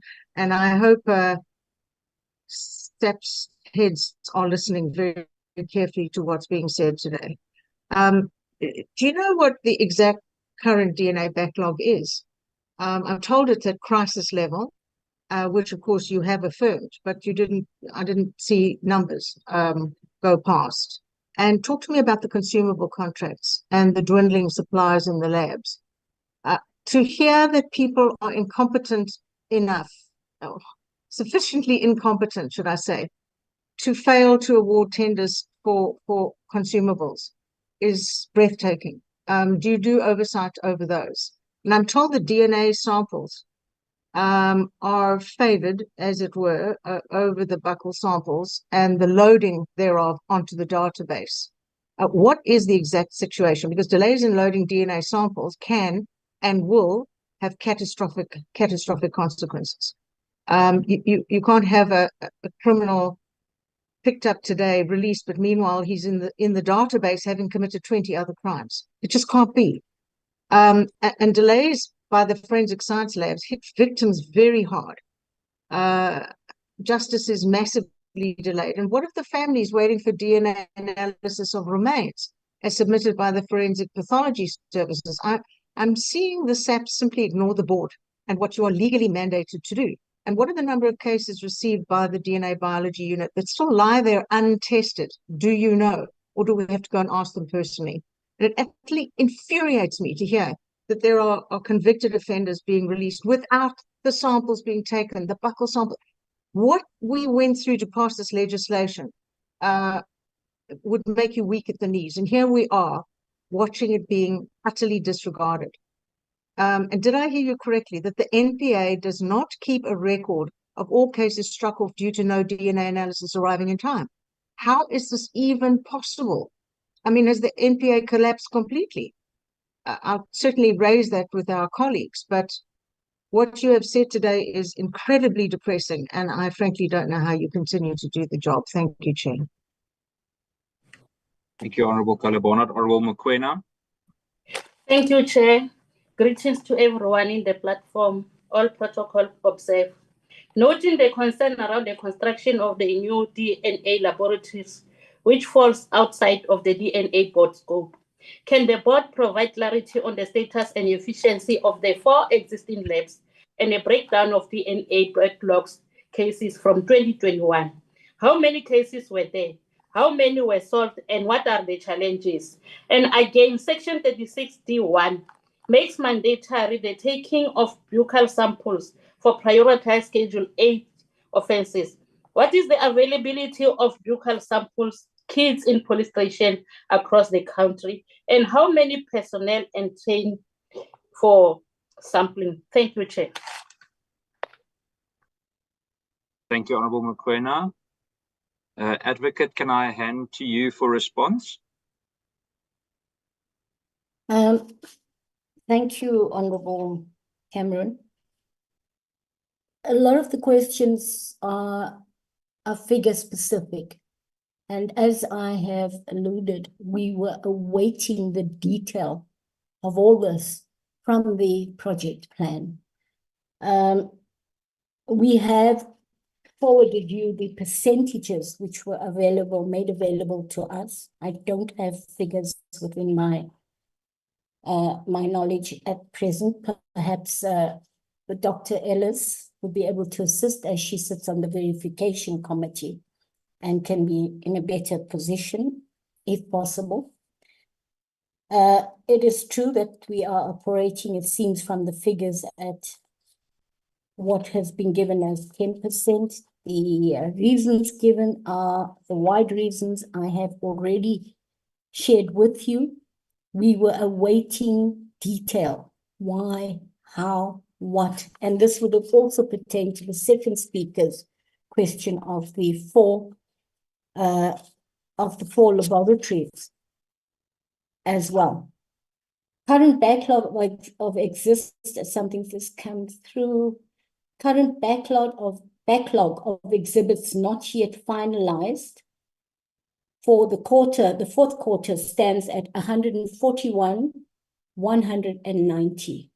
That's a figure that's just been translated to me. I must Sorry. we've got Sorry, to look for. Advocate, I'm interrupting you. 141,000. Sorry, let me just get back. Yes, 141,190. We need Those are samples that are awaiting processing. There are waiting processes, yes, of the exhibits. The we need an urgent project plan. We need it immediately. Our other difficulty is, I must tell you that despite all the limitations, this board has had a handful of people who have served with the dedication that is expected of civil servants to the best of their ability and the best of their capacity. Our term of office ends within the next month, which does put a damper to our knowledge of what the history has been and where we ought to be going with this matter. Urgent interventions required in terms of obtaining that project plan, in terms of our assessing it together with other recommendations that have been forwarded to the portfolio committee and which are within your knowledge, and then presenting you with an adequate, some sort of presentation of the way forward in dealing with this crisis situation. I've been given another figure. The buccal sample taken for Schedule 8 offences stands at 96.9%. So we seem to be performing quite well on that score. And like I've said, you know, the DNA board must not be undermined in terms of it being a vehicle for bringing to life the Constitution and the Bill of Rights. And the impact of those fundamental requirements in terms of what crime is doing can never be undervalued. And therefore, all the issues I have raised must be considered pronto. It is essential if we are to perform what we have to do in fighting crime. Thank you. Colleagues, I'm honestly shocked. We will come back to this. We'll have to have a session. Advocate, I think regardless of whether it's before the end of office for the board or not, if it's okay with you, we'll invite whoever relevant to still join us for the follow-up on this, to make sure that the necessary information does not get lost. I'm at a loss for words. I think it's a significant injustice being done, especially because the information or in the way that it was communicated to us over the last few months, it indicated actually quite significant progress. But this is significant regress, and I think we are not heading in the right direction. If you speak to police members that work at these different places processing DNA, or that are meant to process DNA, the frustration really is significant. I'm not going to labor the point. I have to go and think of how to respond. I agree with Honourable Kola Barnard. It is infuriating to hear and to see what we've been explained today. I'm going to then hand over to the office of the DPCI judge for the final presentation of the day. Honorable Cameron, Yes. may I just say something that's positive? The Please. DNA, we've been advised that NPA can handle 6,000 cases annually. And in fact, we've been informed that the FSL has generated far more than the NPA's capacity for the year. That is a wonderful positive. Thank you for sharing that.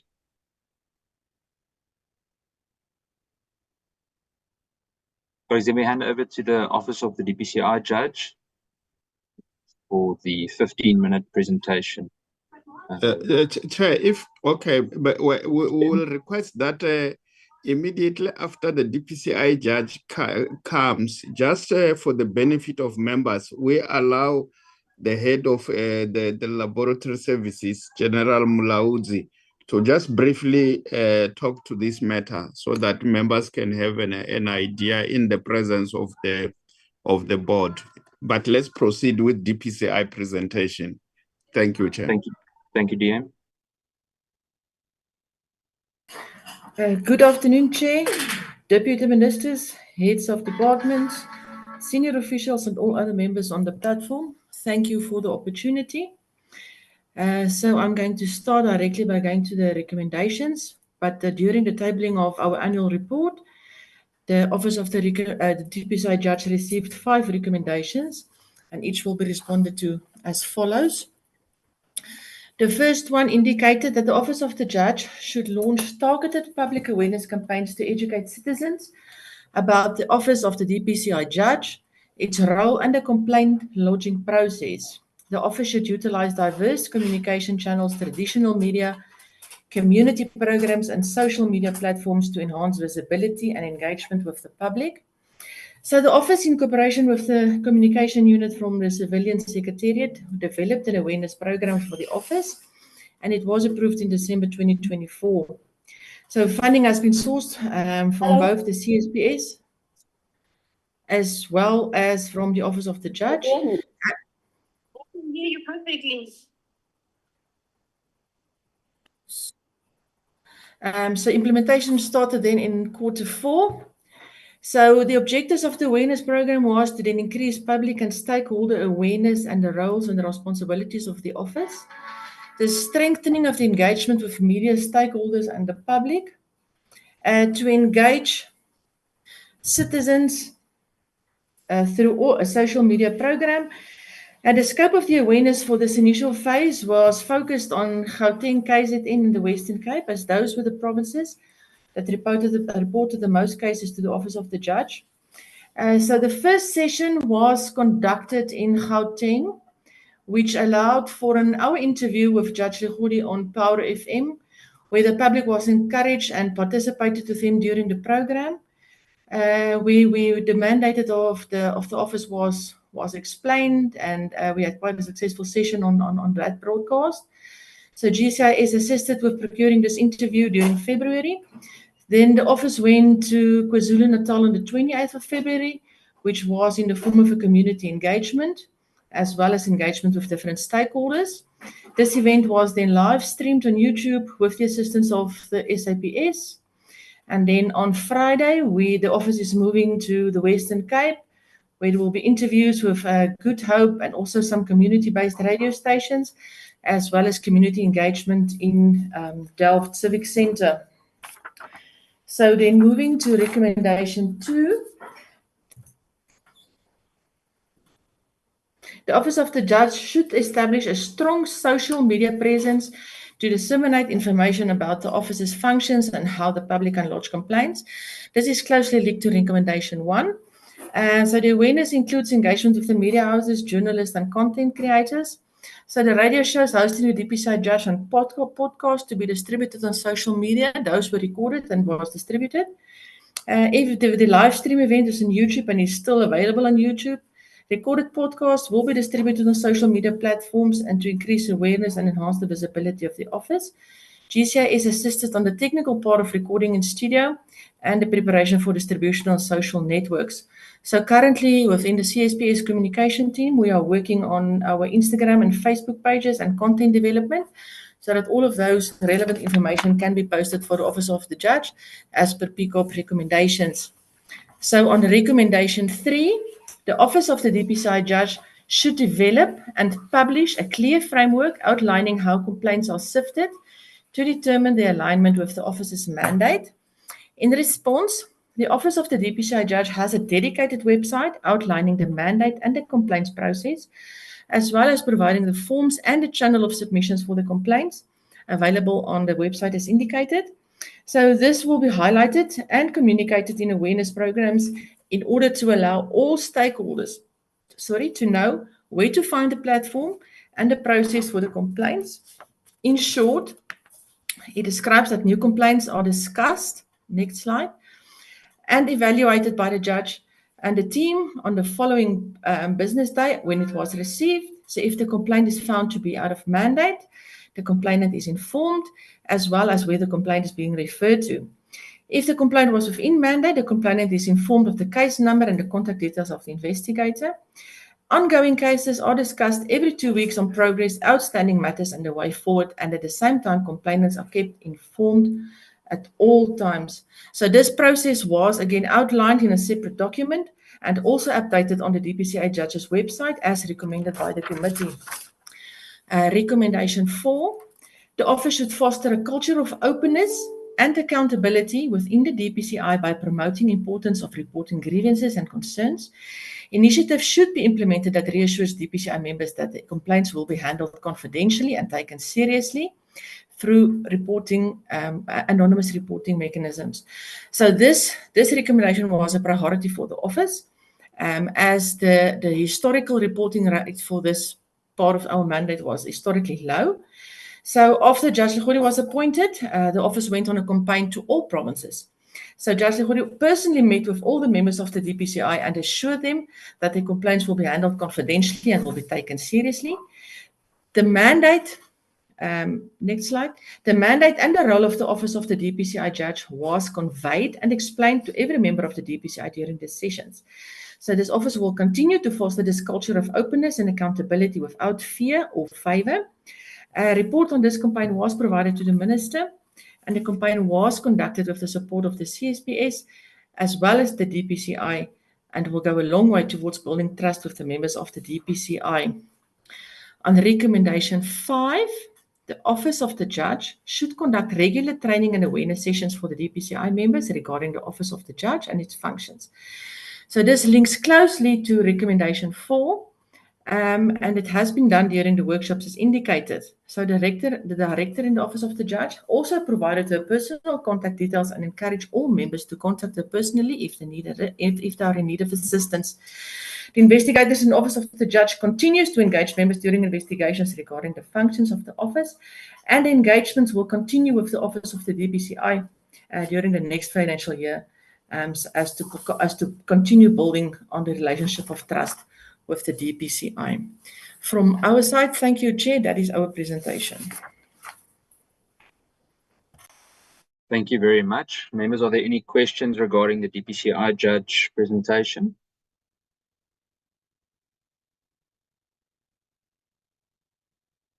It seems that presentation was so well covered, there are no questions. So thank you very much for that. Dear Matale, do you want to come in? Do you want some kind of response from SAPS before we conclude? Yeah, I will request that we allow Chair General Mulaudzi to briefly make a comment, and I'm aware of the time constraints. But obviously, there will be a need for a follow-up meeting to specifically deal with this matter. Through you, Chair, if we may allow General Mulaudzi to come in. Yes, please. Thank you very much, dear. No problem. Thank you, Chair. Greetings to the Minister, honorable members, the DNC, the other colleagues that are in the platform, I just want to respond on the issues that were raised. Chair, I just need to start from where we come from. Yes, the laboratory was actually not performing at all before 2021, 2022 because of the issues that actually we are all aware of, which are more of the equipment calibration together with the procurement of consumables. Chair, since 2021, after all the contracts were awarded, we started to move with speed to process all the cases. And just to take you back to 2021, 2022, when we had the turnaround strategy, the laboratory DNA, biology laboratory, we registered 307, 826, and then we finalized 284, 529. But in that number, we had a lot of backlogs that are dating back to 2017, 2018. In the following financial year, Chair, we register in our space 398, 439, but we finalized 525. That's 525, 538. It was due to all the cases that were backlogged that actually we had to finalize as a matter of urgency. But again, Chair, there was a growth from 2021, 2022, from 307 to 398, but we still finalized much more. In 2023, 2024, our receivable was 383, 858. We finalized 343, 973. That's the finalization rate that we had, which we were setting as 89.61. In this financial year, Chair, we already, by the end of Q3, have received or registered 383,614. But during the same reporting period, we managed to finalize 275,994. That's and it's not even the end of the financial year. We still have a quarter to go. So there is an increase of cases coming in. There is a high influx of cases coming in, but we still stretch ourselves a little bit more so that actually we can give the service to the people that they deserve. I just want to do some comparisons, Chair. Q1, just looking at the two financial years. In 2023, 2024, Q1 to Q3, we received 268, but we finalized 257,965. That's actually the previous financial year. In this financial year, there was an increase from 276 to 383, but we still finalized more than what we finalized in the last financial year. I just want to indicate that the lab is very much functional, but the influx is a challenge for us. I also want to indicate the issues of, yes, we have registered in the two quarters, if we compare the two quarters, 107,044, 107,447. That's actually an increase when you compare the two quarters, but we also finalize 18,029 cases, more than actually the previous three quarters. So, Chair, the lab is functioning, but we are not saying that we are optimal because we have other challenges that are coming in that actually are encroaching. The issues of facilities is a challenge for all of us because in the laboratory, we use the good laboratory practice and we have QMS systems that are in place. That, Chair, the biggest challenge for us is the infrastructural issue that we are actually taking it up with DPW. When the aircon is not working, we can't proceed to process. But when we have everything is in order, we are able to finalize as much as we can. We have another challenge of the labs. For example, KZN. It's been flooded since 2022. All exhibits are sent to Pretoria. Already the time of those exhibits coming to us, we process them. Some are sent to Western Cape. That also delayed the timeline that we have set in line with the TID, which is affecting us when it comes to the turnaround time. So, Chair, I also want to zoom on the issues of our General Mlaudzi, you don't have to say everything. I just wanted you to just make the committee aware that yes, there are challenges, but we are dealing with the situation. There are serious time constraints, and they will facilitate a meeting where we can come and give them a detailed briefing later on. Thank you, dear. I just want to conclude, Chair, by indicating that the 212 that we've given in this financial year to the courts is 35,000 of the cases that needs to be enrolled in the court of law. But we also have the rape cases that actually we have given in this financial year of over 7,000. So those cases are being prioritized. There was a question also on the issues of the unidentified body. We have given all the results for all unidentified body to all the facilities in the country. In this year alone, we have already given the facility 472 results for them to bury their loved ones. So we are sitting together with Department of Health. There is a committee that is set up by Minister of Health, where myself I sit in together with the two representatives from Western Cape, two in Gauteng from the facility, where we are debating how we can fast track some of the cases. The biggest challenge with that process is that they can't bury unless if the municipality have budget to do so. But it is not because of the DNA. The samples that are in place now for burial that we're busy with, we have just less than 400 that we're dealing with. That include the Steel Fontaine, that include the big accident of Hoogspruit.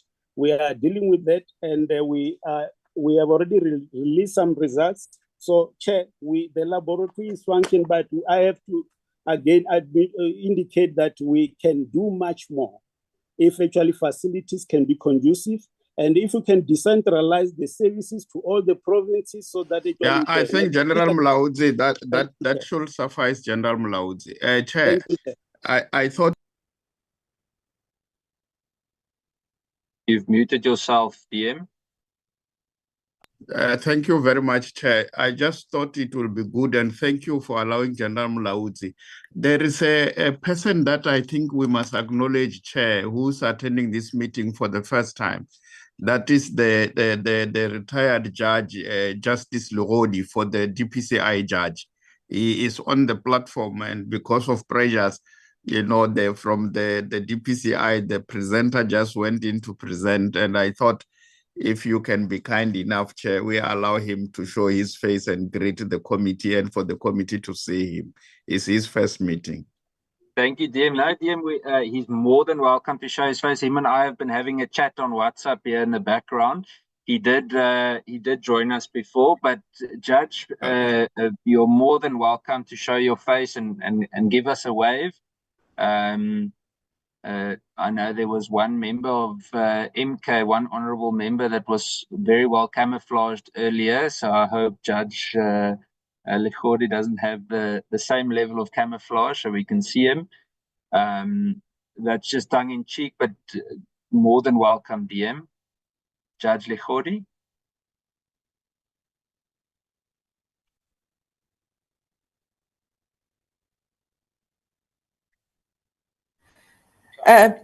Chair, Judge Lekhodi is struggling to unmute himself, so he can't be heard on the platform. He's asking me to ask you to apologize on his behalf. No, it's no problem whatsoever. Thank you, Ms. Marshall. No problem. Colleagues, I'm going to conclude there. Judge Lekhodi, we will say hello next time. Thank you for today. We will come back regarding the DNA crisis. I think from everything, that's probably what stood out the most today. There are several other things too. We will follow up. I don't want to keep you any longer. We have the budget announcement this afternoon. So I'm going to conclude there, and we will communicate further. Thank you. The meeting is closed. Thank you, Chair. Thank you, Chairperson. Thank you. Thank you, Chair. Thank you, Chair.